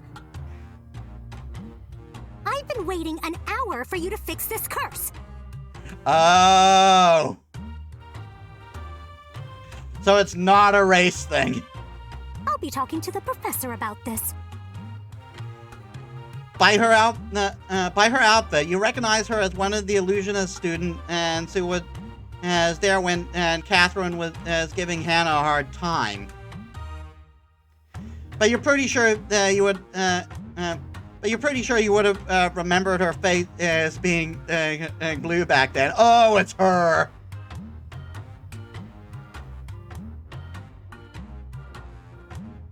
What happened to you? What happened to your face? It's none of your damned business. Oh no, it's one of the groupies. Who do you think you are? Waltzing in here and refusing to help. And now insulting me too? You know, I could just walk out. It's not like you've got a life-threatening malady. Wait until the professor hears about this. Ah, there you are. A tall form appears at your side, and you almost drop the box in surprise. Didn't expect to run into you again so soon, little mouse. Are those the herbs I asked Professor Hyben for? Excellent. Thank you for bringing them here.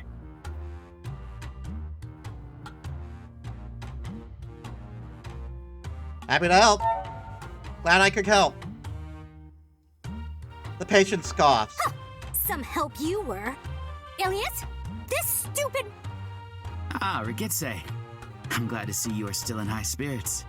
I apologize for the wait. I had to pull a few strings to get you the best help possible. Elias steps closer to the angry girl, and the ire in her seems to soften. A faint blush visible, even through the blue in her cheeks. You've been so patient. It is most admirable. So please go and rest for a moment. I'll be sure to mix you a very special potion to make you feel better. Okay. Oh my God. I'll be waiting for you then. Wait, what'd she say? There was more than just okay there. Okay. I'll be waiting for you then. She all about floats off, her face flushing purple, completely ignoring you.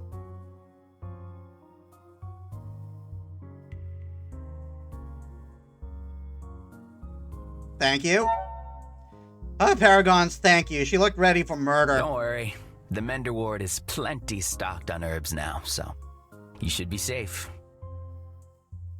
Thank you for bringing the herbs, though. With midterms coming up, we're getting an influx of students who have been poisoned by all sorts of weird potions and curses.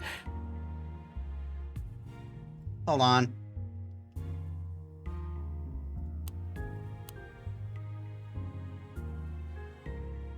This is a bit too of a similar kind of scheme, so I'm gonna try.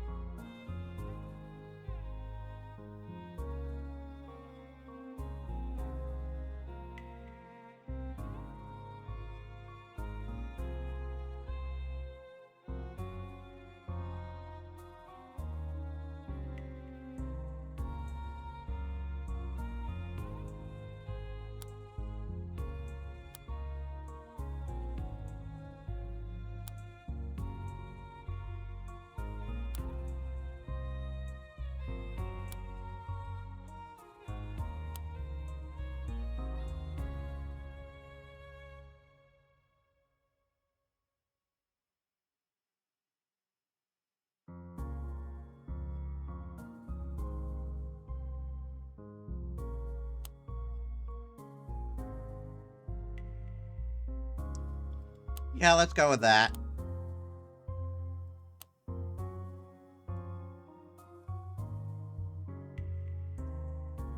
A couple of us senior students have been called in to lend a hand. Why are people getting cursed? What do midterms have to do with more people getting cursed? Well, all of them are getting the brilliant idea that taking performance-enhancing potions and whatnot is something no one else has ever thought of, and therefore can't possibly go wrong. Yeah, that is kind of stupid, ain't it? Luckily, most of them are just drinking very expensive tea, but some end up with a blue face.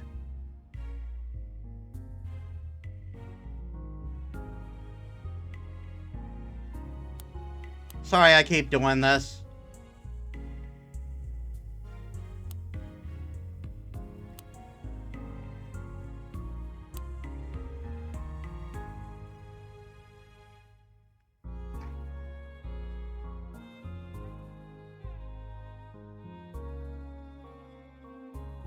Who else is here? Who else is here Julian helping and out? I are sharing the shift today. He's in the back, helping a young illusionist student who mistook a jar of magic paint for their coffee mug.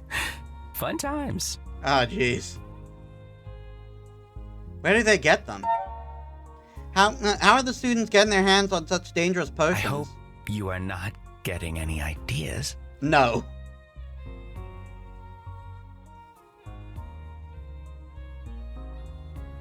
Merely curious.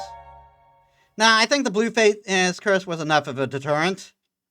Honestly, I'm just curious. It's not easy getting anything out here in the boonies, let alone a potent potion like that. A fair point.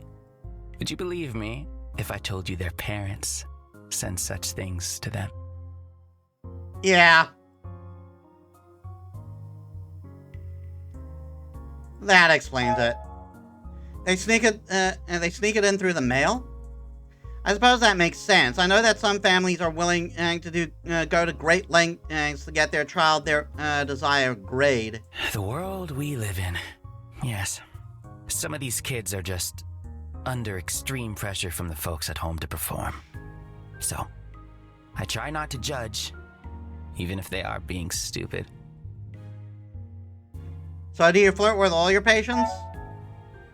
So do you always flirt with your patients? Only the cute ones. Does that make you jealous? Romance.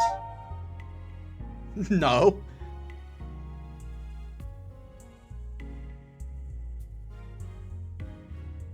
No. No, it's not like we know each other that well, so... So if we knew each other well, that would change, hmm? Maybe. Good to know. Just saying, I'm bisexual, but at least I'm pretty sure I am. But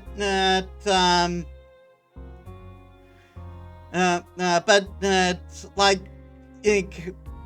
you're the type of person who would have to put in a little bit of extra work because you're male presenting. Just so we're clear on that. It's not impossible, just not immediate. Right now I'm gravitating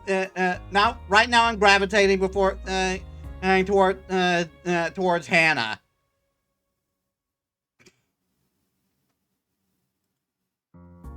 I've got to go. Oh well, you got your herbs. I should be off. Of course. Stay out of trouble now, little mouse.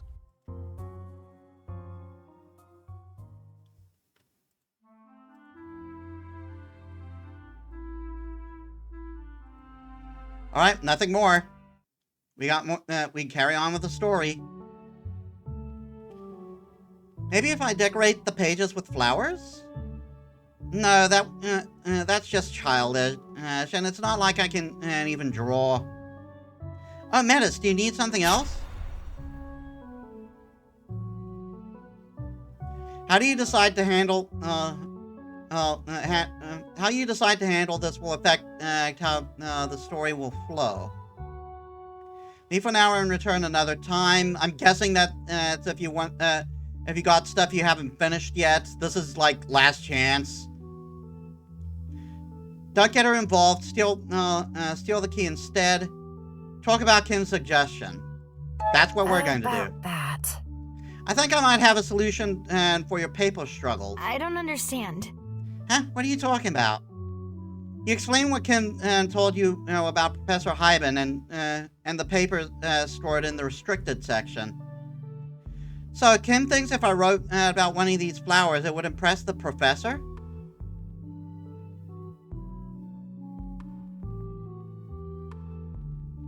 I trust Kim. Yes. I'm confident. Kim's probably the best nature mage in our year, so it's top-notch intel. It's all well and good, but I would still have to go into the restricted section to get these papers, right? And given what we talked about before, you'd want to go with me, correct?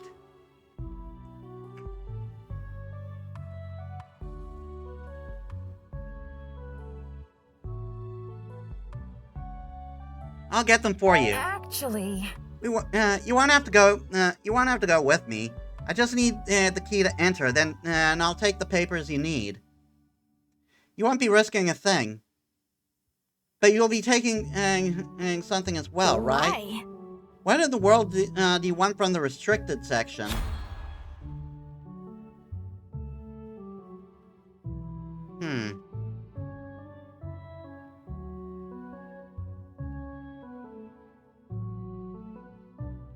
I'm looking for a diary. I promise I'm not looking for some kind of forbidden magic. I'm looking for a diary. It was written by a person who was dear to a friend of mine who is looking for answers. So I can't really tell you more, but this is the truth. You do realize you have to get down into the library before after opening hours, right? I'm a prefect, so I can roam the halls as I please, but you'd be in serious trouble if one of the professors caught you after curfew.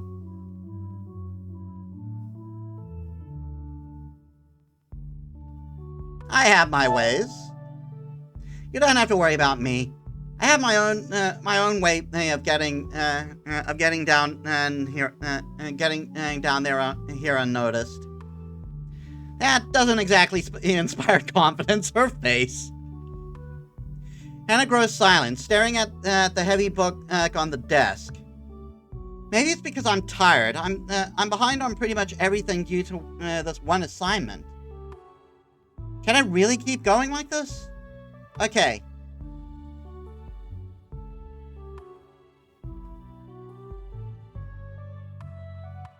You made your decision? So you have an answer for me then? I do. I'll lend you my key and you'll bring me something to write about. However, if anything goes wrong, I know nothing about any of this, okay? She stands and packs up her things, leaving behind and a silver key on the desk.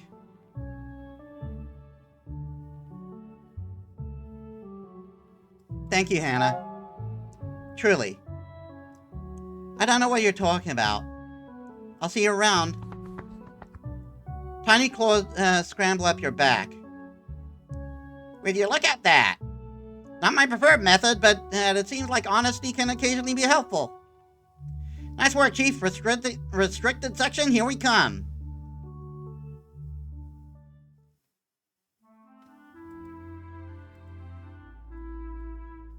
Alright, main mission.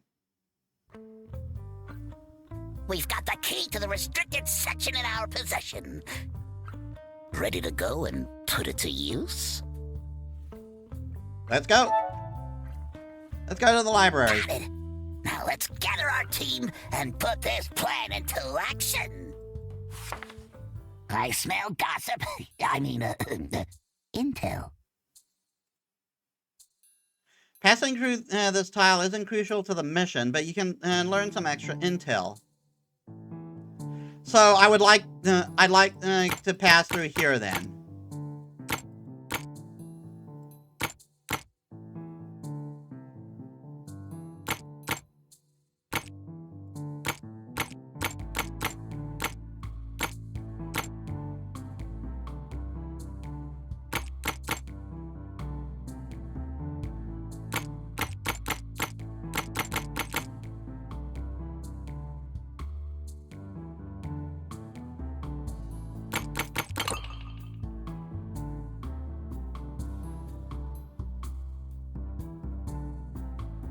I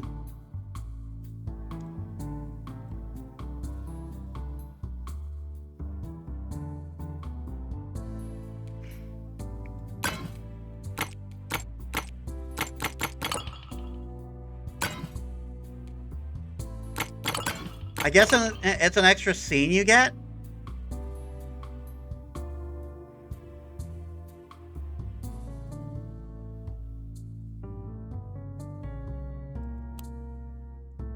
What's going on in there?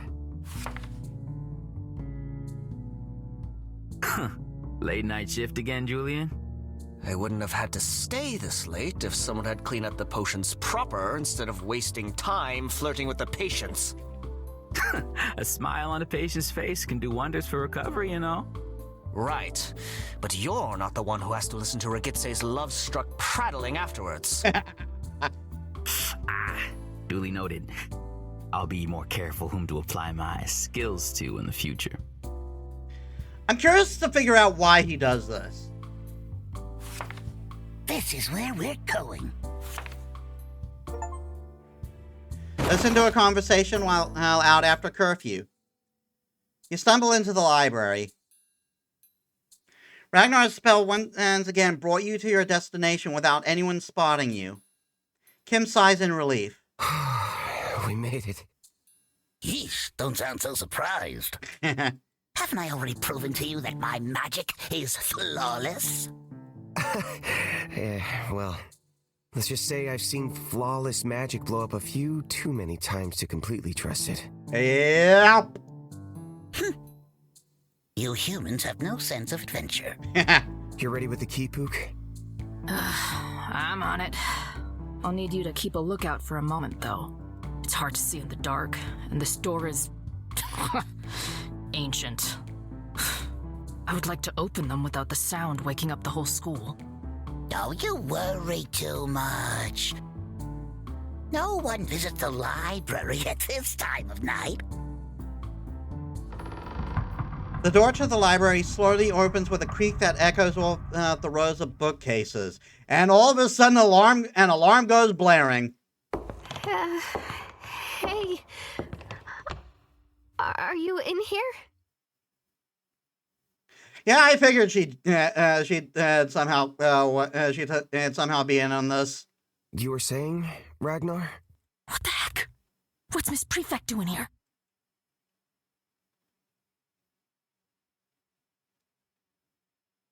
Must be my charm.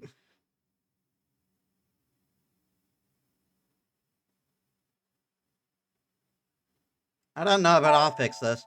I'm not sure, but don't worry, I'll make her leave somehow. Oh, that just makes me more worried. Oh, there you are. Listen, I'm sorry, but about this whole key business, I thought about it, and I can't let you go into the restricted section alone like this. It honestly isn't safe for students to go in unsupervised, so just give me back the key, and let's just forget all about this.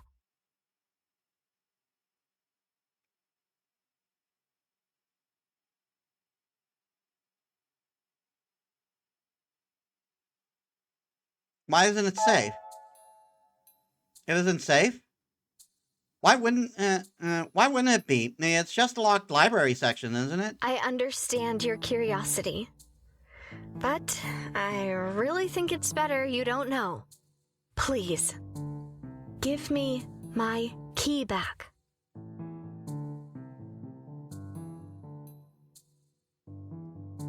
I can't do that. I'm sorry, but I can't do that. What's that supposed to mean? There's a sudden loud click and a low creaking sound of heavy doors opening.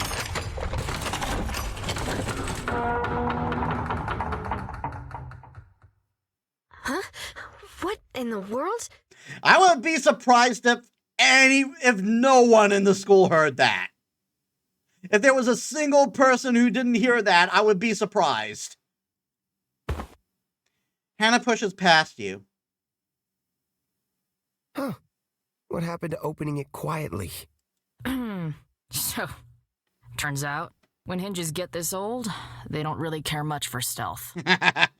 You? What in the Paragon's name are all of you people doing here? This wasn't part of our agreement. So much for your confidence. The doors swing open to reveal a void of darkness, a portal of sorts. Next to you, Hannah has gone deathly pale. Step back! Before the library!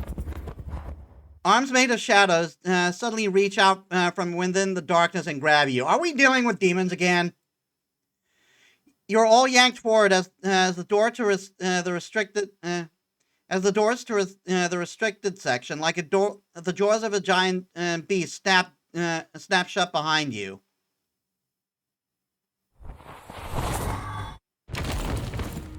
When you open your eyes, you're no longer in the library. Or at least not the library you know. This place is way bigger than I imagined. Just how many books have the school banned? Everyone? The door is gone.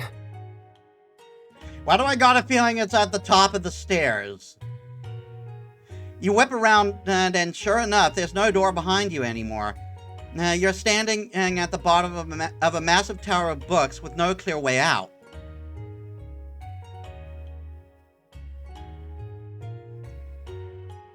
Pocket dimension! This room is built with tinker magic. It must expand upward when more books are added. Well, at least someone here seems to have their head screwed on right. The restricted section was built as a pocket dimension that continuously expands as more dangerous magic is discovered and archived. It's a massive collection. It will take us hours to get out of here. Wait, really? Where's the exit?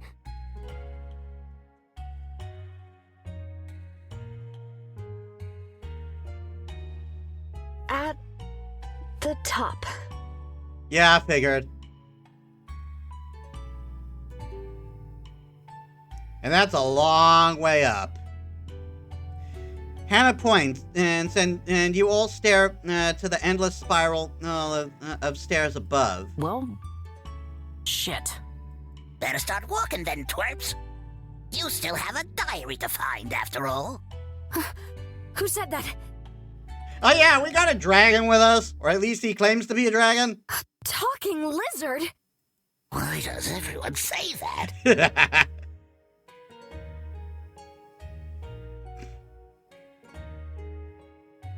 He's actually a plush toy. Ragnar is a friend. Don't worry, Ragnar's not dangerous. I prefer to be the judge of that myself, thank you. He's some kind of magical lizard who's convinced he's a dragon. I prefer to be the judge of that myself, thank you. Okay, we're helping him find some information about who or what he is. And you decided to trust him? Just like that? I mean, he asked nicely, so... Isith, preserve me. Authorized personnel discovered. Please identify yourself. I am Ishmael Pooplord. You all whirl around to find a weird metallic construct looking down at you.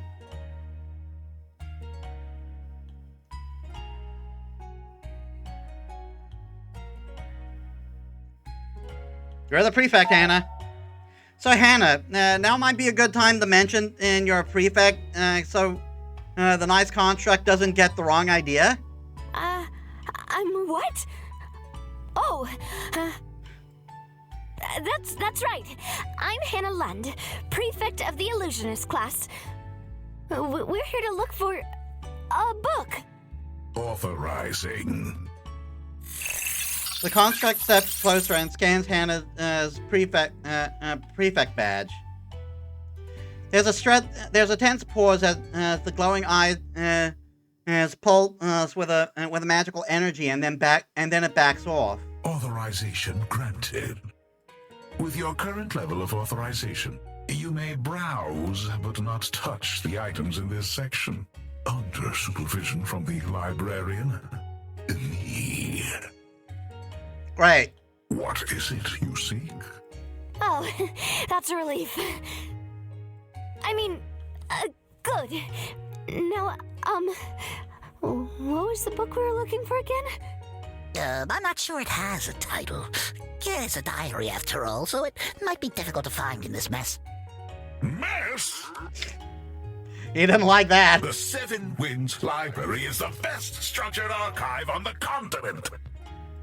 Everything is sorted and categorized by title, name, date, genre, even what type of paper it is written on.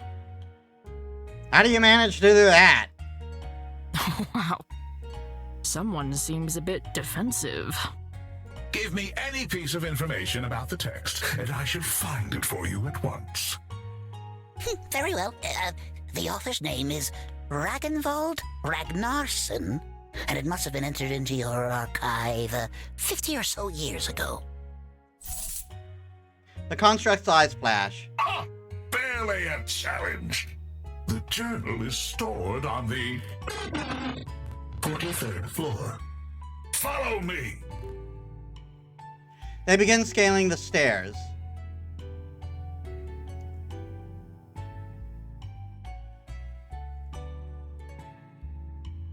Guess we have no choice.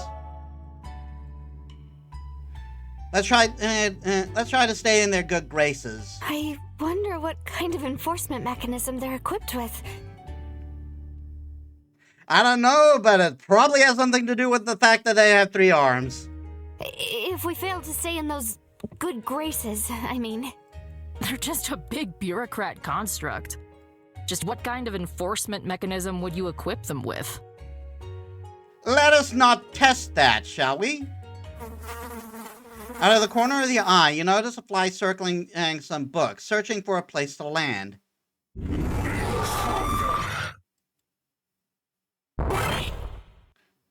The construct's eyes flash, and a beam of light shoots out to hit the passing fly, which explodes in a puff of smoke. That takes crazy amount. That takes some crazy accuracy. Like, not only is it a small target, it's a small target that reacts fast. Intruder neutralized. Let's continue. Never mind that. Let's try and stay friendly. Yes?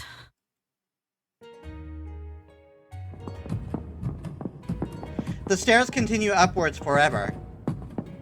You're all sweating bullets. None of you quite used to this level of physical activity after years of academy study, but the construct continues as unperturbed. I think this is it. Is this really how I die? Don't be so dramatic. This is nothing. Oh man, I can't feel my legs.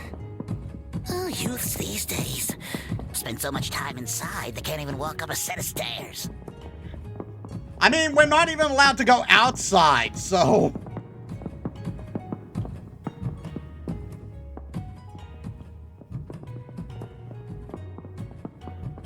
You're not walking. Ragnar, you haven't taken a single step since we entered this tower. Well, that doesn't negate the fact that you all should get more exercise. You continue on for what seems like hours. The construct, the silent guide, leading you upwards. Do you think it's taking us to the right place? The construct seems a little, dusty. I'll have you know, I have been operating the restricted section since its inception. I have personally scanned and archived every text in this collection. I am quite capable. Thank you very much.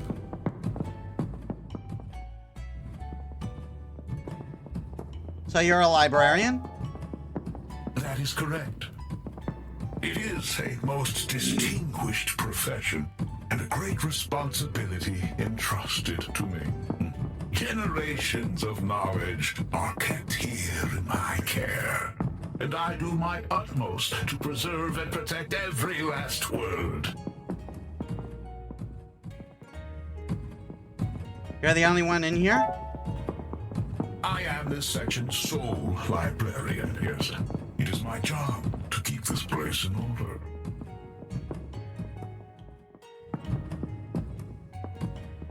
How do you keep track of everything? This place is huge. How can you keep track of all of I it? must admit, it's a challenge. This place didn't used to have so many floors. I am a brilliant librarian, however. And I will not be deterred by this ever-growing challenge.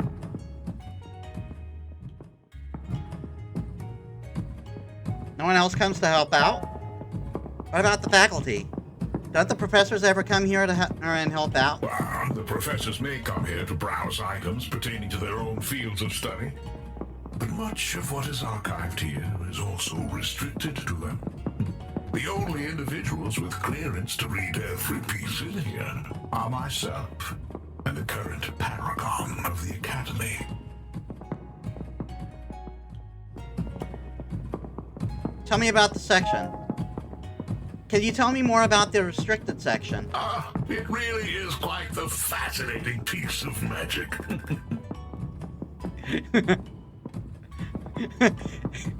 I love how I've just got the smile on my face and everyone else is like, let it stop! The library was created by the late Paragon Isith as part of the first wing of the Academy. The restricted section was added later when it was deemed necessary. The construct pauses.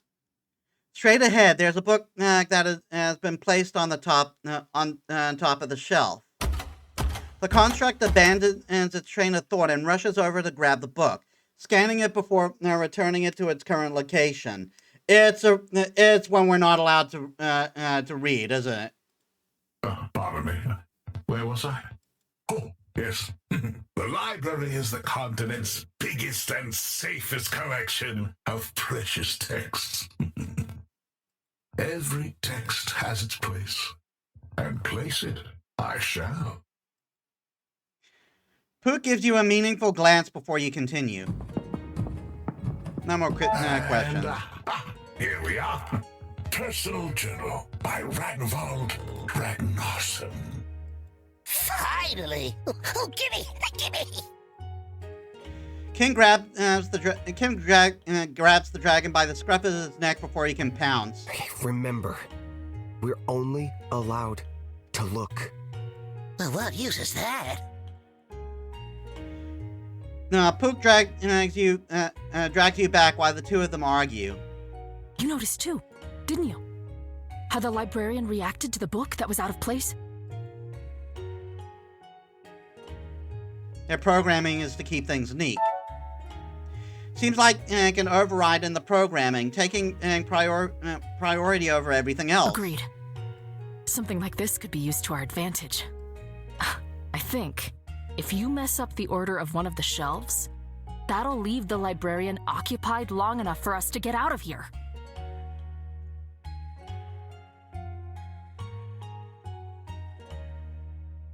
Leave it to me. Gotcha. One giant mess coming right up. Pook smirks. Librarian, what can you tell us about the numerical classification of your texts?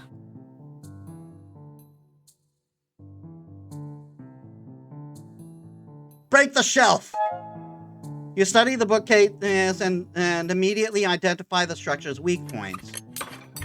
It just takes a couple of screws and a slight push in the right places, and the shelves collapse down on themselves, sending books and scrolls tumbling to the floor. Well, that'll keep them occupied for a while. Hey, can I have that screw? It's very shiny. He's a goddamn magpie. You hand Ragnar the evidence of your crime. Satisfied with your work, you sneak back over to the others who are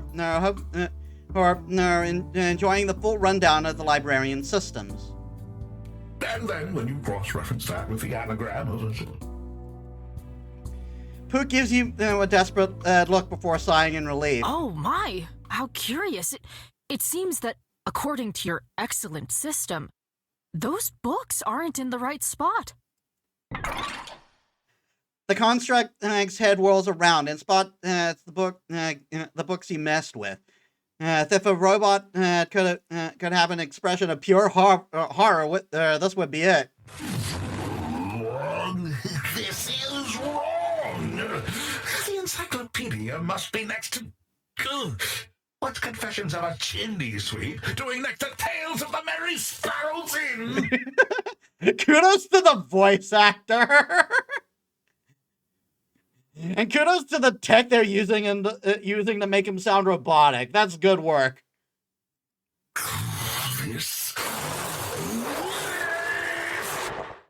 And now, we slowly back away. Pook starts dragging the ground. Starts dragging the ground with them as the poor construct starts to melt down over your little prank. Poor thing. Are they going to be okay?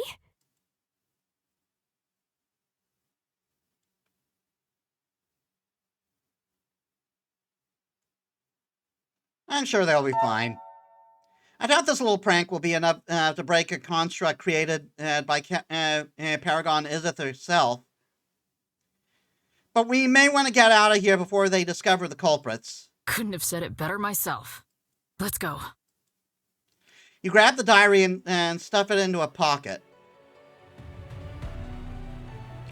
You rush up the stairs, the top of the tower finally coming into view.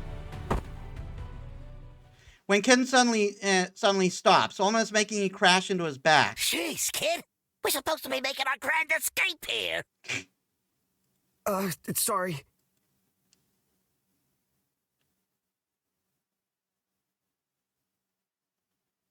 Why are you stopping? We're almost there. Right. I know, but look. Yes. These are all nature magic journals. I bet we can find something for Hannah to use here. Yeah, that is one of the things we promised to look for. That's...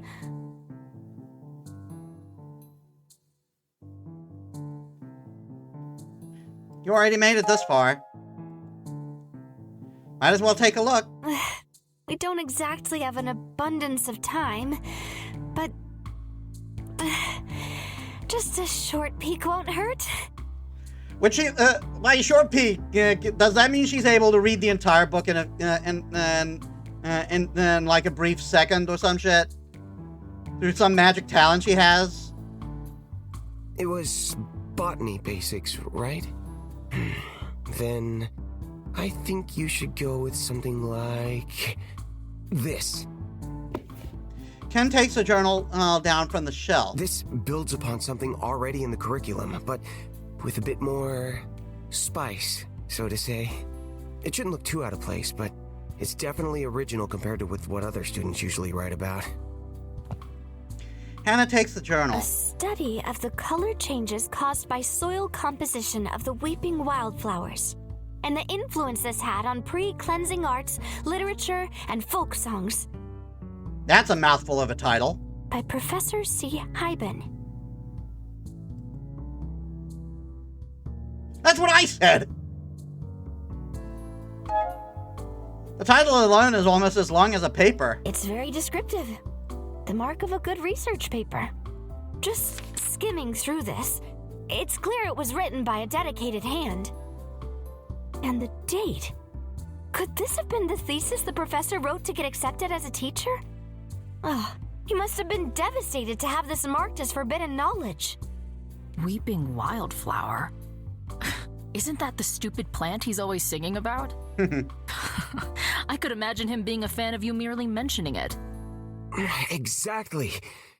Hyben has quite a soft spot for subjects that made it into song. Especially this one. I just don't understand. Oh, you want me to go through some of it with you? I don't mind at all. Though we probably should do it outside. Why are you being so helpful? You're taking this class as well, aren't you?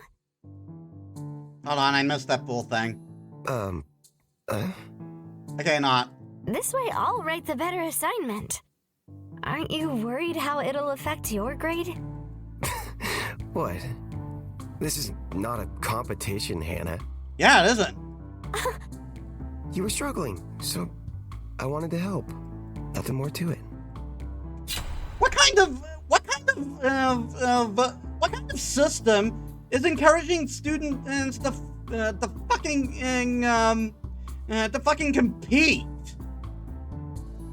Anyway, I need to take a quick bio break. Give me a bit, guys.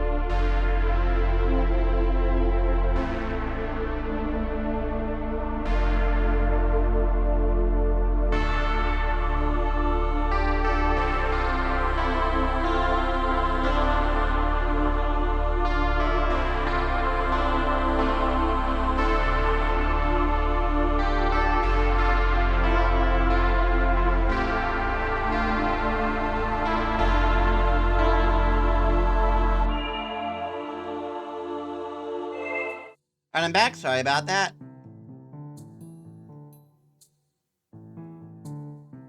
Why are you helping Hannah? It's the right thing. It's the right thing to do. We students have to have each other's backs. The system is broken anyway. Spite. We don't have to play their game. Compassion. If we students don't look out for each other, then no one else will. It's okay to accept help from others, Hannah. Ew. You and Kim are still such goody two-shoes.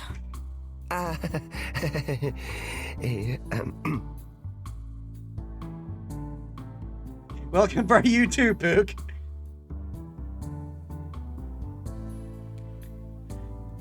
You're helping as well. You say that, Pook, but aren't you here because you decided to help out Ragnar too? Damn it! This shit's contagious.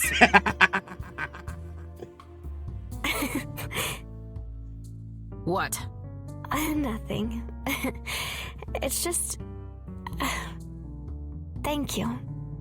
All of you. I'll take the paper, Kim. Don't mention it. Now let's get to that exit before our librarian friend finishes tidying up. Halt! Stop! Freeze! Please Too stop late. running. You are not allowed to roam without supervision! I'm sorry, what was that last bit? Halt! Stop! Freeze! Please stop running. I must follow protocol and scan you. That doesn't sound good. Time's up! If you want something, grab it, and then let's get out of here! I'm sure if we just explain the situation. No, I think we gotta go before he starts zapping us. Run! Yeah, no. Time to book it. Book it!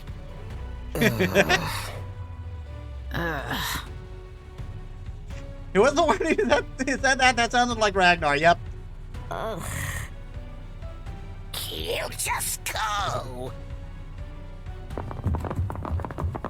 You rush up the last flight of stairs, and the librarian right on your heels. Halt!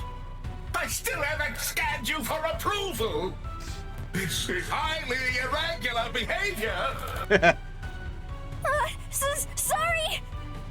Don't apologize to the zapping murder machine. But they're being so polite. Just jump.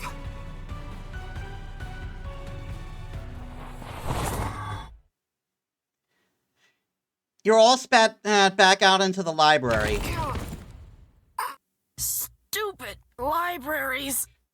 And their stupid hard floors.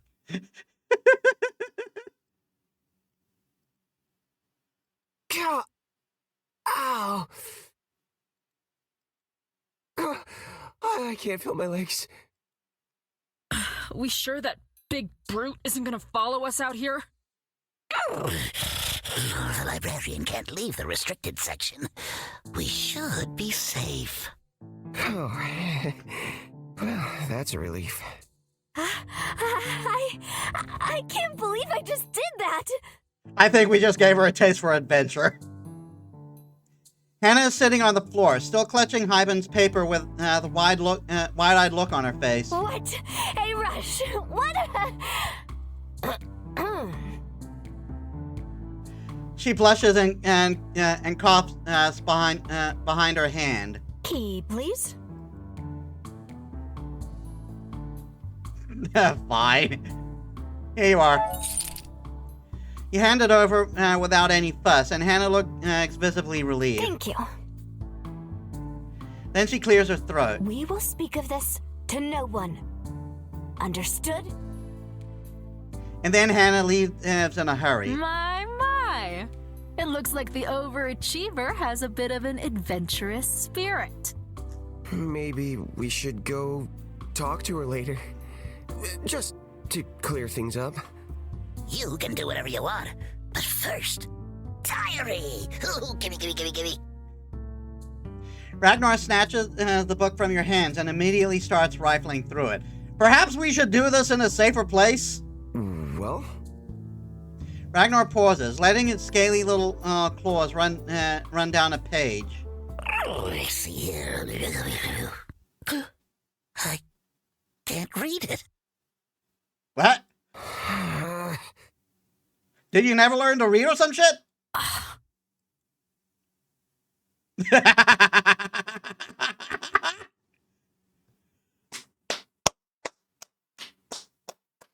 Brilliant. Absolutely brilliant. Best choice in the game. The silence stretches on. Broken Wings. Good morning, students. Reach the third chapter. So it'll be a little early, but I think we'll finish off the scene and then we'll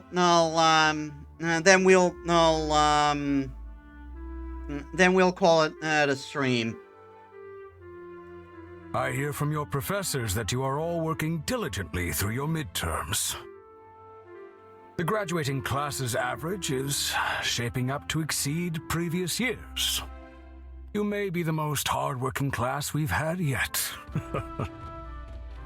Yeah, he's concerned about that. In other exciting news, we have a guest visiting us from Taruna. Oh, even the banners are shifting from the perspective, I think. Or is that just like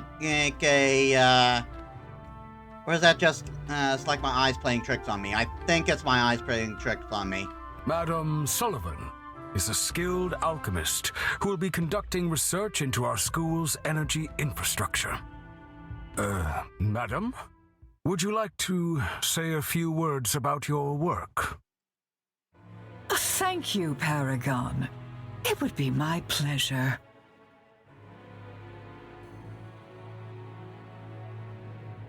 Why do you seem dodgy to me? Our great empire is facing a great energy crisis. With the mining of magic crystals put on hold, we must do our part in finding a sustainable solution for the 5 capitals. As a master alchemist, I will be spending some time here at Seven Winds, studying the mother stone that fills the pipes of these buildings with energy. Our goal is to find a way to replicate the Academy's solution for other crystals, to avoid the unwanted demonic side effects we have encountered so far. And what do you know about that, I appreciate your cooperation in this matter. Thank you. Thank you, madam, for your most enlightening speech. I hope our student body will do its best to make you feel at home. Now, today's morning song will be led by Professor Gordon. Morning song? Ah, yes. It is a school tradition to start the day with a little shared music to celebrate our sense of community. I see. How, novel. Do the people of Taruna have something against singing now? Not at all. I'm merely amazed by the patience of your students. I'm sure they are eager to get started on more pressing tasks. I wonder. She does have a point. I'm just saying. I have 10 different plants that need pruning before lunch. I heard. Why are we even in here? It's just a chance for illusionists to show off. Is she sewing is she sewing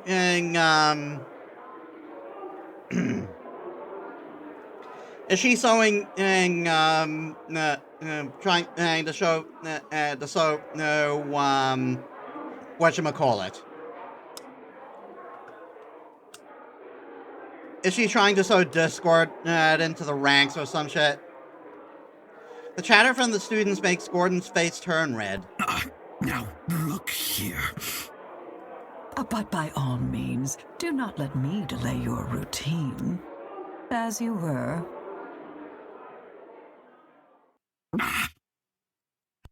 We will be singing the Poppy's Dance on the Moor. All 18 verses.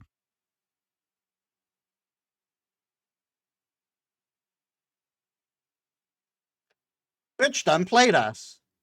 Now. Morning assembly drags on for quite a while. Do you think? You think that Torina Alchemist is here to recruit people? Really? Yeah, right. That's a tough sell. Who'd want to go there? I like how she called out the singing, though. What a waste of time. Yeah, it really is a huge waste of time and we should be focusing on our exams. You all can reconvene in Ragnar's lair. Toads. Corkscrews. I thought that assembly was gonna go faster. Was gonna last long forever.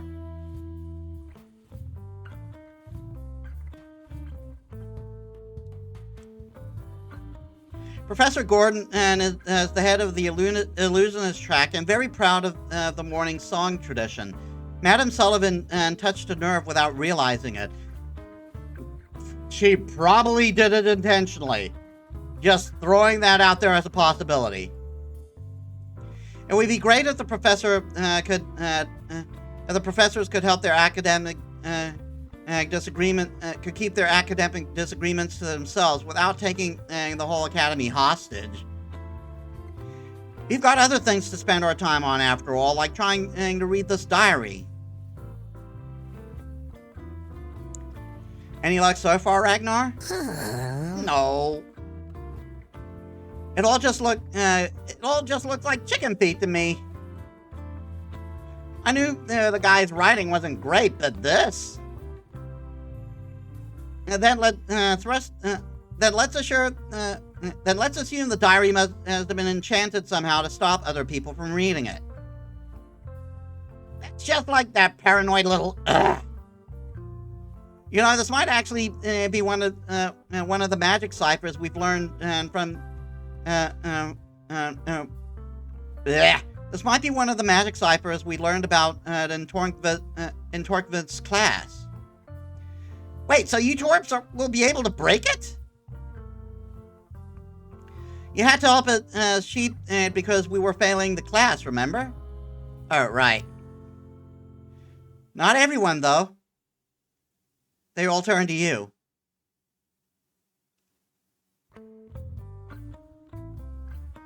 I can give it a look. Happy to help.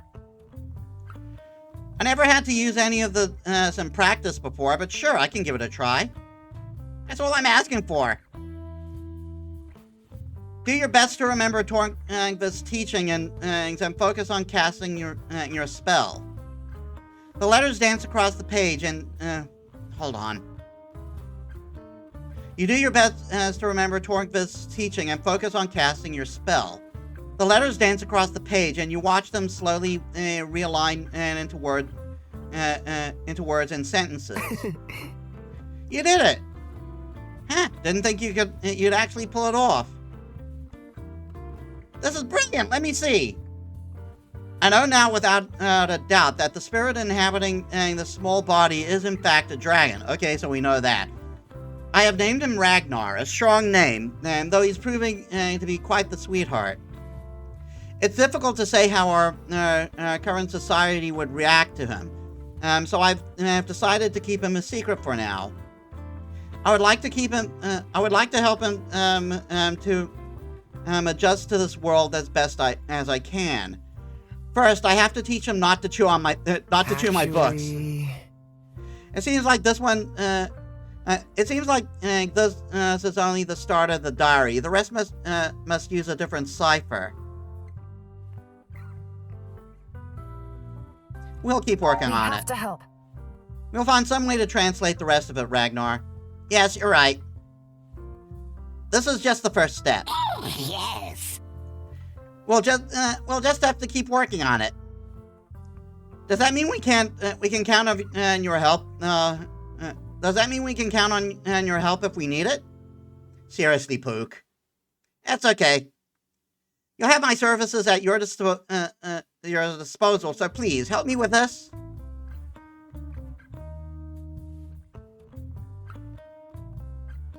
I'll do it for Happy you. to help. You don't even need to ask, Ragnar. We'll do this for you. Just as you should, twerp. If we want help translating these ciphers, Professor Tornsvith is our best bet. No way we can just show her the diary, though. Right. We could maybe start by looking in the library. I've already gotten pretty familiar with the cipher section. Ugh. I can't believe after all this we're back to studying.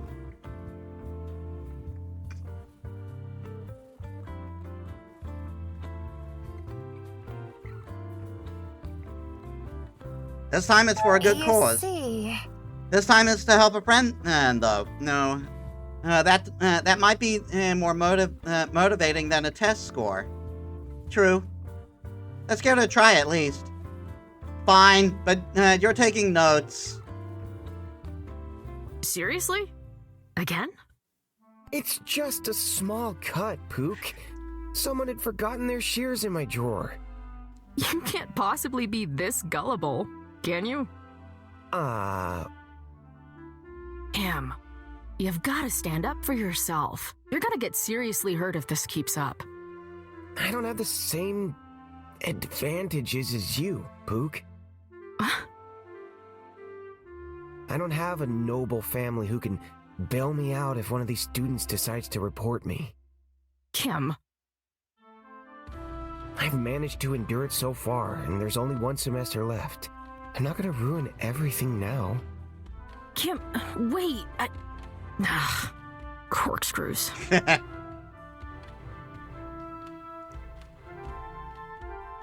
All right, and that's where we're going to stop for today.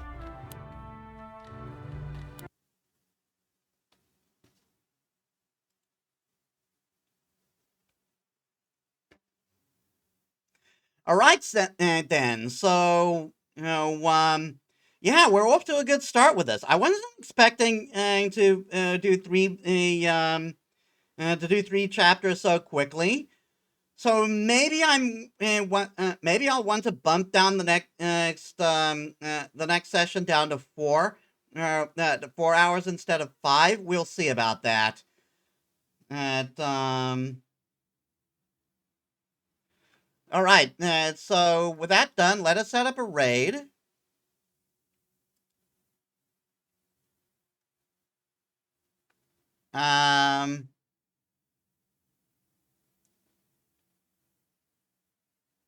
Oh, everyone's playing Monster Hunter Stories. I guess she's taking a break from. I guess she's taking a break from Hades 2.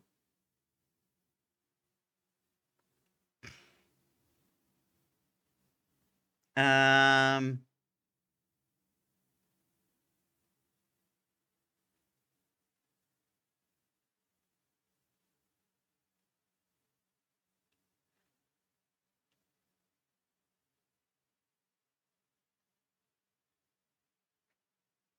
Yeah, we'll raid everyone.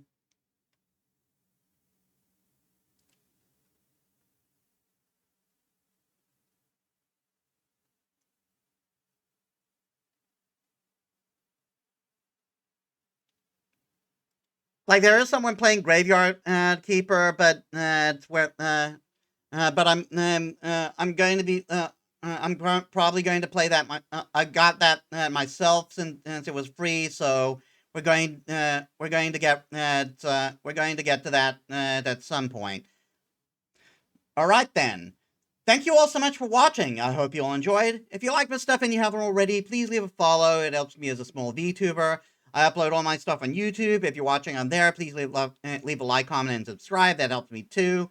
And if this gives me trouble on YouTube, we can call absolute bullshit. And yeah, tomorrow it's the art stream, so I hope to see you there. So thank you all so much for watching. I'll see you all in the next one. This is Metis Balaska signing out.